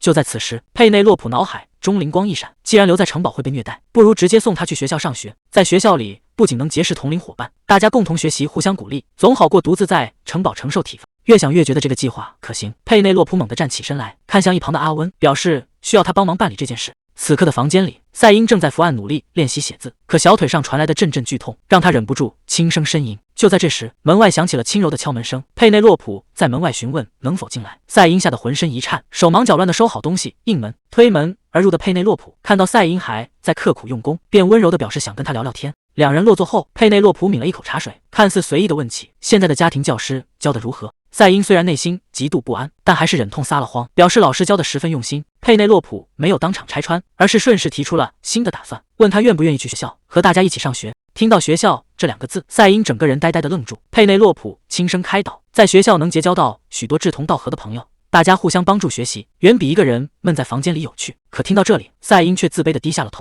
脑海里全是自己受罚的惨状，以及过去在孤儿院被骂无用的痛苦回忆。他觉得自己愚笨至极，根本不配进入学校学习。佩内洛普柔声告诉他，每个人刚开始都是笨拙的，犯错本就是成长的一部分，学习是一个循序渐进的过程，完全不必为了犯错而感到恐惧。佩内洛普表示不希望他独自扛下所有委屈。随后他取出一瓶上好的药膏，关切地问他腿上的伤口痛不痛。看着递到眼前的药膏，赛因积压已久的情绪瞬间崩溃，眼泪止不住地往外涌。他抽泣着说出心里话，自己真的在拼命努力学习，只是希望能帮上领主大人的忙。佩内洛普心疼地将他揽入怀中，表示自己把一切都看在眼里，也知道他有多么刻苦。在佩内洛普的悉心安抚下，赛因终于鼓起勇气，小声表达了自己想去学校的心愿。得到肯定答复的佩内洛普当即下定决心送他入学，而门外的阿温也听到了这番对话。阿温无奈地摇了摇头，终于明白佩内洛普此前为何要他提前去准备入学手续。虽然嘴上抱怨事务繁重，但他早已把一切妥善办好。阿温看着桌上盖着印章的信件，心里忍不住升起疑虑：贝蒂到底在筹划着什么？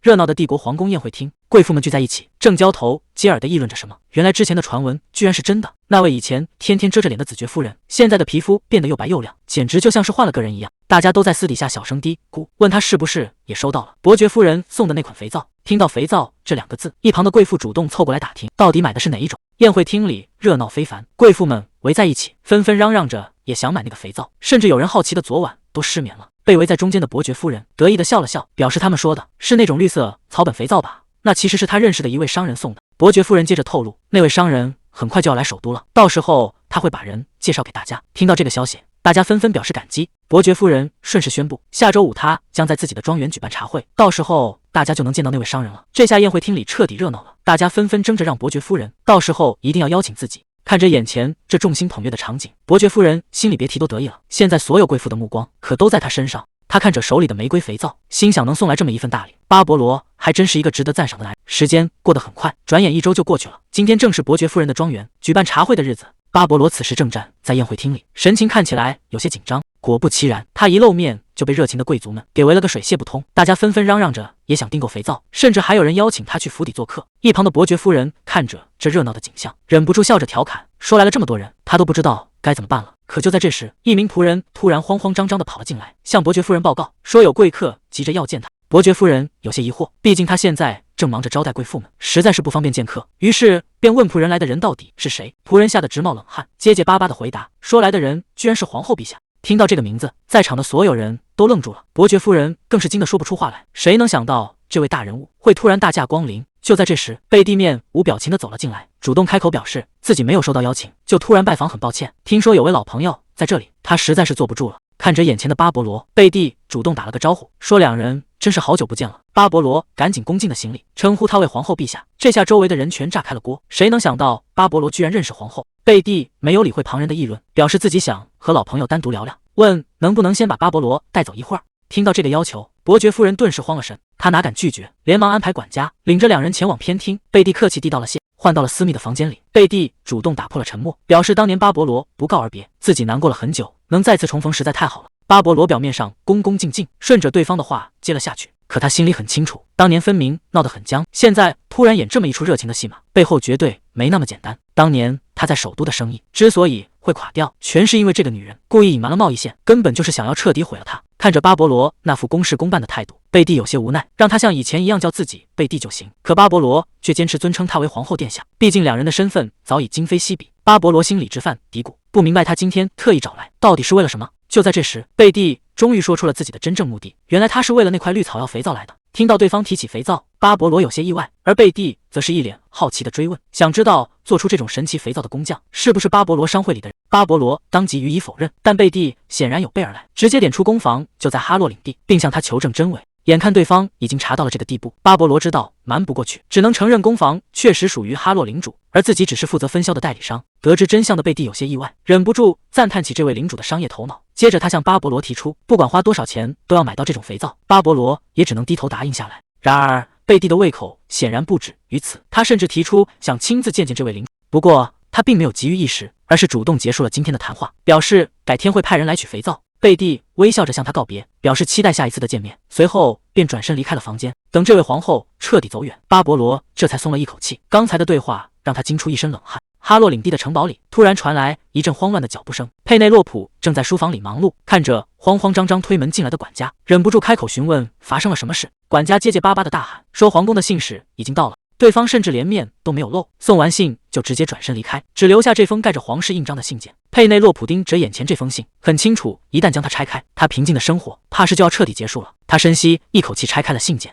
信上的内容其实非常简单，半个月后皇宫将举办一场宴会，邀请他到时候务必出席。写信的人甚至还特别提到希望能和他建立一份特殊的友谊，而最后的署名赫然写着皇后的名字，这让佩内洛普彻底愣在原地。他怎么也想不到这会是皇后的亲笔信。眼看皇宫的信送到了偏远领地，管家急得在房间里团团转。皇后的突然关注让佩内洛普预感不妙，这很可能会让他们成为众矢之的。但现在必须冷静下来分析原因，究竟是因为塔主和大公在领地的事情败露，还是因为肥皂生意引起了皇室的注意？但无论真相如何，皇后的邀请都无法拒绝。既然躲不过去，就必须去参加宴会。可还没等佩内洛普想好对策，书房大门就被人猛地撞开。卢卡斯直接狼狈地摔了进来，急切地询问是不是皇后邀请了他。佩内洛普没想到消息传得这么快，管家在一旁无奈地解释，刚才皇宫信使来的动静实在太大，现在估计全领地的人都已经知道了。话音刚落，门口又传来一阵嘈杂声，家臣们为了争抢着进屋，直接在门口挤成了一团。看着这混乱的场面，让佩内洛普头疼不已。佩内洛普索性让他们全都进屋，财务官一进来就迫不及待发问，想确认皇宫送来邀请函是不是真的。佩内洛普没有隐瞒，直接把那封精致的信件展示出来。看着盖有皇室印章的邀请函，屋里的几个人顿时兴奋的议论纷纷，毕竟能得到皇后陛下的亲自邀请，这在哈洛家族历史上还是头一遭，大家都觉得这是莫大的荣耀。看着众人兴奋的样子，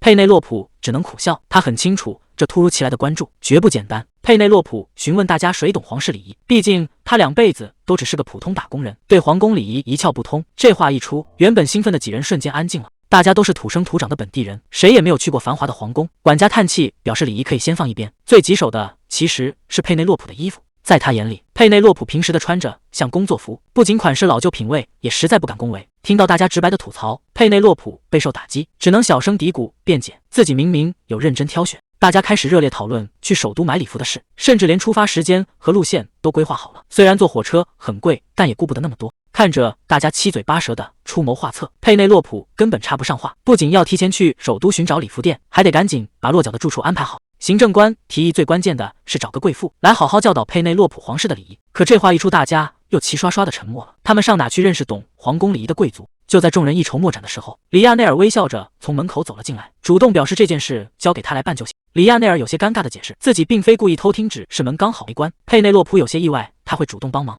不过他很快就反应了过来，在原著剧情里，里亚内尔深爱着皇后，他这次主动凑过来帮忙，多半是想借机和对方重新搭上关系。想到这里，佩内洛普便点头答应下来，毕竟有人解决礼仪问题也是件好事。还没等大家松口气，阿温突然推开窗走了进来，看着屋里挤满了人，他有些纳闷，询问大家是不是准备要打仗了。佩内洛普看着刚起床的阿温，把手里的邀请函递了过去，说这是皇后亲自发来的宴会邀请。阿温听完，整个人都愣住了，他第一反应是看向一旁的里亚内尔，怀疑是不是这家伙在背后搞鬼。里亚内尔连忙摆手澄清，表示自己也是刚刚得知此事，绝对没有在暗中掺和。阿温还是有些不敢置信，皇后怎么会绕过所有人直接联络他？阿温有些不情愿地询问是否非去不可。佩内洛普一听，顿时有些焦急，这可是皇后的亲自邀请，岂能说不去就不去？看到佩内洛普态度坚决，阿温只能妥协。为了隐瞒他身为塔主的身份，他主动提出去首都后可以住他的私人宅邸，这把旁边的官员们吓了一跳。谁能想到阿温在首都竟然还有房产，那地方可不是一般人能买得起的。佩内洛普忍不住在心里吐槽，住进那么招摇的地方，分明是欲盖弥彰。接着佩内洛普提出需要找个贵妇来好好教导他面见皇后的礼仪。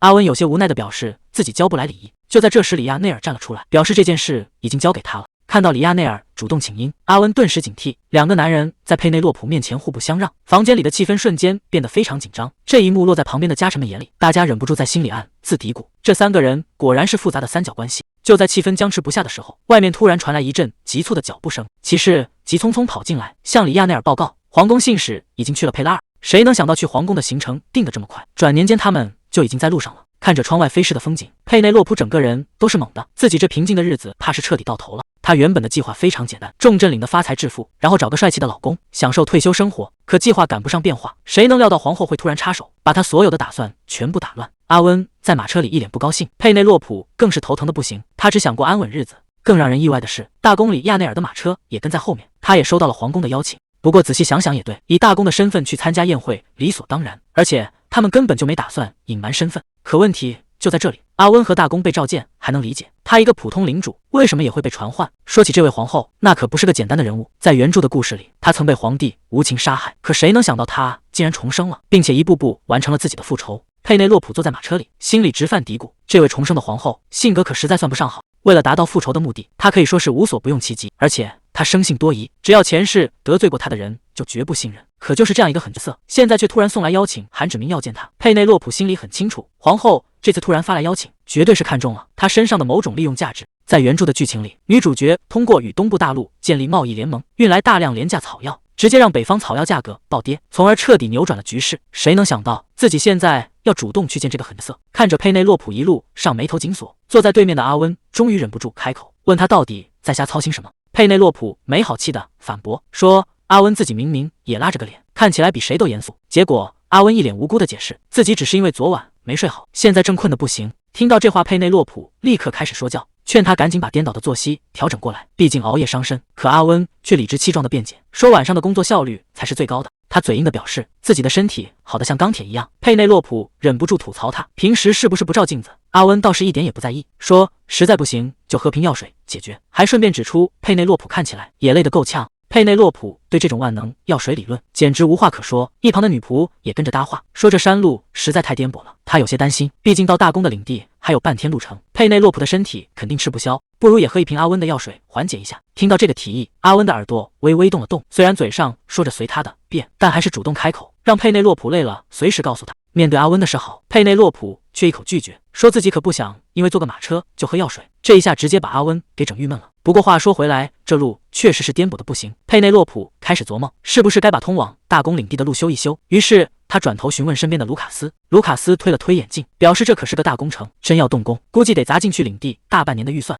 不过要是能把路修好，来领地的人肯定翻倍，定居的人也会变多。佩内洛普听完若有所思，看来回去得找里亚内尔好好商量一下了。听到要找里亚内尔商量，卢卡斯有些疑惑，觉得这种大事他真的有决定权吗？听到这里，佩内洛普突然反应过来一件事，里亚内尔的真实身份会不会在这次宴会上曝光？最让他担心的是，身份曝光后的里亚内尔还会像以前那样温柔地对待他吗？就在他想得入神的时候，一旁的阿温突然凑了过来，还没等佩内洛普想明白，马车突然剧烈晃动起来，阿温反应极快，一把将他护在怀里，让他抓紧。外面传来了刺耳的警告声，他们竟然在半路上遭遇了袭击，刺客已经包围了马车，甚至直接砸碎车窗刺了进来。刺客的攻势比想象中还要猛烈，他们直接盯上了马车的护卫，战斗一下子爆发开来，鲜血直接溅到了车窗上，女仆吓得抱头躲避，阿温则死死护住佩内洛普。看着车窗上触目惊心的血迹，佩内洛普整个人都懵了，他根本不知道外面到底是什么情况。打斗声渐渐平息下来，可当佩内洛普看清外面的景象时，整个人都愣住了，满地都是刺客的尸体，鲜血染红了整片荒地，而站在尸体中间的正是刚刚收起长剑的里亚内尔。看着他脸上溅落的血迹，佩内洛普心里一阵发凉，这个手段狠辣冷酷无情的男人，难道才是北方大公的真面目？战斗结束的比想象中还要快，地上的刺客已经彻底没了动静。里亚内尔冷冷地命令手下，必须在死前撬开活口的嘴。看着车窗外这血腥的一幕，佩内洛普整个人都愣住了。他怎么也没想到，平时温和的里亚内尔动起手来竟然如此狠辣。就在这时，里亚内尔突然转过头来，那冰冷的眼神让车厢内的空气瞬间凝固。好在危机总算过去，马车终于缓缓驶入了中转城市。这里的繁华程度让女仆一路上惊叹个不停。看着窗外热闹的街景，佩内洛普也有些出神，这里的发达程度确实远远超出了他的。走下马车，看着眼前高耸入云的宏伟建筑，光是盖这么一栋楼，怕是就要花调领地整整1年的预算。接引人地来前往王都的魔岛列车票，接下来他们要换乘列车，直接前往那个风暴中心的王都。刚准备登车，车站侍从的超高颜值就让佩内洛普有些意外。不过等看到那辆魔岛列车时，他就顾不上想这些了。这列车的豪华程度，怕是把他整个领地卖了都买不起。面对这震撼的画面，佩内洛普表现得异常淡定，这让一旁的里亚内尔十分赞赏，夸他果然沉得住气。佩内洛普也客气的回应，里亚内尔一路上这么低调，肯定也有他自己的考量。不过眼看列车就要开了，阿温这家伙居然还没回来。里亚内尔突然停下脚步，直截了当的表示，佩内洛普其实比看起来要敏锐得多，甚至直接问他到底对自己了解多少。这突如其来的试探让佩内洛普慌得差点露出马脚，他赶紧表示自己什么都不知道。好在里亚内尔只是微微一笑，没再追问。佩内洛普在心里暗暗叫苦，刚才的反应简直是不打自招，在这种伴君如伴虎的时刻，少说话才是保命的唯一办法。就在这时，伴随着一声巨大的汽笛声，魔岛列车终于要启动了。眼看列车马上就要开了，里亚内尔催着他赶紧上车，可佩内洛普心里正慌着，这一焦急，裙摆直接被车门给夹住了。看着他这副手忙脚乱的狼狈样，里亚内尔反而忍不住轻笑了一声。好不容易进到车厢里，佩内洛普这才松了一口气，可他心里还是忍不住犯嘀咕，刚才的表现是不是太可疑了？阿温突然从身后冒了出来，问他怎么一副魂不守舍的样子，这一下差点把佩内洛普吓得叫出声。阿温沉着脸责备他，怎么能一个人在外面乱晃，连个护卫都不带？佩内洛普自知理亏，只能小声的跟他道歉。看着他这副委屈的样子，阿温无奈的叹了口气，一边帮他整理好兜帽，一边神色凝重的叮嘱他，以后必须得更加小心才行，毕竟自己也不可能随时随地护着他。听着阿温这番难得的真心话，佩内洛普乖巧地点了点头。魔岛列车轰鸣着驶向远方，车厢里却出奇的平稳，佩内洛普坐在位置上暗暗感慨，这魔岛列车虽然坐着舒服，但价格也是真的贵得吓人。比起佩内洛普的心疼，一旁的女仆可就兴奋坏了。看着车厢里应有尽有的豪华设施，女仆激动的声音就没停过。从书架上的报纸到精致的魔岛联络设备，女仆就像个好奇宝宝一样，围着车厢摸摸看看。看着女仆这副兴奋的模样，佩内洛普忍不住笑了笑。女仆一屁股坐回座位上，由衷的感慨起来，自己做梦都没想过这辈子还能有机会坐上列车。他突然想起了留守的赛因，忍不住有些遗憾的感慨，要是赛因少爷也能一起来就好了，他肯定会非常喜欢这里的。听到女仆的碎碎念，佩内洛普温柔的笑了笑，安慰她不用觉得遗憾，等这次的事情办完，下次一定带赛因一起过来。听到这个承诺，女仆高兴坏了。阿温在一旁翻看着报纸，佩内洛普凑过去问他是不是发现了什么有趣的事。阿温摇了摇头，说倒也没什么特别的，不过这上面有一条消息确实挺让人在意的。报纸上赫然写着，杜雷克斯铁路公司终于有了新动作，准备在初夏正式动工修建铁路。佩内洛普看着上面的数据，简直不敢相信自己的眼睛，铁路公司的股票居然涨了100倍。看着佩内洛普这副震惊的模样，旁边的卢卡斯和女仆都懵了，完全不知道他在说什么。佩内洛普兴奋的直接叫出声来，有了这笔钱，他们就能修一条连接佩拉尔和哈洛的主干道了。卢卡斯满脸不敢置信的低声确认，领主大人是真的买了铁路公司的股票吗？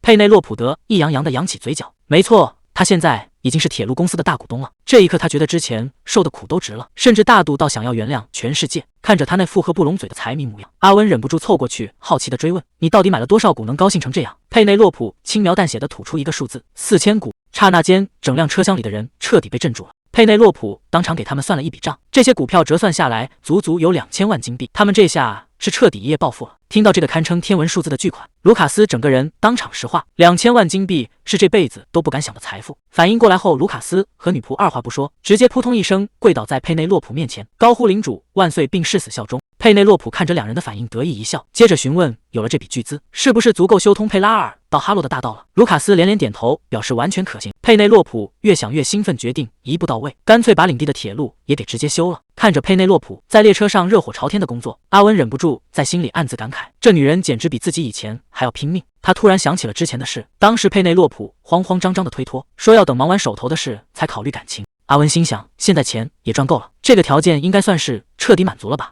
想到这里，阿温突然凑到他耳边，温柔地询问他要不要休息一下。这突如其来的亲密关心让佩内洛普瞬间有些不知所措。阿温的提议得到了大家的一致赞同，折腾了这么久，确实该好好休息了。夜幕降临，列车终于缓缓靠站。骑士向佩内洛普说明了接下来的行程，他们打算在达拉斯休整一晚，明天再回王都。为了让佩内洛普住得舒服，骑士特意推荐了当地的皇家酒店，不仅有豪华套房，还能欣赏湖边美景。但佩内洛普现在累得只想赶紧躺下，一听皇家酒店太远，便毫不犹豫地拒绝了，表示只要找个离车站最近的地方就行。骑士见状，便提议去铁路公司的酒店，那里离车站最近，能省去路途奔波。既然决定了地方，佩内洛普便让骑士带路。看着佩内洛普这副随和的样子，骑士忍不住在心里暗自感慨，这位女领主还真是与众不同。没过多久，一行人便来到了这家铁路酒店。佩内洛普主动上前询问是否还有空房，前台接待员冷眼打量了他们一番，看他们穿着朴素，便认定几人没有背景，态度瞬间变得极其冷淡，傲慢的声称只剩下4间普通标准间了。还没等接待员把嘲讽的话说完，里亚内尔直接冷着脸走上前去，他甩出一大袋沉甸甸的金币，冷冷的命令前台把最好的豪华套房开给他们。前台一看到金光闪闪的金币，态度立马来了180度大转弯，满脸堆笑的在前面弯腰带路。进到这间极尽奢华的套房后，女仆反而显得有些局促不安，小声嘟囔着住普通房间就行，没必要破费。佩内洛普却笑着拉过她的手，温柔安慰，出门在外住好一点是应该的，而且这里还包了早晚餐，让她安心住下。听到这番话，女仆心里顿时暖洋洋的。安顿好行李后，佩内洛普便催促女仆去洗漱，准备一会儿大家一起去吃晚饭。女仆有些不放心，想留下来帮她更衣，却被佩内洛普笑着摆手拒绝了，表示自己一个人完全可以搞定。看着如此体贴的主人，女仆感动不已，这才听话的转身回了自己的房间。可等女仆一走，佩内洛普自己动手时，才发现事情根本没有想象中那么简单。这头繁复的长发足足折腾了半个小时还没干，佩内洛普忍不住在心里疯狂抱怨，为什么这个魔法世界连个吹风机都没有？在这个时代，长发虽然是贵族女性的标配，但每次洗头吹头实在太折腾人了。佩内洛普脑海中突然灵光一闪，既然连魔法飞艇这种高科技都能造出来，那做一个简易的吹风机应该也不难吧？这要是能研发出来，绝对是稳赚不赔的商机。想到这里，佩内洛普是一刻也等不及了，决定立刻出门去找阿温商量这个发财大计。佩内洛普刚推开房门走出来，就听到身后传来一声热情的呼唤，转头一看，对方居然一口叫出了他代理领主的身份。仔细一瞧，这人竟然是帝国银行的分行行长莱亨泽。他有些诧异，对方为什么会出现在这里？莱亨泽满脸堆笑的主动上前打招呼，猜测佩内洛普也是在前往王都的路上，得知他还没吃晚饭，便顺水推舟发出邀请，想要请他一起共进晚餐。这突如其来的热情让佩内洛普心里泛起了嘀咕，能当上分行行长的人，手里的人脉资源肯定不少，要是能借此搭上关系，对以后的生意大有好处。可无事献殷勤，对方到底在图谋什么？佩内洛普找了个借口，委婉地拒绝了邀请。可莱亨泽却不依不饶，不仅主动提出在王都提供帮助，还追问他在王都的落脚点。正当佩内洛普感到为难时，旁边房间的门突然开了，一只手直接把他拽了过去。阿温冷冷地打断了对话，问他还要在走廊站多久，直接把门外的莱亨泽晾在原地。伴随着砰的一声闷响，房门被死死关上，只留下莱亨泽在走廊发呆。佩内洛普还没反应过来，就听到头顶传来冰冷的声音。阿温沉着脸质问他，刚才在走廊聊了什么？怎么会聊了那么久？接着他又追问了一句，你们两个到底什么关系？佩内洛普赶紧解释说，对方是帝国银行的行长，自己还欠着人家的钱。听到这个解释，阿温直接把他逼到了墙角。既然你已经赚到了钱，为什么不立刻把债还清？佩内洛普有些心虚的小声嘟囔。看着他局促不安的模样，阿温突然凑近他的耳边，戳穿他根本不敢看着自己，问他是不是在害羞。佩内洛普瞬间慌了神，连忙大声否认自己没有害羞。为了掩饰尴尬，他一把推开阿温要纸和笔。阿温虽然觉得莫名其妙，但还是把东西找了出来。佩内洛普赶紧转移话题，问他对魔法干发工具有什么看法。阿温听完一脸疑惑，觉得这东西根本没有必要。佩内洛普理直气壮地解释，吹干头发实在太浪费时间，如果能做出快速烘干的设备，绝对会大受欢迎。阿温把支笔递了过去，佩内洛普兴冲冲地准备画图，可笔尖刚碰到纸他就愣住了。现代吹风机到底长什么样？他只能凭着记忆硬着头皮涂鸦，把发热丝和风扇勉强画了出来。看着这幅惨不忍睹的草图，阿温在一旁无情吐槽，说他的画工还是一如既往的烂。佩内洛普尴尬地狡辩，只要能看懂原理就行。听完佩内洛普的原理讲解，阿温有些纳闷地看着他，问他脑子里怎么总有这些怪想法。佩内洛普心虚的含糊带过，催促他赶紧评估可能性。阿温盯着草图琢磨了半天，虽然制作起来有些难度，但这个想法完全行得通。听到这个肯定的答复，佩内洛普顿时兴奋不已。他决定以后就从生活必需品入手，一步步稳扎稳打的赚钱。阿温忍不住吐槽他，有时候像个天才，有时候又显得不太聪明。两人正斗嘴时，女仆推门进来喊他们下楼吃晚饭。佩内洛普正发愁湿漉漉的头发，结果阿温随手施展了一个魔法，瞬间就把他的头发变得干干爽爽。看着这一幕，佩内洛普整个人都傻了。餐桌上，大家正高兴地吃着晚饭，旁边突然传来一个声音，莱亨泽带着一个陌生男人走了过来。那个深色皮肤的男人主动打招呼，自我介绍叫奥尔特加，是希洛斯男爵家族的年轻家主。听到这个名字，一旁吃东西的阿温突然停下了动作。奥尔特加表现得十分客气，不停夸赞佩内洛普治理领地有方。佩内洛普只能尴尬地客套回应。奥尔特加微微一笑，接着话锋一转，询问佩内洛普吃完饭后能不能和他单独聊聊。听到这个无理的要求，旁边正在喝酒的阿温直接一口酒喷了出来。佩内洛普也有些猝不及防，看着奥尔特加含情脉脉的眼神，他心里直犯嘀咕：这家伙难道是在向自己调情吗？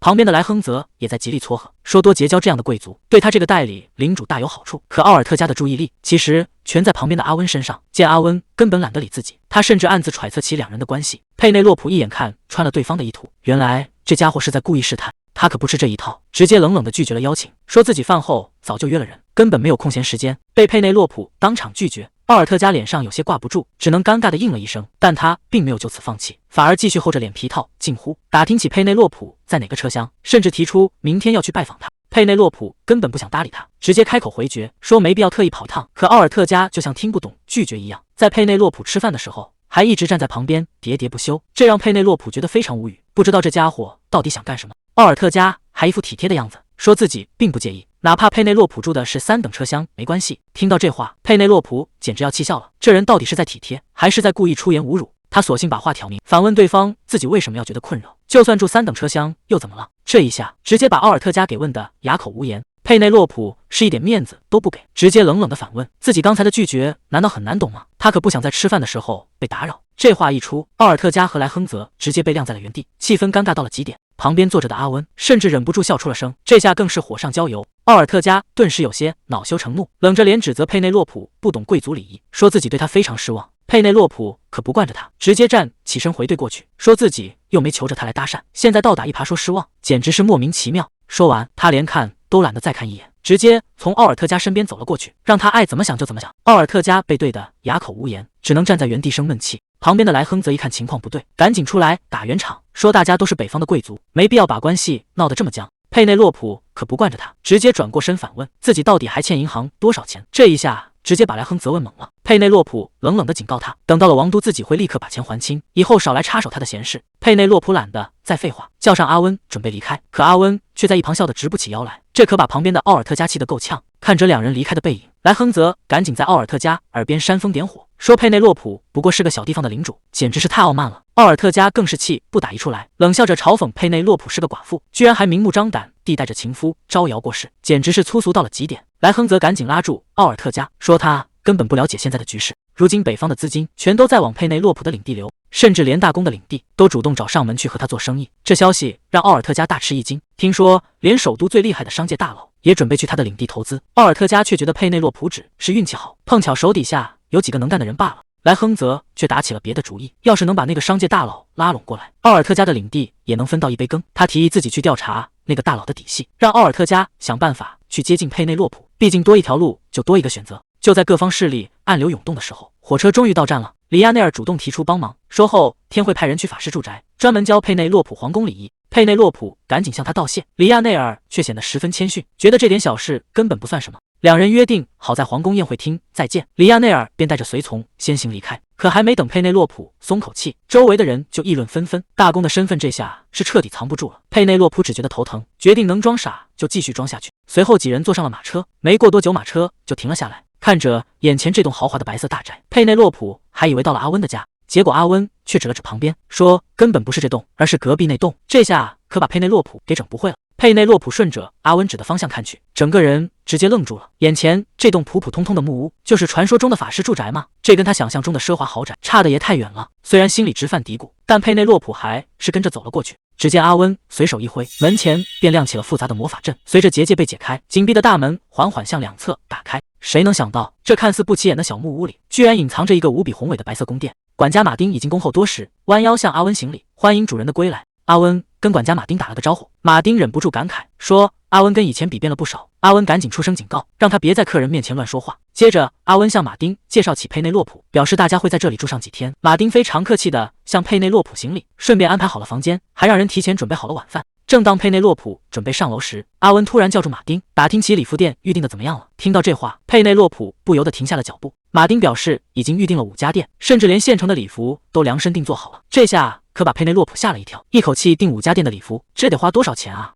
阿温叮嘱他明天得早起，毕竟要逛完5家店，时间确实挺紧的。佩内洛普嘴上答应着，心里却还在为那笔巨额花销心疼。不过时间确实不等人了，因为皇宫宴会马上就要开始，这也意味着他很快就要见到皇后，也就是原著里的那位女主角。一想到这里，佩内洛普心里就有些打鼓。如果真的和那位女主角面对面，对方到底会是个什么样的人呢？清晨一大早，女仆就跑来敲门催促，可佩内洛普舍不得暖和的被窝，还想在床上多赖一会儿，结果女仆直接一把掀开被子，提醒他今天还要去逛礼服店。虽然被强行叫醒，佩内洛普却觉得神清气爽。这法式住宅的床实在太神奇，他很久没睡过这么安稳的觉了。收拾妥当准备出门时，佩内洛普觉得裙子已经够厚实，根本不需要再套一件外套，可女仆却不由分说帮他披上，唠叨着在外面千万不能受凉。一走到院子里，佩内洛普就发现这里很神奇，树上居然还长着绿叶。还没等他多看两眼，阿温就对他的打扮提出质疑，觉得他穿的实在太厚实了。佩内洛普倒是一脸理直气壮，直接把阿温的话给堵了回去。准备上车的时候，阿温突然拉住他，叮嘱他自己去店里挑选礼服，而他会留在马车里等待。原来阿温早就用他的名字做好预约，还表示会在暗中保护他，让他只管放心去逛。看着阿温默默戴上兜帽，佩内洛普心里也很清楚，他这是为了隐藏身份，免得在街上被熟人认出惹麻烦。有这么一位强力法师在暗中护航，他这趟出门安全感瞬间拉满。没过多久，马车停在了一家华丽的礼服店门口，佩内洛普跟阿温打了个招呼，便带着女仆准备进店。看着眼前这栋气派的建筑，佩内洛普心里其实有点打鼓。他平时对时尚根本不感兴趣，一想到高昂的定制费用就觉得肉疼。两人推门走进去，店内的奢华程度让人眼前一亮。佩内洛普向迎上来的店员报上名字，店员一听是预约好的贵客，立刻热情地在前面带路。店员让佩内洛普稍等片刻，便转身去准备礼服。随后他和女仆坐在休息区等待。可没过多久，佩内洛普就察觉到周围有些不对劲，店里的其他贵族小姐们都在朝他这边指指点点，甚至有人在旁边小声嘀咕，嘲笑他穿的衣服像老祖母的旧衣服。听到这些风言风语，佩内洛普倒是一脸淡定，根本没往心里去。旁边的女仆却急了，赶紧凑过来安慰他，说那些人加起来都没自家小姐好看。看着女仆义愤填膺的样子，佩内洛普忍不住有些好笑。就在这时，店员走过来通知礼服已经准备好，佩内洛普便起身上前去查看。可等他跟着店员走过去一看，整个人直接愣在了原地，眼前摆满了各种款式的华丽长裙，数量多得让人眼花缭乱。店员热情地介绍说，这些是根据她的肤色发色特意挑选的。旁边的女仆比当事人还要兴奋，在一旁不停地出谋划策，一会儿推荐蓝色，一会儿又觉得粉色好看。面对这么多花里胡哨的裙子，平时对时尚毫无研究的佩内洛普只觉得头大，觉得买衣服比打仗还要累。就在他挑得头晕眼花的时候，一件绿色的礼服突然吸引了他的注意。佩内洛普看中了这件，觉得它既漂亮又不会显得太张扬。店员也觉得这件衣服很适合他，便建议他去试衣间试穿一下。没过多久，试衣间的帘子被缓缓拉开。当佩内洛普穿着绿色礼服走出来时，等在门外的女仆和店员直接看呆了。佩内洛普自己还有点不好意思，小声询问大家的意见。女仆激动的直捧脸，大赞自家小姐简直美若天仙。店员也连连夸赞这件衣服太适合她了。佩内洛普对这件衣服挺满意，正准备定下来，旁边突然传来一阵刺耳的议论声，几个贵族小姐在一旁指桑骂槐，嘲讽有些穷酸的人没有自知之明，根本不配出入这种高档礼服店。佩内洛普可不是个能忍气吞声的主，直接转过身去质问对方是不是在说自己，对方却用扇子遮着脸，装出一副无辜的样子，阴阳怪气的否认了。接着对方更是变本加厉，嘲讽那些只是不买的人，说虽然出身贫寒不是罪，但没有自知之明就太难了。面对对方变本加厉的嘲讽，佩内洛普很快冷静下来，觉得没必要在无聊的人身上浪费精力，决定直接无视他们。就在佩内洛普准备离开的时候，门口突然传来一阵骚动，刚才还在冷嘲热讽的贵族小姐们突然开始泛起了花痴。佩内洛普转头一看，居然是阿温找了过来，而且他还摘下了兜帽。阿温没有理会旁人的目光，径直走到了佩内洛普的面前。面对阿温这突如其来的举动，佩内洛普一时有些摸不着头脑，可阿温却只是静静地看着他，嘴角微微勾起，接着他轻声夸赞道：“你今天真漂亮。”这一下，佩内洛普彻底懵了，这家伙怎么突然开始说这种话？他整个人瞬间不知所措。阿温这一记冷冷的目光扫过去，刚才还在旁边冷嘲热讽的贵族，这下直接被震得说不出话来。接着，阿温转头询问店员，给佩内洛普准备的礼服在哪？得知那一整排都是之后，他连看都没多看一眼，直接吩咐把所有衣服和配饰打包，全部送到他的府上去。这霸气的买单方式，把旁边的佩内洛普都给听傻了。他赶紧上前劝阻说太浪费钱，可阿温却觉得一件件事穿太麻烦，甚至打算把其他店的衣服也送过去，让他在家里慢慢试。还没等佩内洛普反应过来，阿温就直接拉起他的手，说今天还有别的事要带他单独去办，拉着他就往外走。这下可真是把店里的人都看呆了。佩内洛普被阿温一路拉着走，心里直犯嘀咕，不知道他到底要带自己去哪。周围的人看着他们这亲密的样子，都投来了羡慕的目光。佩内洛普实在忍不住了，追问阿温到底要去哪里。结果阿温直接抛出一个重磅消息，说要去帝国银行总部。听到这个地方，佩内洛普整个人都傻了，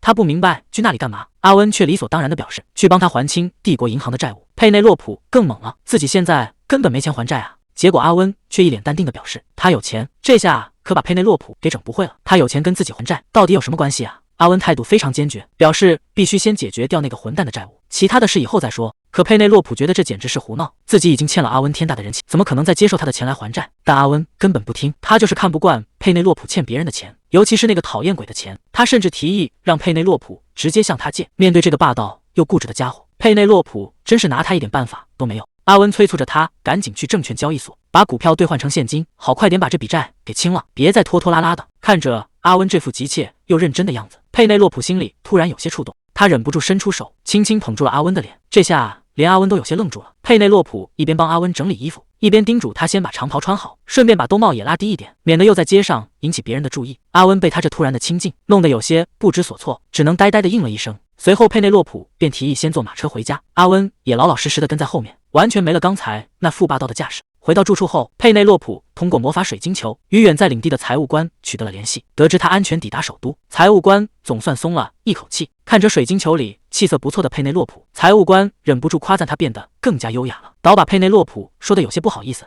水晶球一接通，领地里的几个官员就争先恐后挤了过来，甚至为了谁能多看一眼，直接在水晶球那头吵成了一团。看着这乱哄哄的场面，佩内洛普有些无奈地打断了他们，表示自己有正事要找财务官。等财务官接起通话后，佩内洛普便提起了去年冬天向帝国银行借钱买股票的事情。接着佩内洛普抛出了一个重磅消息，说那些股票彻底爆了。一开始财务官还没反应过来，只当是个普通的好消息，结果佩内洛普直接告诉他股票整整翻了100倍。这下财务官彻底坐不住了，听到这个天文数字，财务官简直不敢相信自己的耳朵。佩内洛普接着交代，让他去庄园金库把股票凭证拿去兑现，同时他还特意叮嘱要优先把帝国银行的贷款全部还清。这反常的举动立刻引起了财务官的警觉，忍不住询问是不是出了什么事。等佩内洛普把之前的遭遇说出来后，水晶球那头的几个人瞬间气炸了，财务官更是当场表态，以后领地将彻底切断与帝国银行的所有合作。看到大家反应这么激烈，佩内洛普一时间有些不知所措，但官员们态度却异常坚决，敢对自家领主无礼，就必须让他们付出代价。看着水晶球那头群情激愤的样子，佩内洛普赶紧出言安抚，让他们先按计划处理，还大方的表示领地要是缺钱就尽管用。不过财务官却让他放宽心，领地的资金充裕得很，这笔钱会留着帮他建学校和医院，甚至还要在别的银行给他开户，多汇点零花钱，直言不能让自家的领主在外面受了委屈。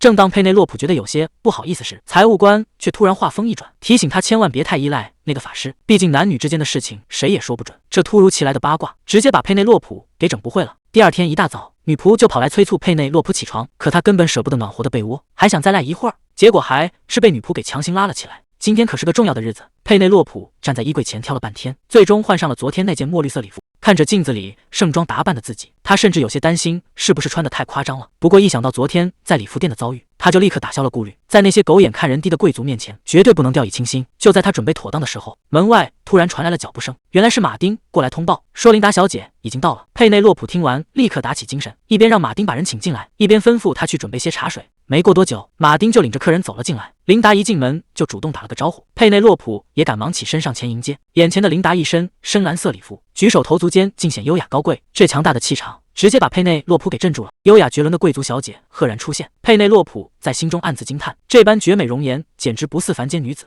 对方表现得极其热情，直言能见到佩内洛普是莫大的荣幸。面对落落大方的热情举止，佩内洛普有些局促，心里忍不住暗自感慨，不愧是能教导皇家礼仪的贵客，这般社交手段确实挑不出破绽。待茶点安排妥当，两人相对面坐，佩内洛普一边端起茶杯，一边悄悄用余光暗中打量，看着眼前年轻貌美的琳达，佩内洛普心里直犯嘀咕，宫廷礼仪老师怎会如此年轻？若换个发色，简直与传闻中的女主角一模一样。就在这时，他注意到了对方独特的紫色眼眸，虽然一律一闪而过，但他很快强行压下不安，毕竟世上紫瞳之人不在少数。见佩内洛普神情走神，琳达笑着询问他在想些什么。佩内洛普赶忙回神打了个哈哈，夸赞对方美貌令人移不开眼。琳达听后笑得更加灿烂，直言这种赞美多多益善。为了缓解尴尬气氛，佩内洛普热情招呼他品尝甜点，顺势大口吃下蛋糕，借着美味甜点平复内心的紧张。经过几轮委婉试探，佩内洛普终于摸清对方来意。表面上是交代过几天晚宴的规矩，然而聊着聊着，一个惊天真相突然砸向脑海：眼前这位看似温柔的客人，根本就是故事里的正牌女主角。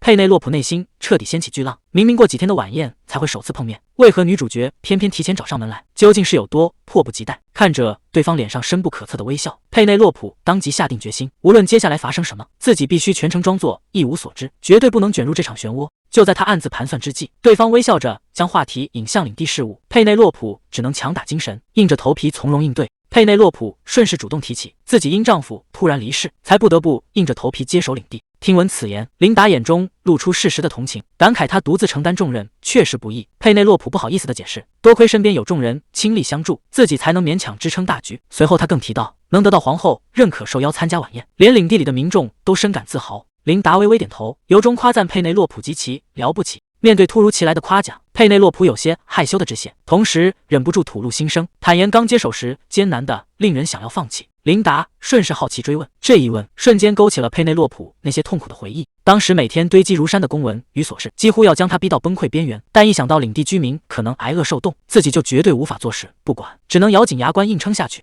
琳达听完只是微微点头，反应极其平静。看着对方的神情，佩内洛普表面保持微笑，内心却警铃大作。他心知肚明，这位女主角特意登门，绝非为了听这些家长里短，背地里必定另有图谋。他立刻联想到了关于女主角背地的情报，此人看似人畜无害，实则城府深不可测，从不相信任何人，只会将周围一切榨干利用。面对如此危险的狠色，自己必须时刻高度戒备，绝不能露出丝毫破绽。就在气氛僵持之际，琳达突然起步道别，声称今日时间仓促，不过他随即补充道，希望能与佩内洛普再次畅谈。见佩内洛普满脸疑虑，琳达微笑着解释，自己此次前来并未获得官方许可，因此短期内恐怕难再相见。随后琳达优雅一笑，许诺下次相见之时，定会向他正式介绍真正身份。说完便风风火火告辞离去，留下佩内洛普独自坐在屋内，满心困惑。就在此时，管家马丁敲门走了进来，语气迟疑的通报，琳达夫人已经乘车离去。望着窗外远去的马车，佩内洛普无奈悠悠长叹，心中疑惑更深。这位女主角今日特意跑来，到底筹划着什么阴谋？一座宏伟的建筑内，阿温将一份精细的设计图纸递上，请询问对方的专业意见。莱克特仔细研究着图纸，惊叹按照这个构想，完全有可能打造出来，但他心中大惑不解，究竟是谁会奇思妙想，专门设计用来吹干施发的魔法道具？莱克特忍不住戏谑打趣，没想到平日里冷若冰霜的阿温，竟也有如此体贴温柔的心思。阿温眼神有些不自然的别过脸，解释这并非自己的创意，他不过是帮忙绘制成图。听到这里，莱克特瞬间来了兴致，追问对方是否是某位影视魔法师。阿温却冷淡回应只是个普通人。莱克特听后更是双眼发亮，直言此人简直是当之无愧的天才，甚至动了破例收徒的念头，却被阿温一口当场回绝。莱克特一边打量着阿温，一边调侃他失踪这段时日是不是结识了什么有趣的朋友。阿温无奈伸手抓了抓头发，虽然嘴上死不承认，但内心深处也不得不承认，那个女人的奇思妙想总是出人意料。阿温接着透露，那个女人不仅构思了吹风机，此前用绿草药制作肥皂的妙想，其实也是出自她的手笔。莱克特精准抓住了重点，瞬间整个人兴奋不已，意识到自己失言说漏嘴。阿温赶忙生硬地转移话题，迅速交代完专利申请事宜，转身便要匆忙离去。可莱克特怎肯轻易放过，在身后扯着嗓子大声呼喊，非要阿温将这位奇女子介绍认识。一路上，阿温被缠得头大如豆，费尽九牛二虎之力才得以脱身。待他疲惫赶回自家府邸，管家立刻快步迎上前来汇报，今日有2位自称琳达夫人的访客特意登门拜访。听闻此言，阿温的神情瞬间阴沉到了极点。他无论如何也想不通，那些隐藏势力为何会知晓此地，甚至指名道姓要找佩内洛普，除非背后有人在暗中恶意指使。那个在幕后操纵一切的幕后黑手，正是贝蒂。阿温的怒火化为实质威压，整片地区都开始剧烈震动，森林里的动物惊慌逃窜，这股恐怖的杀气自然也传到了罪魁祸首那里。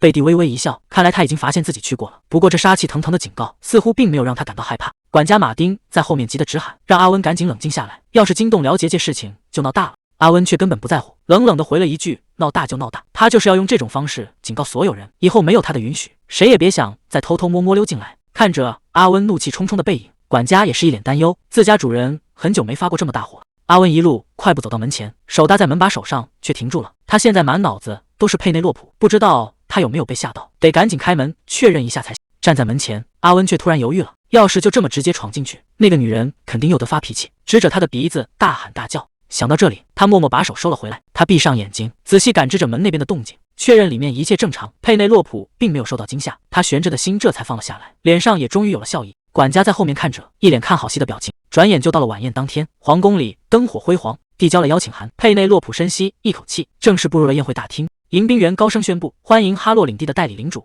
这声音一下子吸引了在场所有人的目光，看着眼前这奢华的场面，佩内洛普心里难免有些紧张。这就是传说中的皇室晚宴吗？宴会厅里金碧辉煌，到处都是盛装出席的贵族。佩内洛普和身边的助手其实早就紧张的不行了。佩内洛普小声叮嘱，待会自己要是晕倒了，可千万别觉得奇怪。助手也是一脸无奈，直言自己其实也想说这话。两人正小声嘀咕着，突然有人走了过来，一位贵族主动搭话，询问佩内洛普的名字。面对这突如其来的询问，佩内洛普一时间有些不知所措。就在他犹豫着怎么回答时，奥尔特加突然从身后走了出来，他微笑着表示，这位小姐就由他来介绍吧。看着突然出现的奥尔特加，佩内洛普整个人都懵了，完全想不通他为什么会在这。还没等他反应过来，奥尔特加就当着众人的面主动介绍起他的身份，甚至还表现得十分亲密，拜托大家以后多多关照他。这一下连旁边的贵族都有些惊讶，佩内洛普在心里简直要气炸了。这家伙在这么多贵族面前套近乎，明摆着是想让人误会他们的关系，这简直是在败坏他的名声。为了不让误会继续加深，佩内洛普深吸一口气，准备立刻开口澄清。可话还没说出口，人群中又走来了一个人，直接叫住了他。谁能想到走过来的居然是里亚内尔大公，他一开口就直言自己一进宴会厅就在寻找佩内洛普。这一下旁边的奥尔特加彻底傻眼了，他怎么也想不通，一个乡下来的女人怎么会和尊贵的大公如此熟络。里亚内尔根本没理会旁人的目光，主动提议换个安静的地方聊聊，这可把佩内洛普给乐坏了。这大公来的也太是时候了，他正愁不知道怎么摆脱奥尔特加呢，于是赶紧顺水推舟答应下来，准备立刻离开这个是非之地。听到佩内洛普答应，里亚内尔微微一笑，这一下旁边围观的贵族们全看傻了，谁能想到平时冷若冰霜的大公居然会露出这么温柔的笑容。在众人充满疑惑和嫉妒的目光中，两人并肩离开了喧闹的宴会厅。等走到安静的走廊上，佩内洛普这才停下脚步，看着身边的男人，直接点破了对方的真实身份。他轻声问，您就是里亚内尔大公殿下吧？听到佩内洛普的话，里亚内尔倒是一点都不意外，反而觉得他这反应在预料之中。佩内洛普在心里直叹气，刚才宴会厅里那些人议论的那么大声，他就算想装聋作哑也办不到啊。里亚内尔有些好奇地追问，他到底是什么时候看穿自己身份的？这一下可把佩内洛普给问紧张了，赶紧摆着手解释自己之前真的什么都不知道。看着他这副慌乱的样子，里亚内尔忍不住调侃说他实在是不怎么擅长撒谎。佩内洛普有些不服气的反驳，直言大公自己也没怎么认真隐藏身份。听到这个回答，里亚内尔微微一愣，随即有些无奈的笑了笑。不过很快他的神色就变得认真起来，盯着佩内洛普问出了心里的疑惑：既然早就知道了他的身份，为什么却从来没想过要利用他呢？面对里亚内尔的质问，佩内洛普有些无奈的叹了口气。他直言不讳的解释，要是自己真的动了利用他的心思，等以后被大公殿下发现，岂不是会死得很惨？他可不想因为一时贪心去招惹这位权势滔天的大人物，安分守己才是最聪明的做法。然而听完这番解释，里亚内尔却半天没有说话。这下佩内洛普心里开始打鼓了，心想自己刚才的话是不是说的太直白，反而惹得这位大公不高兴了。可谁能想到，沉默了片刻的里亚内尔嘴角却微微勾起了一抹笑意。里亚内尔突然话锋一转，试探着问了一句：如果那位魔法师对你动了心，你打算接受他的心意吗？这句话一出，佩内洛普彻底被问懵了，甚至怀疑自己是不是听错了。佩内洛普有些不敢置信的追问：您是说真的吗？里亚内尔却十分平静，给出了肯定的答复。这下佩内洛普更加纳闷，大公怎么会突然关心他的感情？他忍不住开口询问，为什么会突然提起这个？然而里亚内尔只是垂下眼眸，并没有立刻回答。看着对方这副高深莫测的模样，佩内洛普心里更加没底了。他直接把话堵了回去，冷冷的回应道：这可不是大公您该操心的事。里亚内尔倒也识趣，他微微一笑，直言是自己多嘴。佩内洛普在心里直叹气，这家伙怎么总问这种为难的问题？他可不想成为别人的谈资。还没等他松口气，里亚内尔突然又冒出一句：要是你以后不再这么防备我，我可能还会再帮你一次。这话让佩内洛普彻底听懵了，完全不明白他到底是什么意思。两人正说着话，旁边突然传来一个声音，说是一直在寻找他们。顺着声音看过去，贝蒂正缓缓朝这边走来。这下两人可不敢怠慢，赶紧恭敬地弯下腰行礼，齐声向皇后陛下问好。谁能想到这位高高在上的皇后居然会亲自找过来？看着对方身上那套显眼的制服，佩内洛普心里直犯嘀咕。在第一世的时候，对方其实是一名骑士，而贝蒂前世之所以会被前任皇帝无情的利用和抛弃，就是因为他曾以骑士的身份向皇帝宣誓效忠。可那个皇帝根本没安好心，他想把贝蒂占为己有，结果却被贝蒂当场拒绝。这下皇帝彻底恼羞成怒，开始用各种手段疯狂打压他，最后甚至把他和他的家人全部逼上了死路。幸好贝蒂获得了重生的机会，这一世他不择手段，亲手解决掉了那个皇帝，最终自己登上了皇后的宝座。贝蒂走到佩内洛普面前，微笑着主动跟他打招呼：我们是不是又见面了？佩内洛普整个人都懵了，对方这态度怎么看都像在套近乎。还没等佩内洛普想明白，贝蒂就转过头去，让里亚内尔先回避一下，说自己想和佩内洛普单独聊聊。让人没想到的是，平时高傲的里亚内尔居然十分恭敬地答应了，甚至还用上了敬语。看着里亚内尔这反常的态度，贝蒂有些落寞地叹了口气，看来对方以后再也不会把他当朋友了。佩内洛普在一旁默默看着，也能感受到贝蒂此时的失落。不过他心里也明白，换作是任何人没被选中，恐怕都会选择主动避开吧。气氛一时间有些尴尬，贝蒂主动打破沉默，提议去花园中央的凉亭里坐着聊。佩内洛普自然没有拒绝。两人在凉亭里坐下后，贝蒂一开口就主动向他道歉，解释自己并不是故意要吓唬他，隐瞒身份也是迫不得已，问他是不是被吓坏了。佩内洛普赶紧表示自己没事，结果贝蒂有些无奈地抱怨起来，说自己只是想先见见佩内洛普，结果某人差点把整个皇宫的结界都给拆了。听到这话，正在喝茶的佩内洛普直接被呛到了，拆掉皇宫结界，这信息量也太大了吧。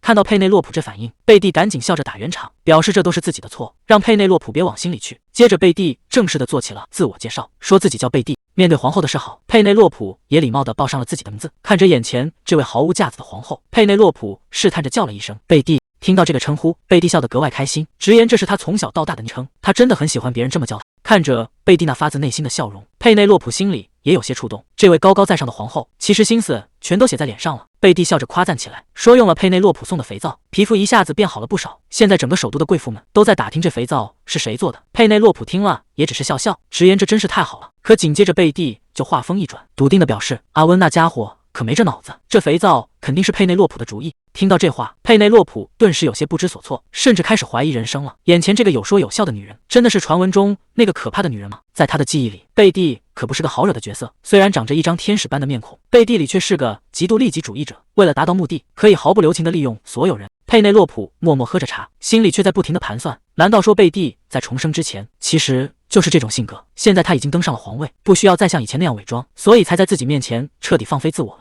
贝蒂叹了口气，说起之前北方草药价格暴跌的事，当时他也是急得不行，根本不知道该怎么办。毕竟突然和东部大陆签了贸易协定，这事确实给佩内洛普添了不少麻烦。贝蒂看着他，突然问了一句：难道你心里就不怨我吗？这问题问得太直接了，佩内洛普一时间有些犹豫，不知道该不该跟这位皇后说实话。纠结了一下，佩内洛普还是决定坦白，直言自己一开始确实挺怨恨的。听到这话，贝蒂脸上满是愧疚，主动向他道了歉。可佩内洛普却觉得事情既然已经发生了，日子总归还是要往前看的。他直言当时自己也是被逼无奈，只能硬着头皮去想办法。好在现在一切都挺过来了。听到这话，贝蒂眼里满是赞赏，忍不住夸赞起来，说他不仅用草药做出了肥皂，还开发了地暖系统，这哪里是普通人，简直就是个天才。被这么一夸，佩内洛普反倒有些不好意思了，赶紧摆手解释，说这都是阿温在旁边帮忙。可贝蒂却摇了摇头，神色变得无比认真，直言自己早就想见见他了，甚至还想向他请教，怎么才能像他那样全心全意为子民着想。这话一出，可把佩内洛普吓了一跳，心想自己何德何能，怎么敢去指导一位皇后？看着佩内洛普慌乱的样子，贝蒂温柔地笑了笑，直言他不用这么谦虚，要不是因为有他在，北方的百姓根本熬不过那个冬天。看着眼前这位皇后，佩内洛普心里直犯嘀咕，一个人真的能有这么大的转变吗？这段时间他到底经历了什么？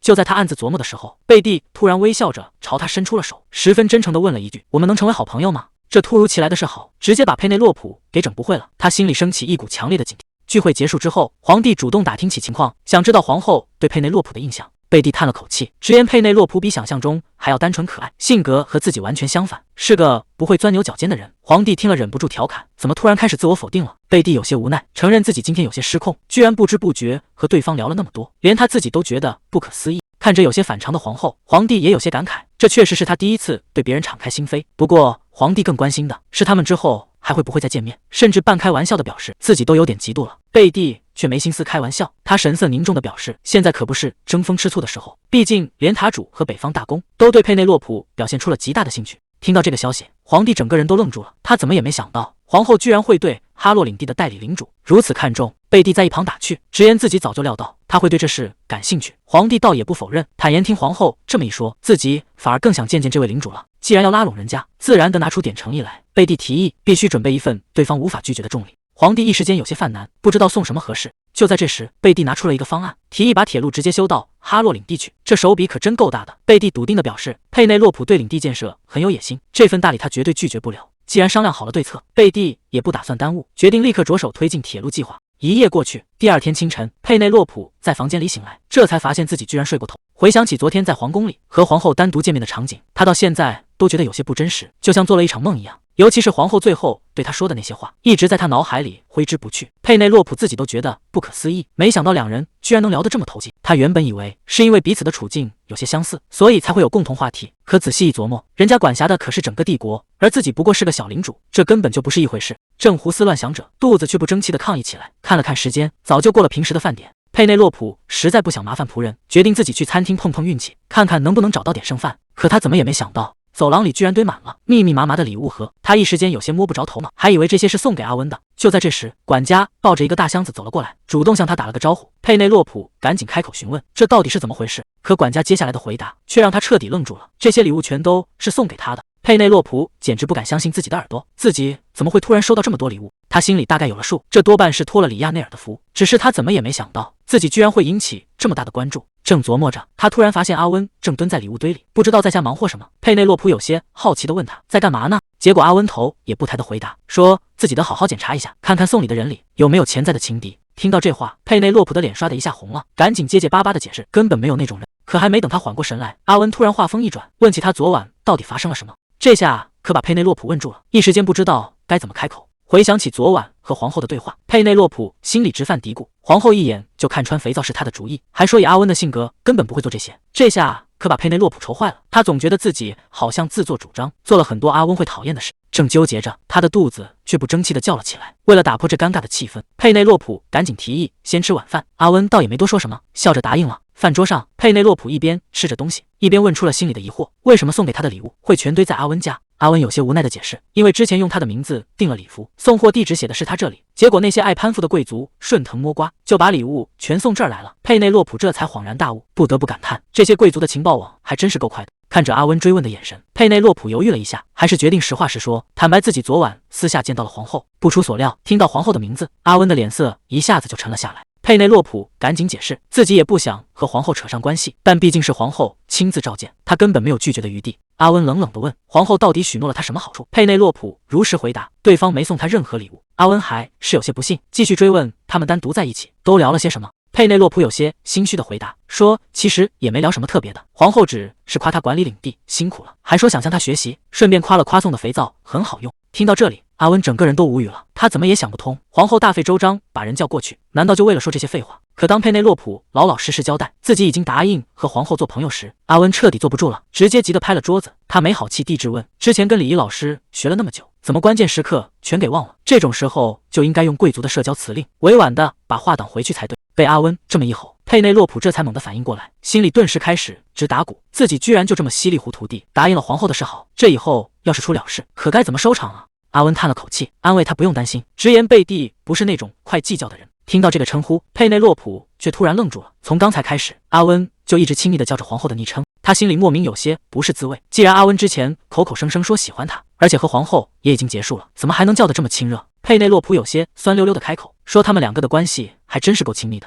这话一出，正在喝茶的阿温动作猛地一顿，佩内洛普自己也吓了一跳，心里懊恼的不行。他明明知道这两人在原著里纠缠不清，自己怎么就没管住嘴，偏偏要说这种酸溜溜的话呢？他只想赶紧找个话题糊弄过去，还没等他开口，阿温突然叫了他的昵称佩佩。阿温单手托着下巴，神色认真地看着他。阿温无奈地表示，光是应付他一个人就已经够让他忙得不可开交了，这话里的意思再明显不过了。他现在满脑子都是他，根本没有心思去想别的人。气氛正微妙时，佩内洛普的肚子却不争气地叫了，尴尬瞬间被打破。阿温无奈收回心思，只说先吃饭吧。饭刚吃完，皇宫的使者竟然直接找上门来。阿温有些诧异，皇宫的人来做什么？管家赶紧解释，这是皇后给佩内洛普的信。拆开一看，里面的内容让人大跌眼镜。皇后直言刚分开就忍不住想念他，甚至约他周日在老地方见面。佩内洛普有些意外，他对这里人生地不熟，顺口问了一句梅德里克街在哪。旁边的阿温直接把话接了过去，说他不需要知道地址，到时候自己会亲自带他去。佩内洛普直接听懵了，还没等他反应过来，阿温就已经转身走开，只留下一句听他的就行。看着阿温离开的背影，佩内洛普心里直犯嘀咕，阿温到底在搞什么名堂？怎么感觉事情越来越不对劲了？转眼到了周日，阿温带着佩内洛普来到约定地点，看着周围繁华的街景，佩内洛普心里直犯嘀咕，总算明白为什么皇后会这么受欢迎了。约定的时间已经到了，可皇后却迟迟没有现身。就在他四处张望时，身后突然传来一个男人的声音，问他到底在找谁。佩内洛普下意识回头一看，整个人瞬间愣在原地。他总觉得这张脸在哪里见过，有种说不出的熟悉感。旁边的阿温直接走上前，没好气地拆穿了对方，让对方别再开玩笑了。听到两人的对话，佩内洛普这才猛地反应过来，眼前这个风度翩翩的帅哥，居然就是皇后假扮的。难怪自己刚才觉得眼熟，这皇后的男装扮相简直让人认不出来。皇后笑着提议，别在街上傻站着了，还是找个地方坐下聊吧。看着周围人投来的目光，佩内洛普心里直犯嘀咕，这微服私访的动静是不是有点太招摇了？回想起刚才和皇后的对话，佩内洛普觉得有些尴尬，还没等他想好怎么开口，阿温突然凑了过来，直接把手搭在他的肩上。佩内洛普尴尬地笑了笑，只想赶紧把话题带过去。随后几人找了一家酒馆坐下，可当酒保把东西端上来时，佩内洛普整个人都愣住了，看着眼前这杯冒着气泡的黄色液体，他有些不敢相信，这居然是啤酒。皇后见他盯着杯子发呆，顺口问他是不是讨厌啤酒。佩内洛普赶紧摇头否认，其实他心里正犯嘀咕，毕竟自己前世最喜欢的就是下班后喝上一罐冰啤酒，比起高档红酒，他反而更中意这个。阿温看他一脸纠结，以为他是在勉强自己，伸手就想把杯子拿走，劝他不想喝就别勉强。佩内洛普急忙护住杯子，直言自己其实挺喜欢的。阿温有些纳闷，说自己以前从没见他喝过。佩内洛普有些心虚的解释，那是因为在城堡里根本没机会喝。阿温却不依不饶，追问他是不是在别的地方喝过。这下可把佩内洛普问住了，他总不能说是在前世喝的，只能含糊其辞地应付过去，坚持要自己喝完这一整杯。看着两人这副互动，坐在一旁的皇后忍不住笑出了声。皇后笑着打趣，说自己还是第一次看到有人能把阿温治得服服帖帖，劝他别对一杯啤酒大惊小怪。阿温却一脸严肃地反驳，直言是因为对方不知道佩内洛普的身体有多弱，才会说得这么轻松。看着阿温这副紧张的样子，皇后忍不住感慨，阿温真的变了好多。坐在一旁的佩内洛普只能尴尬地猛灌啤酒，心里直犯嘀咕，这两人说话也太不避讳了，自己只能假装什么都没听见。就在这时，皇后突然转过头问能不能和佩内洛普单独聊聊。听到对方提起塔主这个词，佩内洛普直接把嘴里的酒喷了出来。皇后有些意外，追问难道他还不知道阿温的真实身份吗？这下可把佩内洛普给整懵了。阿温也急了，埋怨皇后怎么能就这么说出来。看着佩内洛普疑惑的目光，阿温有些怀疑的追问，难道你真的什么都不知道吗？其实心里早就有所怀疑了吧。佩内洛普有些心虚的承认，自己确实隐约猜到了一些。阿温神色认真的解释，不管自己是什么身份，都不希望这件事影响到两人的关系。还没等他把深情的话说完，佩内洛普就急忙摆手打断，直言自己必须先说清楚，他现在可没有钱，更顾不起堂堂的塔主，而且之前的工钱已经结清，可不能再反悔涨价。这番话直接把阿温给整不会了。他怎么也没想到，佩内洛普纠结的居然是报酬问题。看着阿温一脸无语的样子，佩内洛普还理直气壮的反问：“难道还有比这更严重的问题吗？”阿温叹了口气，直言越说越累，决定还是以后再聊这个话题。就在这时，佩内洛普一拍脑门，说自己其实还准备了一份礼物。佩内洛普拿出准备好的心意，说是专门送给皇后的小礼物。见对方满脸期待，他有些害羞的介绍起来，这其实是用领的草药做的新款护肤品，配合之前的香皂效果更好。看到盒子里精致的样品，皇后喜出望外，直言要是早知道有这宝贝，自己肯定早就抢着买了。佩内洛普赶忙补充，这东西目前还在研发中，预计要等到秋天才会正式发售。皇后越听越来劲，忍不住追问他还有没有别的惊喜。佩内洛普笑着答应，等下一个新品研发成功，一定会第一时间送到皇后手里。见聊天氛围正好，皇后也顺势拿出一份文件，表示自己也有个重磅好消息要分享。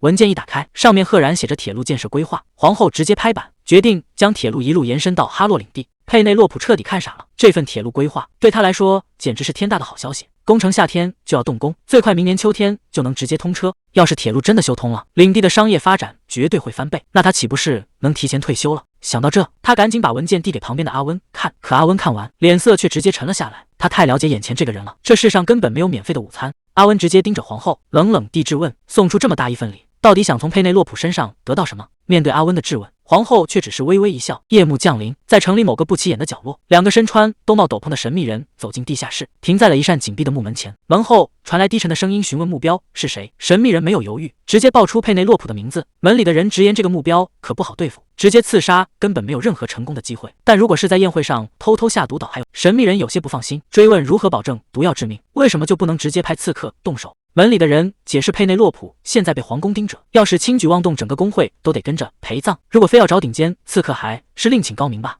神秘人叹了口气，只能询问这得花多少钱。对方直接开出了1万金币的天价，而且还要先付5000金币作为定金。这价格把神秘人吓了一跳，直呼怎么这么贵？门里的人冷哼一声，表示潜入府邸下毒风险极大，没点真本事根本办不到。神秘人还是有些不放心，追问要是毒不死怎么办？结果话音刚落，门后突然传来野兽的咆哮，一只巨大的红眼魔兽直接朝两人扑了过来，吓得他们连连后退。门里的人拿出一瓶散发蓝光的药水，直言这可是连巨熊都能毒死的剧毒，就算佩内洛普命大，能侥幸活下来，下半辈子也只能当个动弹不得的废人。听到这话，神秘人终于露出了满意的笑容，直接把一整袋沉甸甸的金币递了过去。喧闹的酒馆里，阿温看着手里的铁路规划文件，直接向对面的皇后发难。他冷冷地质问，送出这么大一份，到底想从佩内洛普身上得到什么？毕竟这世上可没有免费的午餐，他绝对不相信对方会不求回报。皇后倒也坦然，承认自己不做亏本买卖，他投资哈洛领地是因为看中了那里的未来，但他话锋一转，强调这些投资最终受益的都会是佩内洛普。听到这话，佩内洛普感到有些意外，但阿温显然不买账，冷冷地表示自己需要一个更加详细的解释。皇后解释，去年冬天因为药草价格暴跌，北方领地差点面临灭顶之灾，当时就连皇帝都拿不出有效的办法。就在这个关键时刻，佩内洛普像奇迹般出现，不仅带领领民站稳脚跟，还做到了自给自足，自己怎么可能不对他心存感激？皇后坦言，如果当初能把控好价格，北方也不会沦落到那个地步，这一切全都是自己的失误，但自己确实已经尽力去挽救了。可阿温听完这番话，根本不打算买账，冷冷地追问，你以为这套说法能骗过谁？你到底还有什么事情瞒着我？皇后有些意外，忍不住感慨，阿温真的变了好多，以前他可从来不会用这种态度说话。但阿温根本不吃这一套，冷冷地表示自己比谁都了解他，他是个连哭泣都要先计算利益的女人。这番话让皇后有些不敢相信，她忍不住追问，眼前的这个人到底是谁？真的还是那个阿温吗？阿温神色平静地回答，这才是真实的我，只是你一直不知道罢了。看着阿温这副冷淡的态度，皇后沉默半晌，最后直接端起面前的啤酒猛灌了一口，无奈地向对方妥协了。他坦言，虽然朝中官员名义上效忠皇帝，但私底下大家根本不是一条心。原本关于东大陆的贸易和北方草药关税都有着非常稳妥的计划，可以稳定价格。可谁能想到那些被野心蒙蔽的官员，竟然打着为皇帝分忧的旗号擅自行动。这帮人为了自己的利益为所欲为，直接把整个完美的计划给毁了。更可气的是，这帮家伙惹出大乱子之后，不仅不承担责任，反而把烂摊子丢给别人。说到这里，皇后气得一巴掌拍在桌上，大喊干脆让那些捣乱的家伙全都去死好了。看着这位皇后毫无形象的暴怒，旁边的佩内洛普心里直犯嘀咕，这女人发起火来也太可怕了。阿温却依旧冷静，他冷冷地追问她到底想干什么。皇后也懒得再隐瞒，直言想拉拢佩内洛普，毕竟他有能力又好沟通，正是帝国需要的人。修铁路只有好处，况且还有阿温在旁边守着，自己怎么会害他？话都说到这个份上了，皇后交出决定权，就看他们接下来怎么选择。皇后直言自己做这一切都是为了拉拢他，佩内洛普这才明白原来原著里的女主角并不是只拿好处不干事的人。还没等他多想，皇后突然一把抓住他的手，信誓旦旦的保证绝对不会让他受委屈，还说有皇后撑腰，其他贵族绝不敢轻视他。看着对方那副真诚的模样，佩内洛普有些无奈，顺口提了一句自己目前只是各代理领主。皇后二话不说，直接拍板要给他正式领主的权，还表示缺什么随时开口。面对这么诱人的条件，佩内洛普也懒得纠结，笑着向对方道谢。毕竟送上门的好处不要白不要，谁能拒绝和皇后联手呢？和皇后联手之后，麻烦事果然接踵而至。这天，管家直接抱来了一大堆请柬，重重的放在了佩内洛普面前。他直言这里面至少有5个宴会必须参加，尤其是其中3个大家族的邀请，他们的势力在首都盘根错节，根本得罪不起。看着桌上堆成小山的信件，佩内洛普有些无奈。他心里清楚，既然自己已经选择和皇后合作，那接下来的日子就注定安稳不了了。看着这堆推不掉的社交任务，他只觉头疼，甚至开始怀疑自己最后能不能安全脱身回家。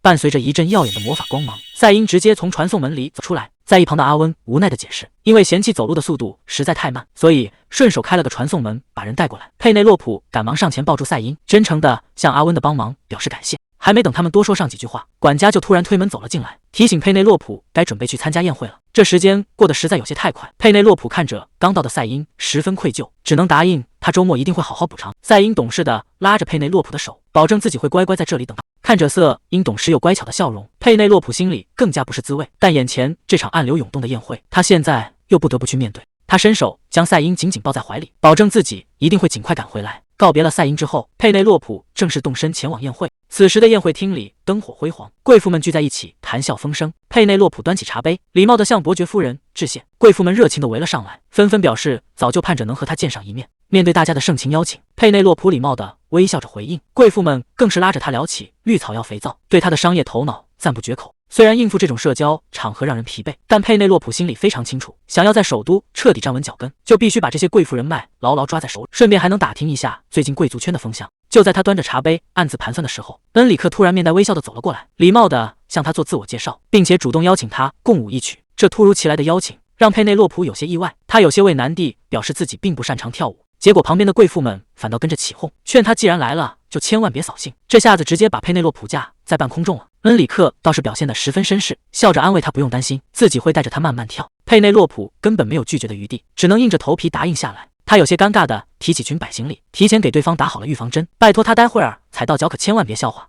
这一番话把旁边的贵妇们都给逗乐了，纷纷感叹这位哈洛小姐实在是有趣。看着大家善意的笑声，佩内洛普反而有些不好意思，甚至开始怀疑自己是不是说错了什么。恩里克笑着打趣道：“原来你是在担心自己的舞技，我还以为你是讨厌我呢。”佩内洛普连忙开口解释，自己来自偏远的领地，确实没怎么跳过舞，既然现在躲不过去，他也只能硬着头皮试一试。恩里克温柔地伸出右手，让他只要跟着自己的节奏就好。随着悠扬的音乐响起，恩里克顺势将他带入舞池。这突如其来的亲密接触让佩内洛普有些措手不及。恩里克轻声安慰他别紧张，自己会带他安全跳完这一曲。就在两人翩翩起舞的时候，人群中的里亚内尔正默默注视着这一切。一曲舞毕，佩内洛普总算松了一口气，虽然跳得有些吃力，但好歹是没出什么洋相。恩里克也礼貌地向他道谢。跳完舞的佩内洛普只觉得口干舌燥，刚好看到旁边有侍从端着饮料走过，便主动提出想喝点东西。恩里克笑着答应，顺手也给自己拿了一杯。看着佩内洛普毫无防备的大口喝下饮料，恩里克在一旁直接愣住。喝完饮料的佩内洛普只觉得整个人都活过来了，可他根本不知道，这杯看似寻常的饮料里早就被人动了手脚。刚喝下去没多久，佩内洛普就觉得胃里有些发热，不过他也没多想，只当是这酒的后劲有点大。为了缓解尴尬，佩内洛普主动搭话，问恩里克为什么总看着自己笑。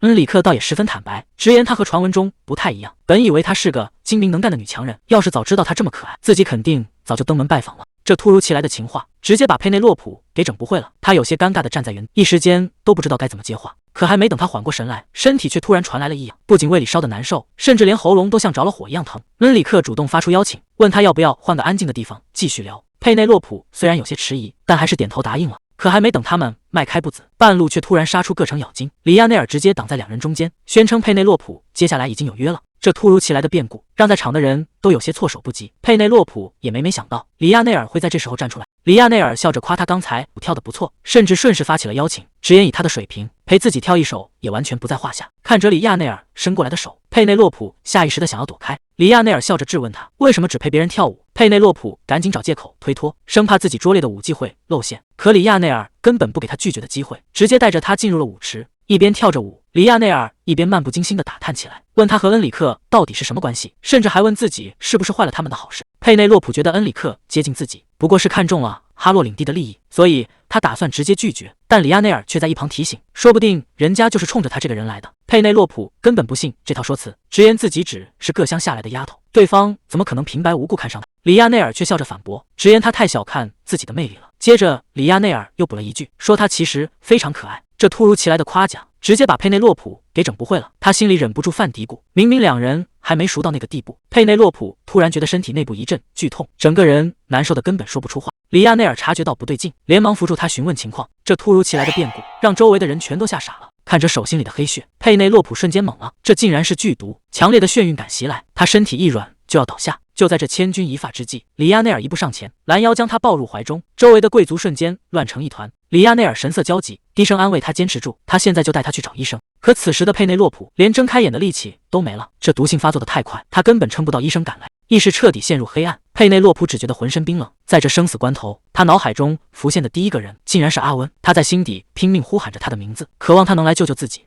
下一秒，阿温竟然真的凭空出现，他面色阴沉，直接从里亚内尔怀中将佩内洛普接了过去。周围的贵妇们全看傻了，谁能想到高高在上的塔主会为了他亲自降临？看着奄奄一息的佩内洛普，阿温无奈地叹了口气，他小心翼翼地把佩内洛普平放下来，开始为他检查伤势。这一查让阿温眉头紧锁，事情远比想象的更棘手，他中的是致命混合剧毒，哪怕只沾上一滴，也足以让人当场毙命。显然有人在他的酒杯里动了手脚。一旁的里亚内尔脸色铁青，这根本就是一场针对佩内洛普的精心谋杀。那个下毒的侍从眼看事情败露，正缩着脖子准备趁乱溜走。可他还没走出几步，阿温冷哼一声，个空虚握，狂暴的魔力瞬间化作巨手，硬生生将他抓了回来。侍从被重重摔在地上，一路滚到了里亚内尔脚下。阿温眼神冰冷如刀，吩咐里亚内尔处理这人，无论用什么手段，必须揪出背后的指使者，敢在塔主眼皮底下动手，这个幕后黑手注定要付出代价。里亚内尔立刻带人去审问侍从，阿温则留下来全力为他驱毒。看着昏迷中嘴角还挂着笑的他，阿温一时间又气又好笑，都快没命了，居然还能笑得出来。不知过了多久，佩内洛普终于睁开双眼，可眼前的场景却无比陌生。看着这间简陋的木屋，他一时间有些反应不过来，自己这到底是在哪里？他努力回想着昏迷前的画面，只记得自己喝下毒酒倒地，在意识消散的最后一刻，隐约看到了阿温的身影。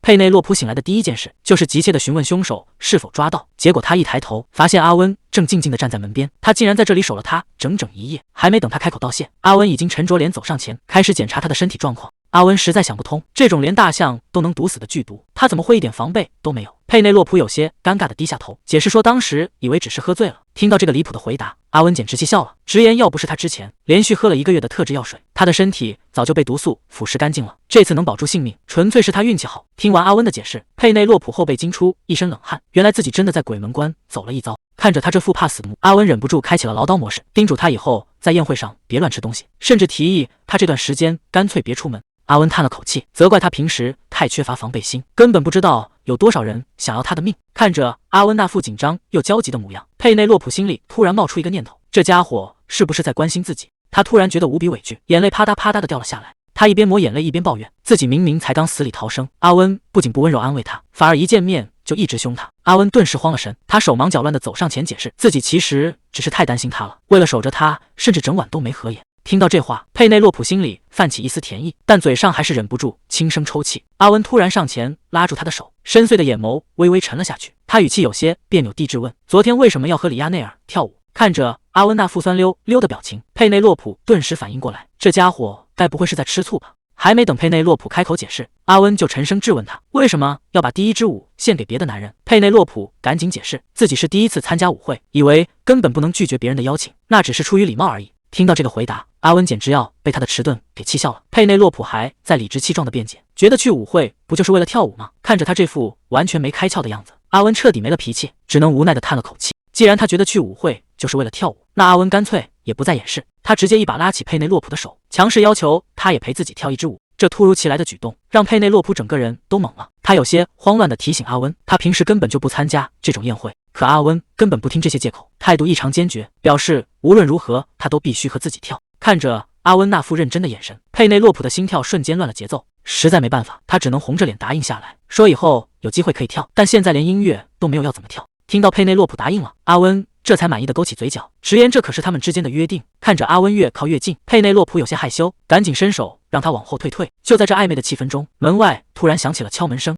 进来的人是赛因，他手里端着热腾腾的食物，说是女仆特意为他准备的。赛因还贴心地转达了女仆的叮嘱，让他一定要细嚼慢咽，免得伤了胃。佩内洛普笑着答应下来，毕竟从昨天到现在，他滴水未进，肚子早就饿得咕咕叫了。看着这精致的食物，他迫不及待地尝了一口，结果这一口下去，他整个人直接愣在了原地。这东西怎么一点味道都没有？难道是他的味觉出了什么问题？刚开始的几天，佩内洛普只能天天喝清汤寡水。随着日子一天天过去，被禁足在房间里的他快要憋疯了。刚开始躺在床上打滚还挺惬意，可没过2天，他就无聊的直抓狂，甚至恨不得立刻回去工作。就在这时，女仆又抱来了一大堆礼物。看着满屋子贵族们送来的花和礼盒，佩内洛普无奈的叹了口气。毕竟他这次中毒，同时惊动了塔主和北方大公，大家自然都想借机来巴结他。实在是闲得发慌，佩内洛普试探着跟阿温商量，能不能至少让他处理一下积压的工作。结果阿温头也不回的冷冷拒绝，甚至还用魔法把他锁在屋里，命令他老实待着。交代完事情，阿温便准备出门。佩内洛普有些好奇，赶紧追问他要去哪里。阿温解释说，是吹风机的研发有了新进展，他必须亲自过去一趟。临走前，阿温还顺口交代了一句，让他乖乖看家。这话一出，佩内洛普忍不住在心里吐槽，自己又不是看门狗。看着阿温头也不回的离开，佩内洛普忍不住抱怨他冷酷无情。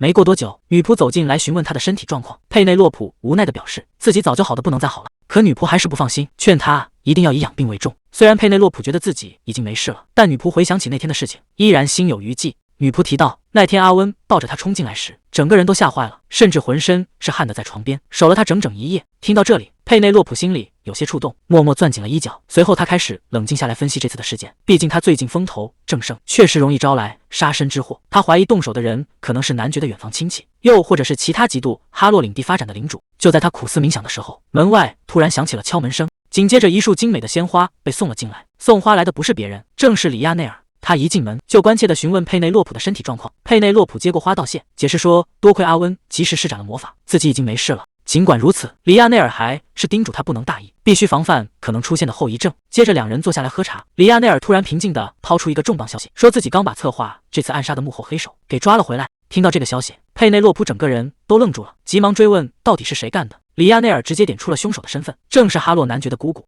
佩内洛普立刻想起来了，就是之前为了争夺领主之位，在领地里大吵大闹的远房亲戚。谁能想到，为了权势，他们竟然真的敢下毒手谋杀他。佩内洛普询问他们是否会接受审判，里亚内尔给出了肯定的答复，并表示不仅是这2个人，他们还在调查哈洛家族的其他远房亲戚。毕竟虽然是这2个人向刺客工会买凶杀人，但其他亲戚很可能也参与了合谋。里亚内尔的态度非常坚决，这次必须把这些隐患连根拔起。听完里亚内尔的计划，佩内洛普心里直犯嘀咕，这家伙听起来是打算把所有远房亲戚都一网打尽啊！哪怕有些人根本没参与，他真的会为了别人的事做到这一步吗？接着佩内洛普询问审判的时间，里亚内尔回答是下周1，并问他想不想去旁听。佩内洛普露出了有些腹黑的笑容，直言如果可以的话，他想在法官宣判时当面嘲笑那些想要他命的人。看到里亚内尔有些异样的目光，佩内洛普有些尴尬地问自己是不是说错话了。里亚内尔却表示他只是觉得佩内洛普很有勇气，敢去面对要杀自己的人。佩内洛普顺口开了个玩笑，说如果可以的话，真想让他们也尝尝自己中过的毒。没想到里亚内尔听了，居然非常认真地表示，只要他想，他完全可以安排。看着里亚内尔那副认真的样子，佩内洛普顿时吓了一跳，赶紧摆手拒绝，表示维持现状就好，不想给他添麻烦。这家伙绝对是说到做到的狠角。里亚内尔直言不讳，说自己其实是想让佩内洛普欠他一个人情。佩内洛普有些尴尬的回答，他之前帮的忙已经够多了。看到佩内洛普有些局促，里亚内尔问他是不是觉得自己这样做让他不舒服。佩内洛普一时间不知道该怎么回答。就在这时，他脑海中突然闪过舞会上的回忆，记忆里亚内尔曾对他说，他比自己想象的要迷人的多，而且还夸他很可爱。佩内洛普一下子懵了，这真的是里亚内尔对他说过的话吗？他努力回想舞会上的细节，但记忆却有些模糊，到底当时发生了什么？他当时实在喝得太醉了，脑子里的记忆根本拼凑不完整。看着眼前微笑着的里亚内尔，一个不可思议的念头突然在佩内洛普脑海中闪过，难道说这位高高在上的大公真的对自己有意思？空气在这一瞬间变得无比微妙。里亚内尔神色自若地端起茶杯，佩内洛普的心里却早已乱成一团。为了打破这让人窒息的尴尬，他只能硬着头皮主动开口，一本正经地聊起了未来的铁路规划。里亚内尔倒也十分配合，顺着他的话头随口应了几句。可还没等佩内洛普松一口气，里亚内尔却突然话锋一转，直接问他是不是还没给阿温答复。这个问题让佩内洛普瞬间僵在原地。更让他始料未及的是，里亚内尔紧接着抛出了一枚重磅炸弹。既然他现在还没有做出决定，那是不是也该给他一个公平竞争的机会？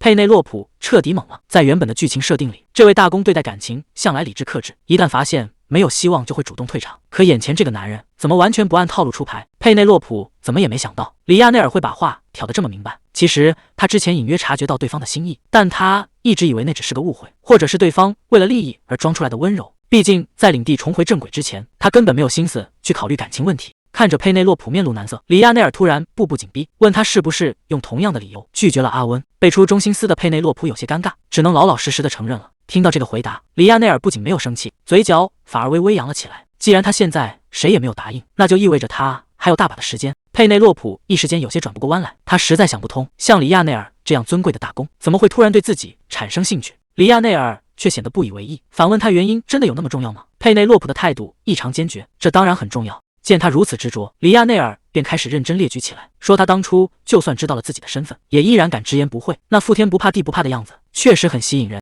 而且他虽然有点贪财，但对仆人和孩子们却非常温柔，这些在别人眼里的缺点，在他看来反而很有意思。听到这一堆奇怪怪的理由，佩内洛普整个人都无语了，这到底算哪门子的喜欢？里亚内尔的态度却无比认真，直言这些理由对他来说非常重要。这下佩内洛普彻底没词了，他虽然听懂了对方的暗示，但一时间实在不知道该怎么面对，尴尬的气氛几乎要将他淹没。佩内洛普只能捂着脸下了逐客令，让里亚内尔先回去。里亚内尔倒也十分体贴，没有继续为难他，行了个礼便转身离开了房间。随着房门轻轻关上，屋里只剩下佩内洛普一个人，他再也支撑不住，整个人直接瘫倒在床上，脑子里乱成了一锅粥。光是阿温之前的表白就已经够让他头疼了，现在居然又来了一个里亚内尔。虽然这两个男人要长相有长相，要家世有家世，确实是无可挑剔的交往对象，但万一以后分手了，那后果他根本不敢想象，估计会被全天下人指指点点。想到这里，佩内洛普无奈地叹了口气，他决定先把这些感情债放一放，眼下最要紧的还是领地的铁路建设，反正时间一长，说不定他们自己就放弃了。可还没等他松一口气，房门突然被一把推开，阿温竟然直接闯了进来，这下可把他吓得不轻。看到阿温这么快就折返回来，佩内洛普显得有些意外。阿温看他状态不太对劲，关切地问他是不是身体不舒服，还体贴地表示如果累了就继续躺着，没必要勉强去见客人。听到客人2个字，佩内洛普顿时紧张起来，赶紧追问是谁来了，甚至怀疑是不是里亚内尔还没走。看着他这副慌张的样子，阿温的眼神里闪过一丝起疑，问他怎么一惊一乍的，是不是发生了什么事？毕竟他听说里亚内尔刚刚来过。佩内洛普赶紧大声否认，拼命解释什么都没发生。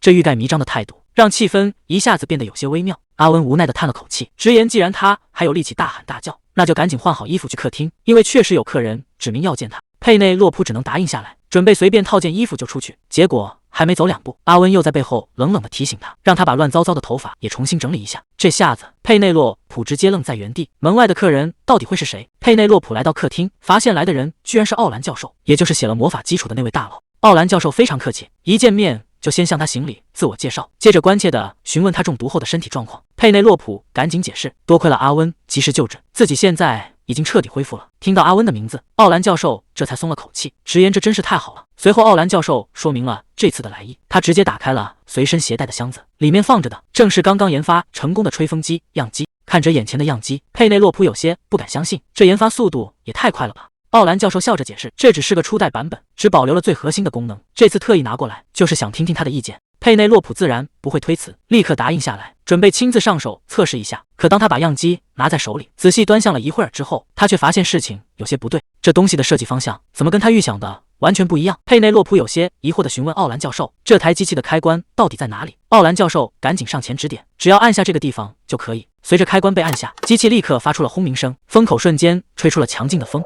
奥兰教授在一旁连忙解释，这台机器采用低级模式驱动，而且能耗极低，一小块就能维持整整1个月。听到这个惊人的数据，佩内洛普也忍不住暗自惊叹，能量效率确实高得离谱。看着奥兰教授一脸期待的表情，佩内洛普心里有些迟疑。虽然成品与预想有些偏差，但他还是先肯定了对方的成果，随后委婉地表示，只要稍微改进一下就会更加完美。听到需要改进，奥兰教授有些疑惑地追问，具体是指哪些方面？佩内洛普也不客气，直接指出了最致命的问题，这东西拿在手上实在太重，拿着久了手酸不说，完全偏离了原本的设计初衷。接着他又指出了风力问题，现在的风力太强，容易损伤头发，必须设计成高中低3档调节。不仅如此，进风口设计的太宽，头发很容易被卷进去，必须加个细网罩才安全。最后他还建议，最好能实现冷热风交替，并在机身加个挂钩，方便收纳。奥兰教授听完这番建树，对佩内洛普的才华赞不绝口，甚至主动提出要亲自推荐他去学院深造。佩内洛普还没来得及回应，一旁的阿温就投来冰冷的目光，吓得奥兰教授赶紧把话咽了回去。为了缓解现场的尴尬，奥兰教授连忙把话题扯回正轨，表示会立刻根据意见进行修改，下周就能把成品送到手里。听到这个惊人的效率，佩内洛普有些不敢相信。奥兰教授笑着解释，因为基础框架已经做好了，修改起来并不困难。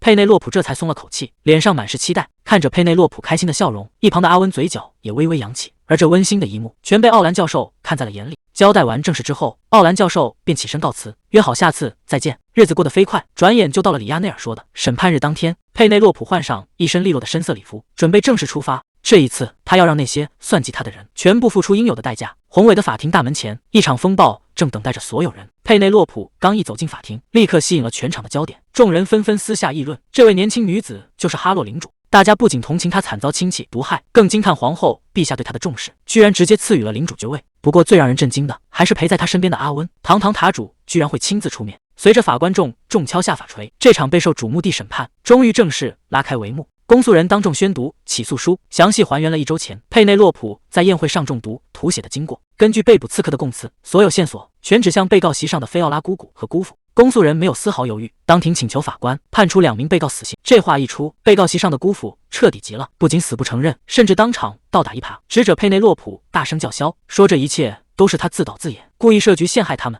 面对这种无耻的污蔑，公诉人当场拿出铁证驳斥。早在半个月以前，就有人目击他们去过刺客工会，连交易账本都查得一清二楚。可哪怕铁证如山，姑父依然死不认账，疯狂叫喊是对方提前串通好的。法庭内的气氛瞬间降到了冰点。姑父在法庭上越说越激动，指着佩内洛普大声控诉，说他才是那个抢走爵位、设局陷害家人的恶毒女人。这番歇斯底里的控诉让旁听席上的贵族开始动摇，私底下议论纷纷，局势似乎对佩内洛普极为不利。可还没等众人反应过来，佩内洛普突然身体一晃，险些当场倒下。幸好身旁阿温眼疾手快，一把将他紧紧扶住。虽然佩内洛普强撑着说无碍，但大家心知肚明，上次中毒留下了严重后遗症。面对无端的指责，佩内洛普虽然身体虚弱，但眼神依然坚定，表示自己拼命重建领地，可不是为了听这种无耻污蔑。这番掷地有声的话语让旁听席上的贵族彻底坐不住了，大家纷纷站出来为他说话。谁会拿自己的性命去服毒设局？眼看现场群情激愤，法官重敲下法锤维持秩序，当庭宣布准备对这起谋杀案作出最终判决。法官高声宣布，菲奥拉夫妇谋杀罪名成立，而且在法庭上毫无悔改之意。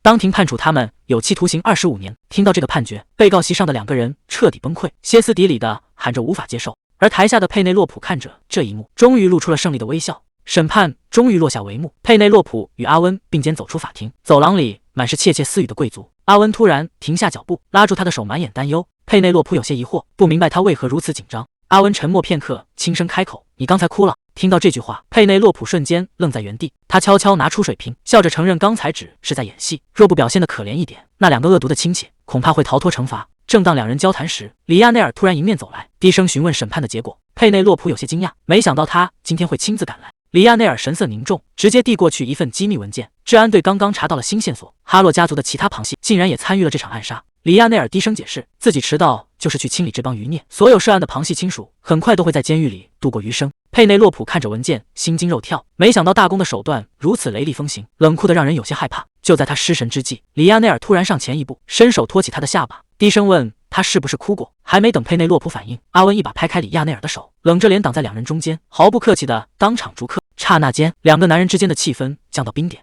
里亚内尔无视了阿温的敌意，深情地看着佩内洛普，约定过几天亲自登门拜访。阿温顿时怒火中烧，当场毫不客气地对了回去：“那是我的宅邸，你凭什么不请自来？”阿温步步紧逼，质问里亚内尔私下接近他，究竟抱有什么居心？夹在2个男人中间，佩内洛普被吵得头疼不已，连忙出声制止。此时周围的贵族纷纷围拢，对着3人指指点点。为了避免沦为八卦焦点，佩内洛普借口身体疲惫，必须立刻回去休息。里亚内尔满脸遗憾，只能温柔地叮嘱他路上小心。阿温则顺势拉起他的手，亲昵地叫着他的名字，迅速带他离开这片是非之地。回程的马车里，气氛压抑得让人有些窒息。佩内洛普正拿着水瓶喝水，阿温突然冷不丁地开口：“你喜欢那个家伙吗？”佩内洛普直接被呛得喷了出来。阿温却不依不饶，追问他是不是因为对方是大公，所以才动了心。佩内洛普连忙摆手解释，先不说喜不喜欢，光是那巨大的身份差距，就让他根本不敢多想。阿温深深地凝视着他，意味深长地低语：“可我们在一起的时候，你似乎从未在意过身份差距。”看着阿温无比认真的神情，佩内洛普有些摸不着头脑，忍不住问他到底想干什么。阿温直接打出直球，坦言自己正在追求他，所以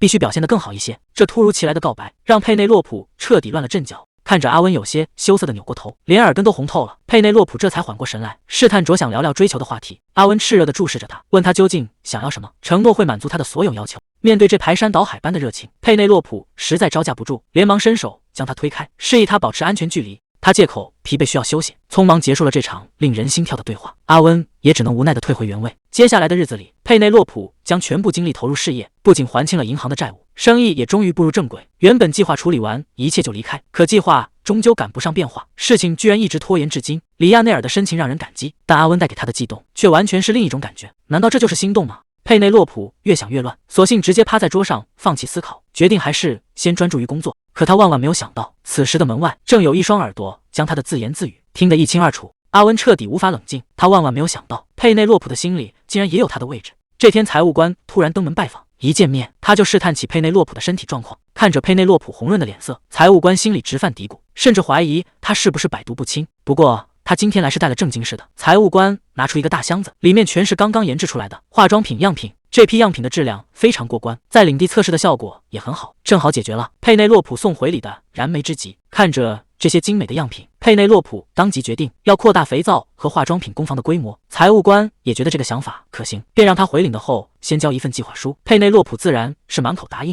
既然要扩大规模，佩内洛普觉得现有的香味有些单一，是时候增加点新花样了。他叮嘱财务官去安排制作薰衣草和茉莉花香的肥皂，原料就从合作商那里拿。交代完这些，佩内洛普又抛出一个重磅消息，他打算再开发一个全新的项目。这个项目需要用到魔法工程技术，目前正和阿温一起研发，等时机成熟了再公布细节。听到这个消息，财务官整个人都惊呆了，没想到又有了新发明。佩内洛普连后续的规划都想好了，准备把生产基地设在首都，前期由自己投资，后期再引入外部资金和商会渠道。看着佩内洛普有条不紊地规划着未来，财务官心里满是敬佩，甚至开始反省自己之前的懈怠。他当即站起身来表态，以后绝对会加倍努力工作，绝不辜负这份信任。正式谈完，财务官便起步告辞，准备回领的去筹备新项目。佩内洛普本想留他多坐一会儿，可财务官却走得十分匆忙，只叮嘱他要保重身体。看着财务官离去的背影，佩内洛普总觉得他今天的态度有些说不出的奇怪。还没等他细想，门外突然传来一阵急促的脚步声，女仆慌慌张张地跑了进来，手里还死死攥着一份报纸，连话都说不利索了。女仆急得直跺脚，直呼出大事了。佩内洛普有些纳闷，顺手接过报纸一瞧，这一看他整个人都傻眼了。报纸上赫然写着世纪大丑闻几个大字，上面不仅详细描述了他和阿温还有里亚内尔大公的三角关系，甚至还配了插图，让大家猜他最后会选谁。佩内洛普整个人都懵了，自己的私生活怎么就成了报纸的头条新闻？一旁的阿温看着报纸，关注点却完全跑偏了，他有些不服气的抱怨，为什么报纸上只详细写了里亚内尔的名字？佩内洛普一脸无语，这都什么时候了，他居然还在纠结这种问题。可阿温却理直气壮，甚至还指着报纸质问，凭什么里亚内尔的名字排在前面？看着阿温这副打翻了醋坛子的模样，佩内洛普简直哭笑不得。就在两人争执不下的时候，大门突然被人推开，卢卡斯慌慌张张地跑了进来，说外面已经被记者给包围了。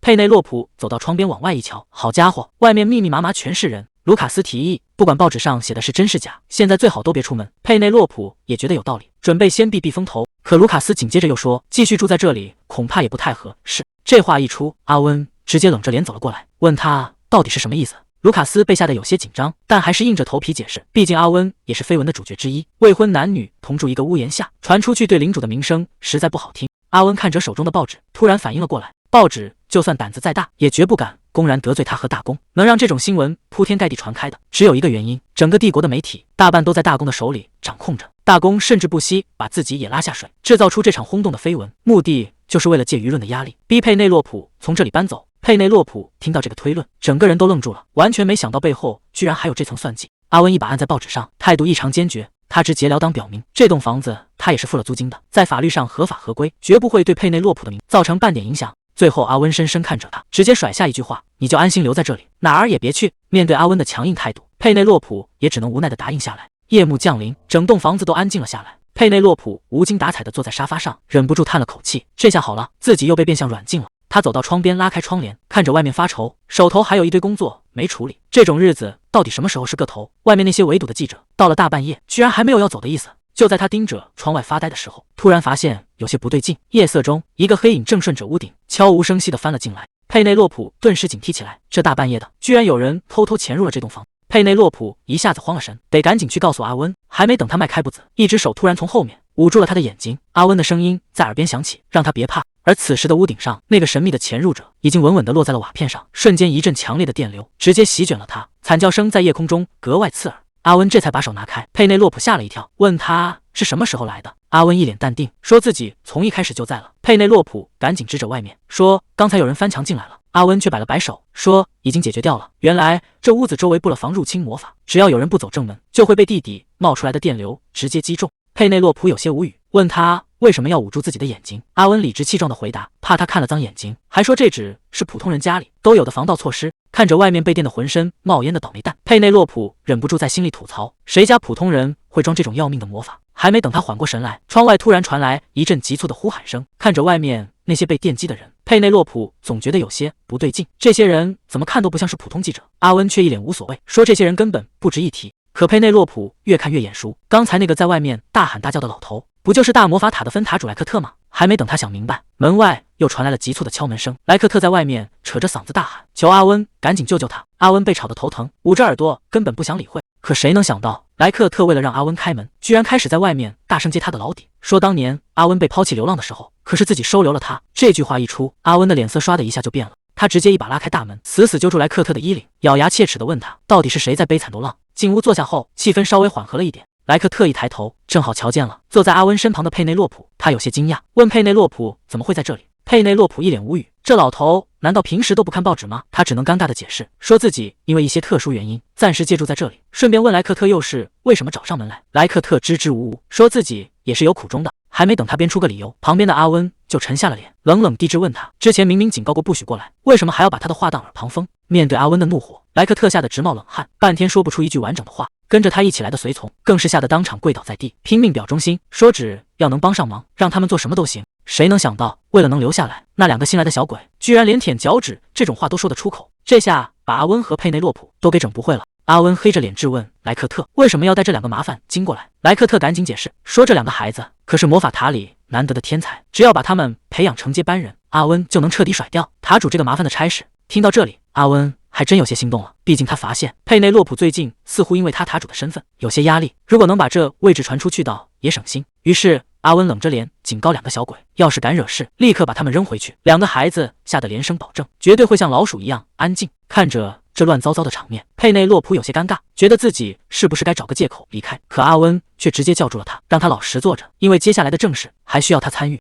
奥兰教授这时候笑呵呵地站了出来，问佩内洛普要不要看看他刚做出来的成果。佩内洛普吓了一跳，这老头是什么时候站在背后的？奥兰教授有些尴尬，说自己其实一开始就在了，只是刚才那场面太混乱，他实在不敢插嘴。佩内洛普想想也是，刚才那出戏换谁都不敢随便上前。进入正题，奥兰教授小心翼翼地打开随身带来的大箱子，这一打开，佩内洛普整个人都看呆了。箱子里躺着的居然是一台造型精巧的吹风机，这可是结合了魔法工程的全新发明，拿在手里不仅轻巧，上手也非常顺手。奥兰教授在旁边指点，让他按一下手柄上的按钮。佩内洛普顺手按了下去，下一秒，神奇的事情发生了，不仅几乎没有噪音，而且风力还特别强劲。奥兰教授在旁边得意地介绍说，按照他的建议，特意加上了调节温度的功能，冷风、温风、热风随便切换。佩内洛普简直不敢相信自己提的那些意见，这老头居然只用了1周就全部搞定，这效果直接拿去卖都完全没问题。奥兰教授被夸得合不拢嘴，直说这阵子的辛苦总算没白费。就在两人聊得起劲时，旁边突然传来一个声音，打断了他们的对话。莱克特凑了过来，好奇地盯着佩内洛普手里的东西，问这到底是个什么宝贝。佩内洛普大方地解释，这叫吹风机，专门用来快速吹干头发的，就算是长头发10分钟也能搞定。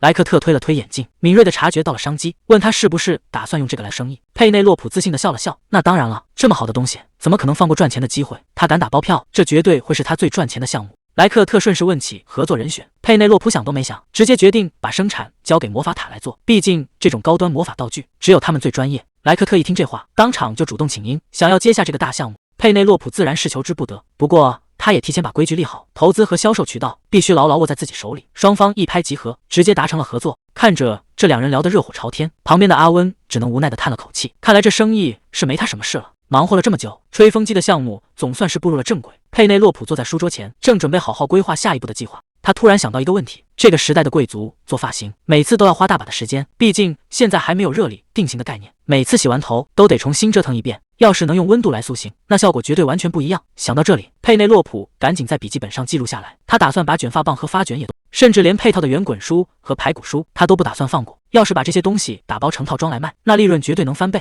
就在佩内洛普为自己的商机兴奋时，门外突然传来了敲门声，女仆急匆匆地跑来汇报，说是皇宫的使者已经到了。佩内洛普有些纳闷，开口询问到底发生了什么事。佩内洛普收到了一封神秘邀请函，皇后竟然邀请他这周5去参加茶会。他转头询问身边的阿温要不要同行，没想到阿温想都没想就直接一口回绝。佩内洛普十分纳闷，追问他为什么不去。阿温一边吃着点心，一边无奈的解释，要是皇宫里的法师们看到他，估计恨不得当场把他生吞活剥。毕竟前阵子他在皇宫大闹了一场，把人家的地盘砸了个稀里哗啦，那些法师为了修复建筑，整整1个月没合眼。听到这里，佩内洛普顿时一阵无语，这家伙到底在皇宫闯了多大的祸？不过直觉告诉他还是别知道真相为好。就在这时，阿温突然凑了过来，神色无比认真地盯着他。这突来的举动让佩内洛普摸不着头脑。阿温突然提起之前送礼的事情，说他给那些贵族小姐甚至贝蒂都送了礼物。阿温指着自己有些委屈地追问，那到底什么时候才轮到他的那份礼物？这突来的讨债直接把佩内洛普整不会了，只能赶忙连声向他道歉。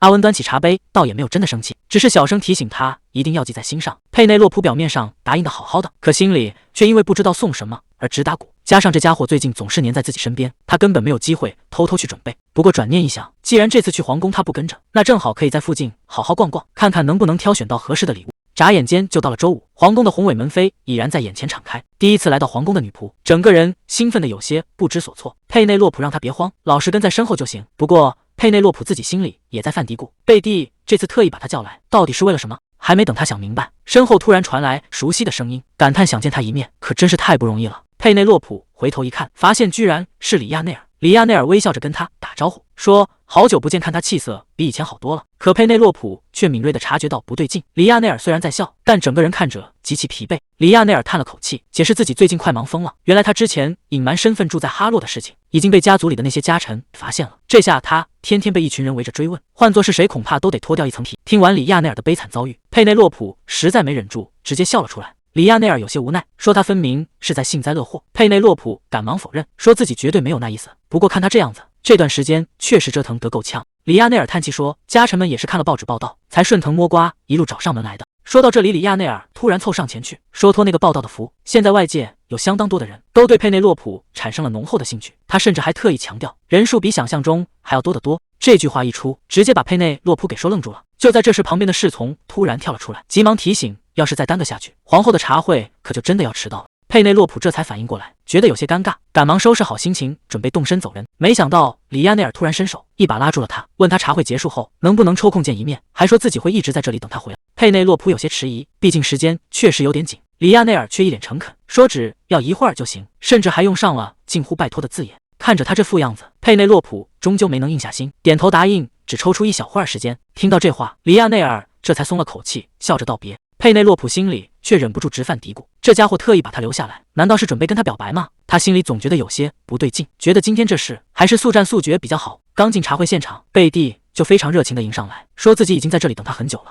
佩内洛普赶忙为自己的迟到道歉，贝蒂却一点也不介意，反而拉着他嘘寒问暖，关切地问他一路上走过来累不累。接着贝蒂就兴奋地跟他分享起来，说多亏了佩内洛普送的那个神奇礼物，今天早上洗头吹干，居然连1个小时都没用，把女仆们都给彻底惊呆了。佩内洛普听了心里暗自庆幸，还好自己在收到邀请函那天就提前把吹风机给送了过来，这礼物送的可真是太及时了。原本以为只是一场普通的茶会，没想到大门突然被推开，来人开口就说国务会议稍微耽搁了一会儿。佩内洛普刚喝进嘴里的茶水，噗的一下一滴不剩全喷了出来，眼前这位突然出现的竟然是当今皇帝。皇帝有些意外，问贝蒂怎么没提前跟佩内洛普打个招呼。贝蒂只能尴尬的解释，想给他准备个惊喜。看到佩内洛普被吓得够呛，皇帝微笑着赔不是，让佩内洛普别太紧张。佩内洛普哪里见过这种大阵仗，赶忙起身恭敬地向皇帝行礼。皇帝随性地摆了摆手，示意他赶紧坐下，说私底下不必讲这么多繁文缛节。佩内洛普战战兢兢地坐回原位，可心里早就已经七上八下乱成一团。皇帝今天突然亲自到场，到底是在打什么算盘？皇帝直截了当地说明了自己的来意，说自己这次特意过来就是想见见这位新晋的哈洛领主，顺便亲口谢谢他发明的魔法道具，因为那个东西确实太好用了。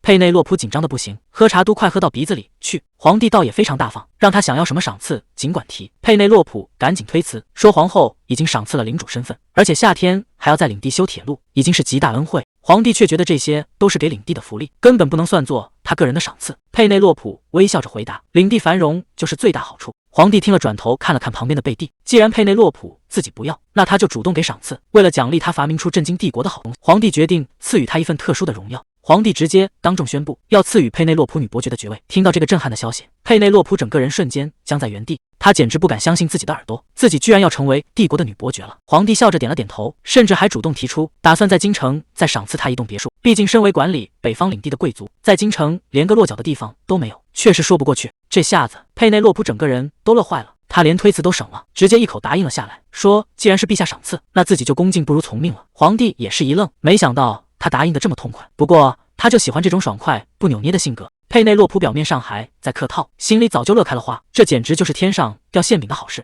看到佩内洛普这么高兴，皇后心里也总算踏实了，只要这份礼物送的合心意就行。可谁能想到，刚从茶会出来就出状况了，一直跟在身后的女仆突然整个人瘫倒在地上。佩内洛普吓了一跳，赶紧过去扶她，问她到底怎么了。女仆虚弱的道歉，说自己突然头晕的厉害，想在旁边坐一会儿。佩内洛普赶紧把她扶到石椅上，看她这副样子，又问她是不是口渴了。女仆点了点头，说自己确实渴得不行。佩内洛普安抚她，说自己去叫个侍从拿水过来，让她在原地等一会儿。可女仆却有些犹豫，似乎有什么话想说。佩内洛普安抚女仆，说这里挺偏僻的，不会有人打扰，让她先在椅子上好好休息，反正自己一会儿还要去见里亚内尔，正好顺路去帮她找点水喝。交代完之后，佩内洛普就独自出发了。可谁能想到，这皇宫大得像个迷宫一样，他走着走着，居然彻底迷路了，在同一个地方转了好几圈，连个侍从的影子都没见着。这下可把他给愁坏了，不知道该怎么走出去。就在他急得团团转的时候，旁边的树丛后面突然传来了说话的声音。佩内洛普躲在树丛后面一瞧，发现说话的居然是里亚内尔，而站在他对面的正是他的弟弟瑟贝斯。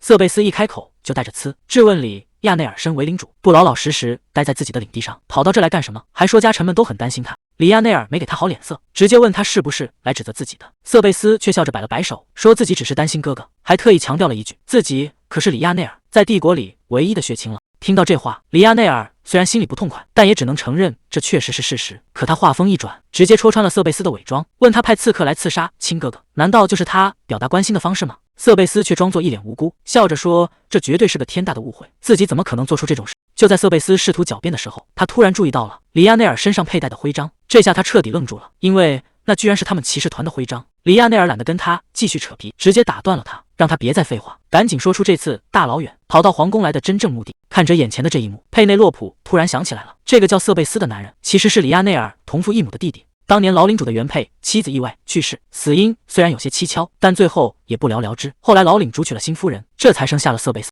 在原著小说里，这家伙就一直盯着爵位不放，处处跟里亚内尔作对。没想到如今故事都结束了，他居然还在贼心不死的折腾。里亚内尔直接警告他别想打哈洛领地的主意，瑟贝斯却不以为意的反问，身为大公继承人，难道不该早点娶个贤内助吗？瑟贝斯越说越过分，指责里亚内尔任性了这么多年，现在居然还想娶个寡妇当大公夫人，让整个家族都沦为了贵族圈的笑柄。里亚内尔根本不想听他废话，冷冷的回对过去，说自己早就已经成年了，轮不到亲弟弟来对自己指手画脚，要是没别的事就赶紧滚蛋。可瑟贝斯却不依不饶，追在后面继续质问，说他这是在丢掉大公的尊严，甚至直接戳破了里亚内尔的意图，问他是不是从头到尾都只是在利用那个女人。面对瑟贝斯的质问，里亚内尔不仅没有否认，反而一脸平静的反问他，利用他又有什么错？里亚内尔直截了当的表示，利用对方的身份和能力来为自己谋利，这本就是理所当然的事。作为大公，他想怎么做完全是他的自由。看着愣在原地的瑟贝斯，里亚内尔直接走上前去，冷冷的盯着他，问他到底谁才是这里的领主？这强大的压迫感一下子让瑟贝斯连大气都不敢喘。谁能想到佩内洛普其实一直站在灌木丛后面，把他们刚才的对话全都听了进去。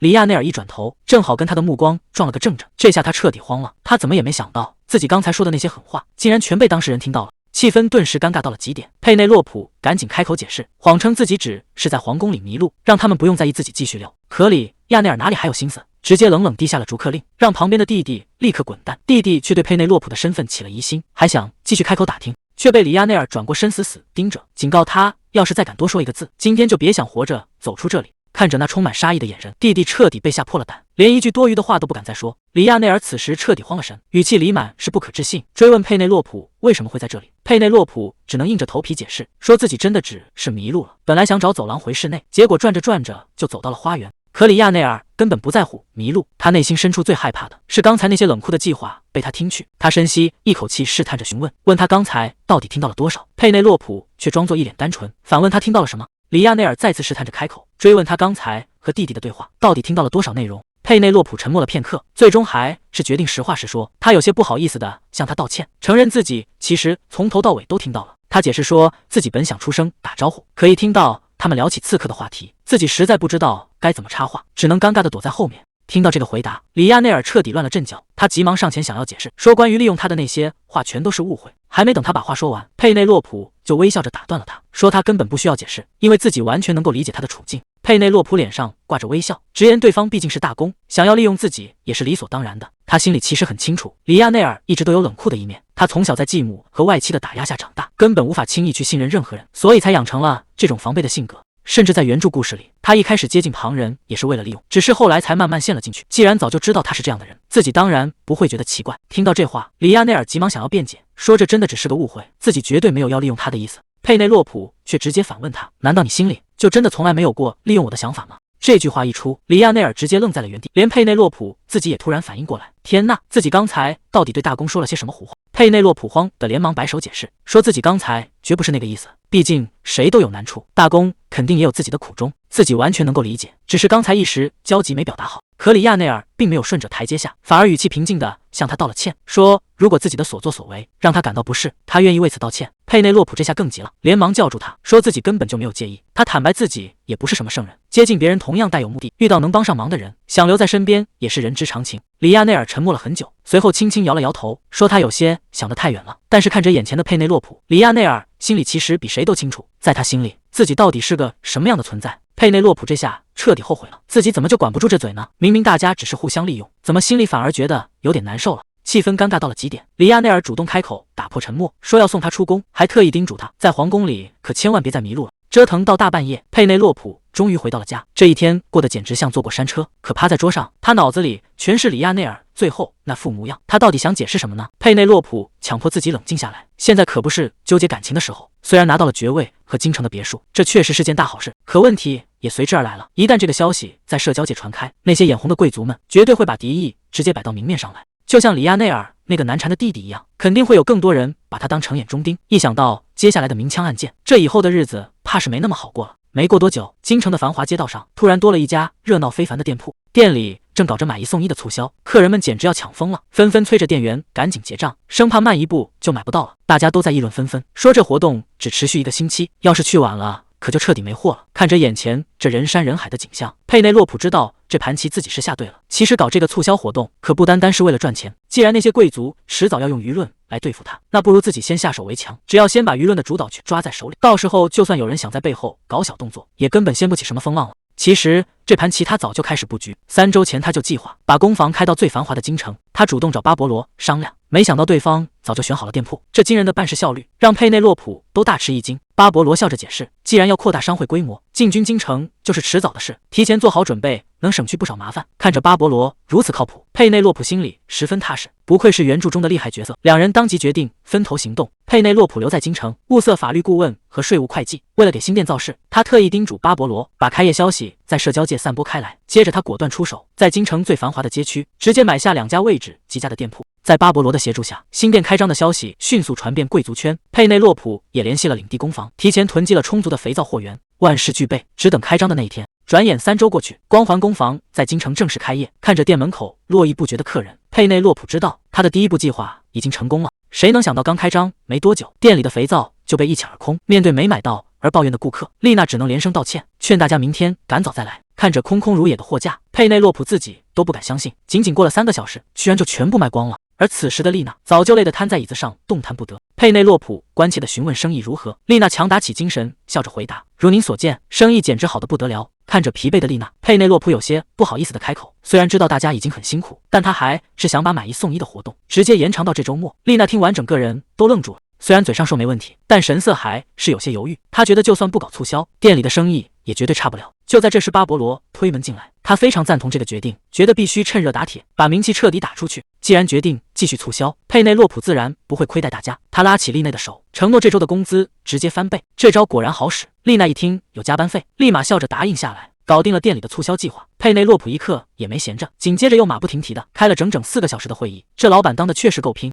开完长达4个小时的会，佩内洛普累得直接趴在桌上。阿温在一旁看着直摇头，觉得他第一天就这么拼命，简直是不要命了。佩内洛普却觉得万事开头难，第一天必须咬牙撑过去。阿温无奈地叹了口气，说他把2-3个月的工作量硬生生压缩到了3周完成，这简直是走火入魔。虽然嘴上不饶人，但阿温还是走上前去。他缓缓伸出手，掌心亮起温和的蓝色光芒，轻轻附在佩内洛普的额头上。阿温承认他在商业上有天赋，但现在必须好好休息。随着魔法光芒融入身体，佩内洛普只觉得浑身一松，疲惫瞬间一扫而空。他连忙向这位塔主道谢，看着身上渐渐消散的光芒，佩内洛普好奇地询问。阿温解释说，这只是个缓解疲劳的小法术。就在这时，店门上的风铃突然响了起来，原来是替他去开会的助手回来了。看到对方进门，佩内洛普连忙打了个招呼。助手一边汇报会议顺利结束，一边抬眼往屋里看去。可这一看，助手整个人直接愣在原地。只见阿温和佩内洛普挨得极近，气氛怎么看都有些暧昧。阿温也察觉到了视线，立刻直起身子拉开距离。佩内洛普有些尴尬地笑了笑，赶紧开口向助手道谢。既然事情都办完了，大家也该准备下班回家了。助手点了点头，说要先送佩内洛普回去，顺便提醒他，去皇宫要穿的礼服已送到卧室，得赶紧回去试穿一下。交代完礼服的事情，助手便准备告辞离开，特意叮嘱佩内洛普，要是试穿发现不合适，随时跟他联系。说完这些，助手就急忙推门走了。看着他离去的背影，佩内洛普还有点没反应过来，这下班速度未免也太快了。还没等他多想，一旁的阿温突然开口叫住他。阿温凑上前去，轻声打听他这周末的行程。佩内洛普倒也没多想，直接实话实说，这周末他得去一趟皇宫，因为那是他的伯爵授爵仪式。听到这个回答，阿温微微低了低头，紧接着又追问了一句，问他有没有找到一起去参加皇宫宴会的男伴。面对阿温的追问，佩内洛普一时间有些结巴。他说要是没什么意外，自己大概会和助手一起去。可这话刚说完，阿温突然伸手一把拉住了他的手腕。还没等佩内洛普反应过来，阿温已经凑到他面前，语气里带着不容拒绝的认真，说那天就和他一起去吧。听到这个提议，佩内洛普整个人都愣住了。和阿温作为舞伴出席宴会，这根本超出了他的预料。毕竟最近在外面，关于他们2人的奇怪传闻早就传得沸沸扬扬。要是真的并肩走进宴会厅，别说现场的贵族们，恐怕连外国皇室都会把所有视线死死盯在他们身上。看着犹豫不决的佩内洛普，阿温却显得格外平静。他微笑着提起之前的承诺，问他是不是说过要送自己一份礼物。阿温直接将这次同行当成了他承诺的谢礼，拿过往的承诺做筹码，这一招确实让人无法拒绝。佩内洛普最终选择妥协，答应授爵仪式那天与他同行。听到确切的回答，阿温甚至有些不敢相信，直到佩内洛普笑着再次点头确认，这件事才算彻底敲定。虽然口头答应了阿温，佩内洛普心里依然觉得不够，对方帮了自己这么多忙，光是陪同出席一次宴会，怎么能算得上像样的谢礼？正当他发愁时，脑海里灵光一闪，既然要去参加正式宴会，不如亲手定制一枚专属胸针，既有新意，又不会显得过于昂贵。说干就干，佩内洛普立刻启动联络魔法，准备开始着手准备顶级材料。佩内洛普直接交代巴勃罗，让他去找全城手艺最好的珠宝匠。一转眼到了授爵仪式当天，阿温早早换上了华丽的礼服，在门外安静等待。他轻声询问：“准备好了吗？”话音刚落，佩内洛普便穿着一袭盛装走出。佩内洛普随口打趣说：“今晚的宴会定会热闹非凡。”阿温却满脸无所谓的反问，让佩内洛普一时有些无奈。明明他自己才是今晚的全场焦点。2人缓步前行，佩内洛普突然叫住阿温，指了指他衣服上的位置，随后主动凑到了他的面前。阿温刚想开口询问，低头却发现佩内洛普已经在他的礼服上别上了一枚精致的绿色胸针。佩内洛普笑着解释，这就是送给他的宴会礼物。这突如其来的惊喜瞬间让阿温不知所措。佩内洛普神色略带害羞，解释说既然要当他的男伴，身上总得有件像样的配饰。说完便急忙催促阿温出发，免得赶不上仪式的时间。看着胸前的精致胸针，阿温忍不住嘴角上扬，看来这份礼物他打算全程带着了。当2人赶到皇宫宴会厅时，里面早已是热闹非凡。然而谁也没有料到，他们2人并肩入场的瞬间，直接让全场贵族彻底炸开了锅。大家不仅议论2人并肩出席，更注意到了他们佩戴的同款胸针。佩内洛普被众人注视得浑身不适，身边的阿温却显得十分享受，完全不在意旁人的目光。好不容易熬完了授爵仪式，佩内洛普本以为能松一口气，没想到大家的打量反而更加大胆。佩内洛普彻底无可奈何，只能假装品尝宴会上的美食，根本不敢与任何人对视。即便如此，周围关于他身份的议论声依然像潮水般排山倒海袭来。就在此时，人群中走来一位粉发女子，其绝美的样貌在人群中极为夺目。佩内洛普不由得驻足多看了几眼，揣测这是否是原著里的关键人物。还没等他理清思绪，旁边一位贵族突然凑上前，神神秘秘地向他打听八卦，问他有没有听说大公即将订婚的消息。这一句话瞬间让佩内洛普愣在当场。他回过神来仔细盘算，这才如梦初醒，眼前这位引人注目地粉发美女，竟然就是传闻中即将与大公联姻的订婚对象。按照原有的剧情走向，对方可是家族精心挑选的最佳配对，未来必然要与大公一同步入神圣的婚姻殿堂。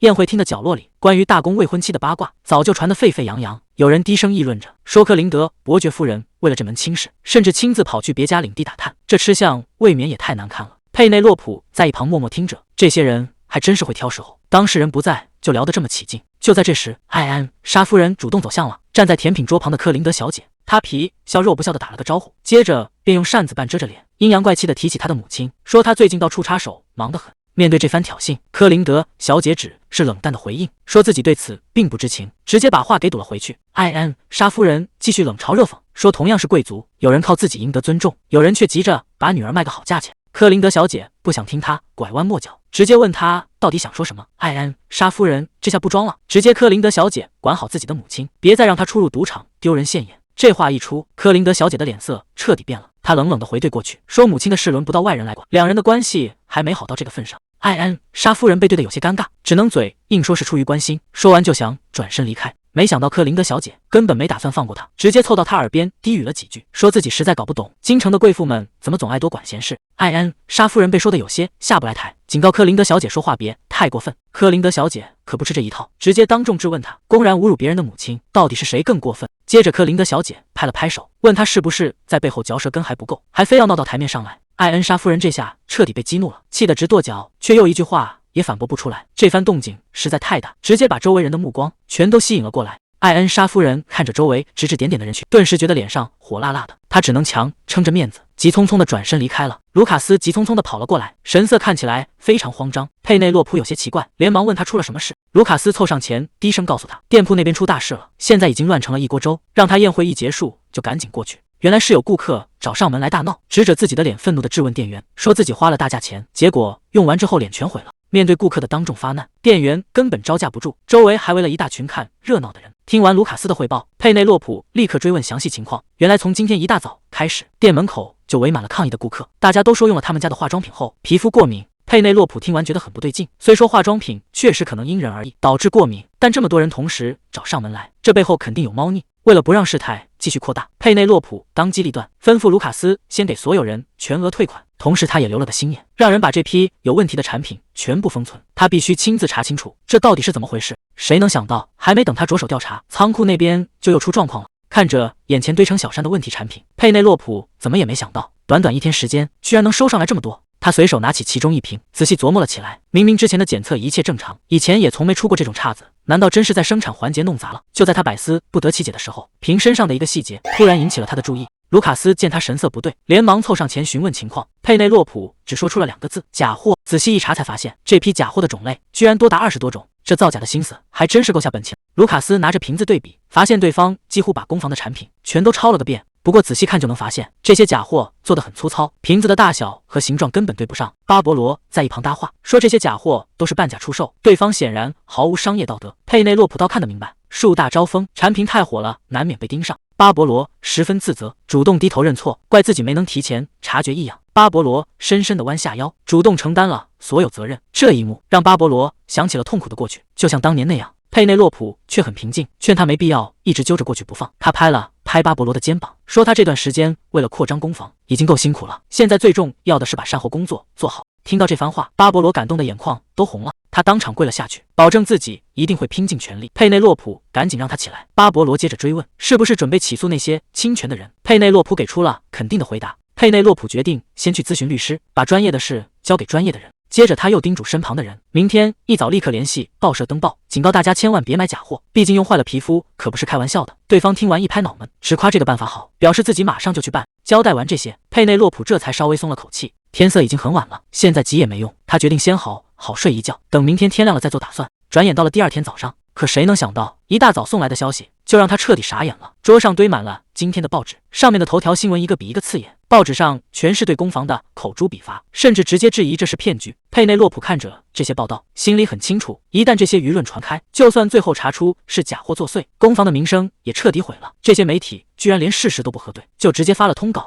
就在这时，巴勃罗急匆匆地走了进来，佩内洛普连忙问他，昨天交代去联系报社澄清的事情到底办得怎么样了？对方无奈地表示，他们已经联系了5家报社，但根本没人愿意帮他们澄清。听到这个消息，佩内洛普的心凉了半截，现在舆论铺天盖地，要想彻底翻盘，必须得找一家有分量的报社发声。可现在谁都不愿意趟这趟浑水，这下该怎么办？就在他一筹莫展的时候，突然想到了一个人，里亚内尔。对啊，怎么把他给忘了？里亚内尔在报业的势力极大，找他帮忙是唯一的出路。虽然不请自来很不礼貌，但现在火都烧到眉毛了，哪里还顾得上这些规矩？佩内洛普当机立断，披上斗篷就出了门。没过多久，他就来到了里亚内尔的府邸。此时的里亚内尔正在书房看报纸，突然听到管家敲门汇报，说外面有人求见。里亚内尔本来想都没想，直接让管家把人打发走，说自己今天没空见客。可一听来的人是佩内洛普，他立刻改变了主意。很快，佩内洛普就被请进了会客室，看折满桌精致的茶点，他有些不好意思地为自己的唐突道歉。里亚内尔倒是一脸客气，说自己刚好有空，接着便询问他的来意。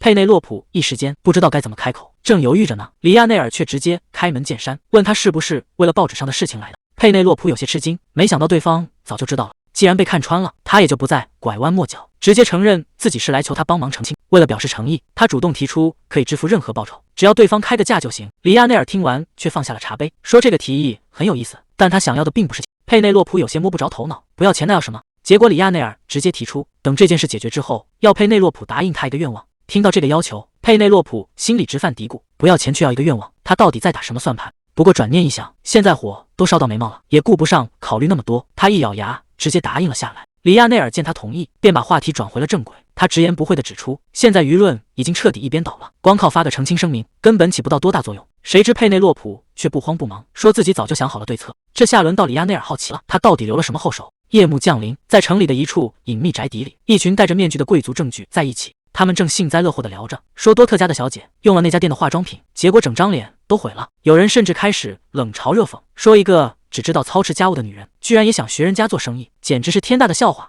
在他们眼里，皇帝因为几个小发明就赐给他爵位，这简直是对贵族阶层的侮辱。坐在主位上的面具男冷笑了一声，手里摆弄着纸牌，显得得意洋洋。在他看来，贵族圈子终究是靠关系说话的。既然他们已经提前买通了报纸，把舆论彻底作死，那这个女人这次恐怕是插翅难逃了。就在这群人得意洋洋的时候，大门突然被猛地推开，手下急匆匆地闯了进来。手下连气都顾不上喘，急忙问他有没有看今天的报纸，说佩内洛普居然在上面登了广告。面具男一听，直接愣住了，这怎么可能？他们明明早就打点好了报纸的广告布，他怎么可能登得上去？手下什么也没多说，直接把报纸拍在了桌上，让他自己看。结果面具男只看了一眼，整个人就彻底傻眼了。这报纸上写的内容完全超出了他的预料。